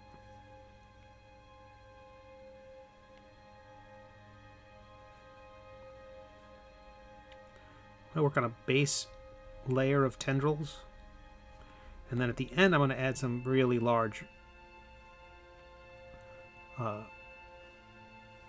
shapes, I think.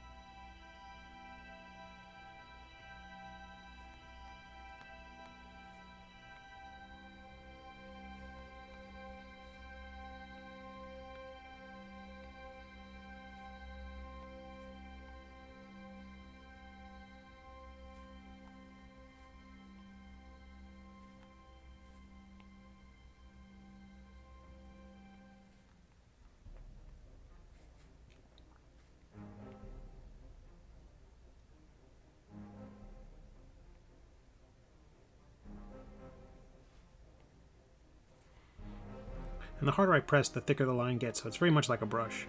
It's kind of nice. Or like a brush pen. Okay, let's try extruding that. I'm going to go with a very small height, like half of what we just had.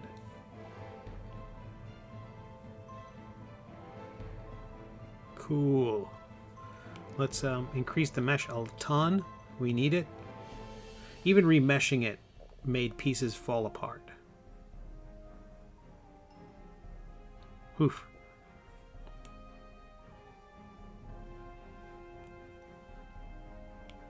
So let me go back a step. Let's see if there's something I could do when I do this mesh. If there's any way to increase the... I don't think there's any way to increase the...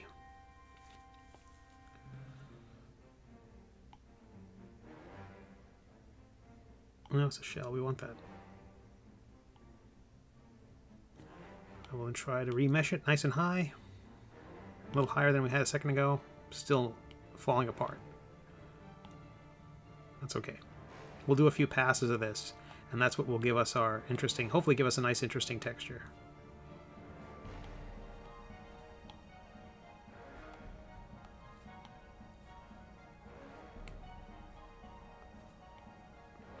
Let's do one more.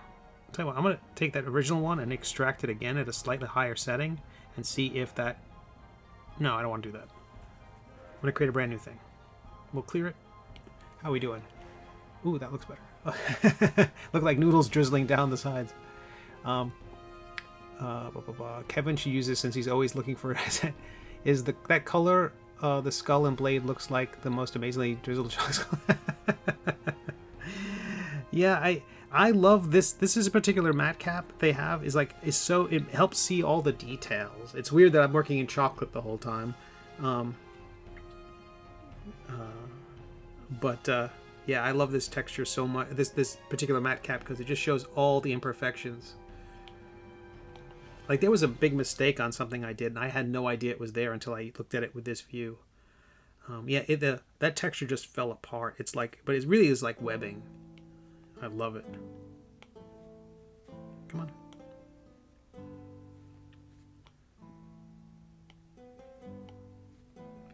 So I'm going to do next pass is going to be really simple and really strong. Hopefully it will hold up to the extrusion.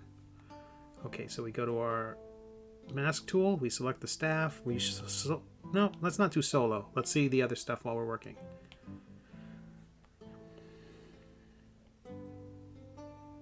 Oh, maybe too much. I'm going to increase the size of the brush a little bit.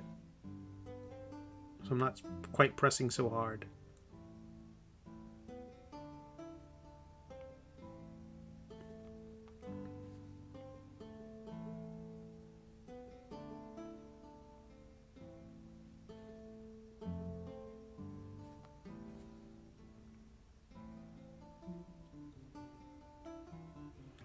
All right, that's it. That's all we're going to do. I'm going to increase the height a bit and extract. And that's much stronger. Good. We'll increase the remesh. We'll go to the smoothing tool again. Tear it apart.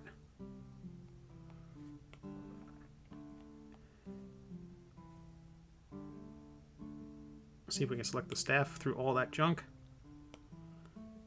We'll go to the mask tool. We'll clear the mask. How's everybody doing?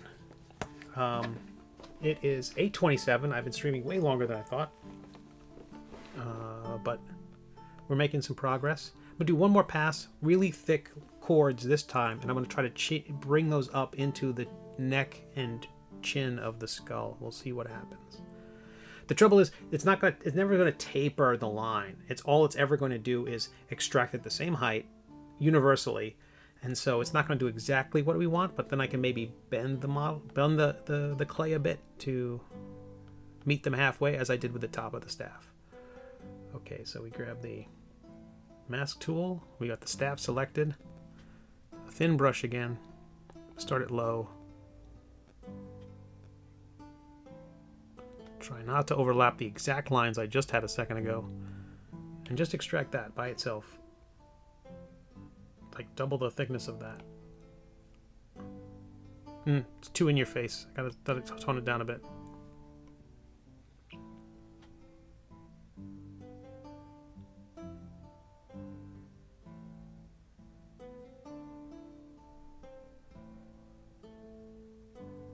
Oops. Select the staff again.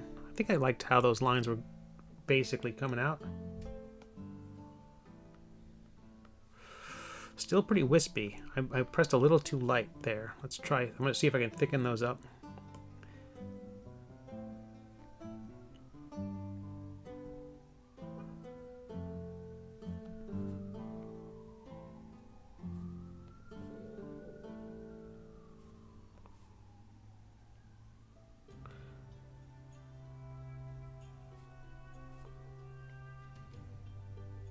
All these lines are going to be thick, so I really want to press hard because I'm going to extrude them so much and then melt the heck out of them. Okay.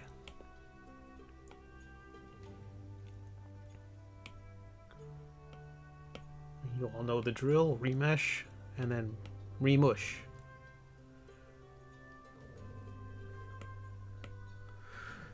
I'm edging toward the kitchen. Just do something, Steve.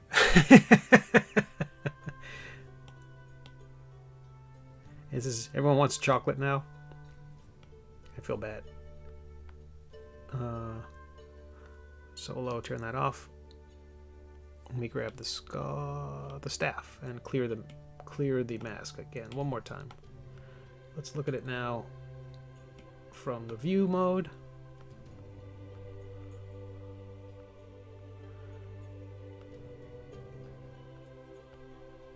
I think that's getting there. So what have we learned? I could work on this a bit more. I'm not going to work on. I think I'm going to wrap it up here. We have 7 people on Twitch, which is damn near a record. That's how I've been new at this. I'm new at this Twitch thing, as DEG/V will confirm. For at least the next 2 years, I'm new at this thing,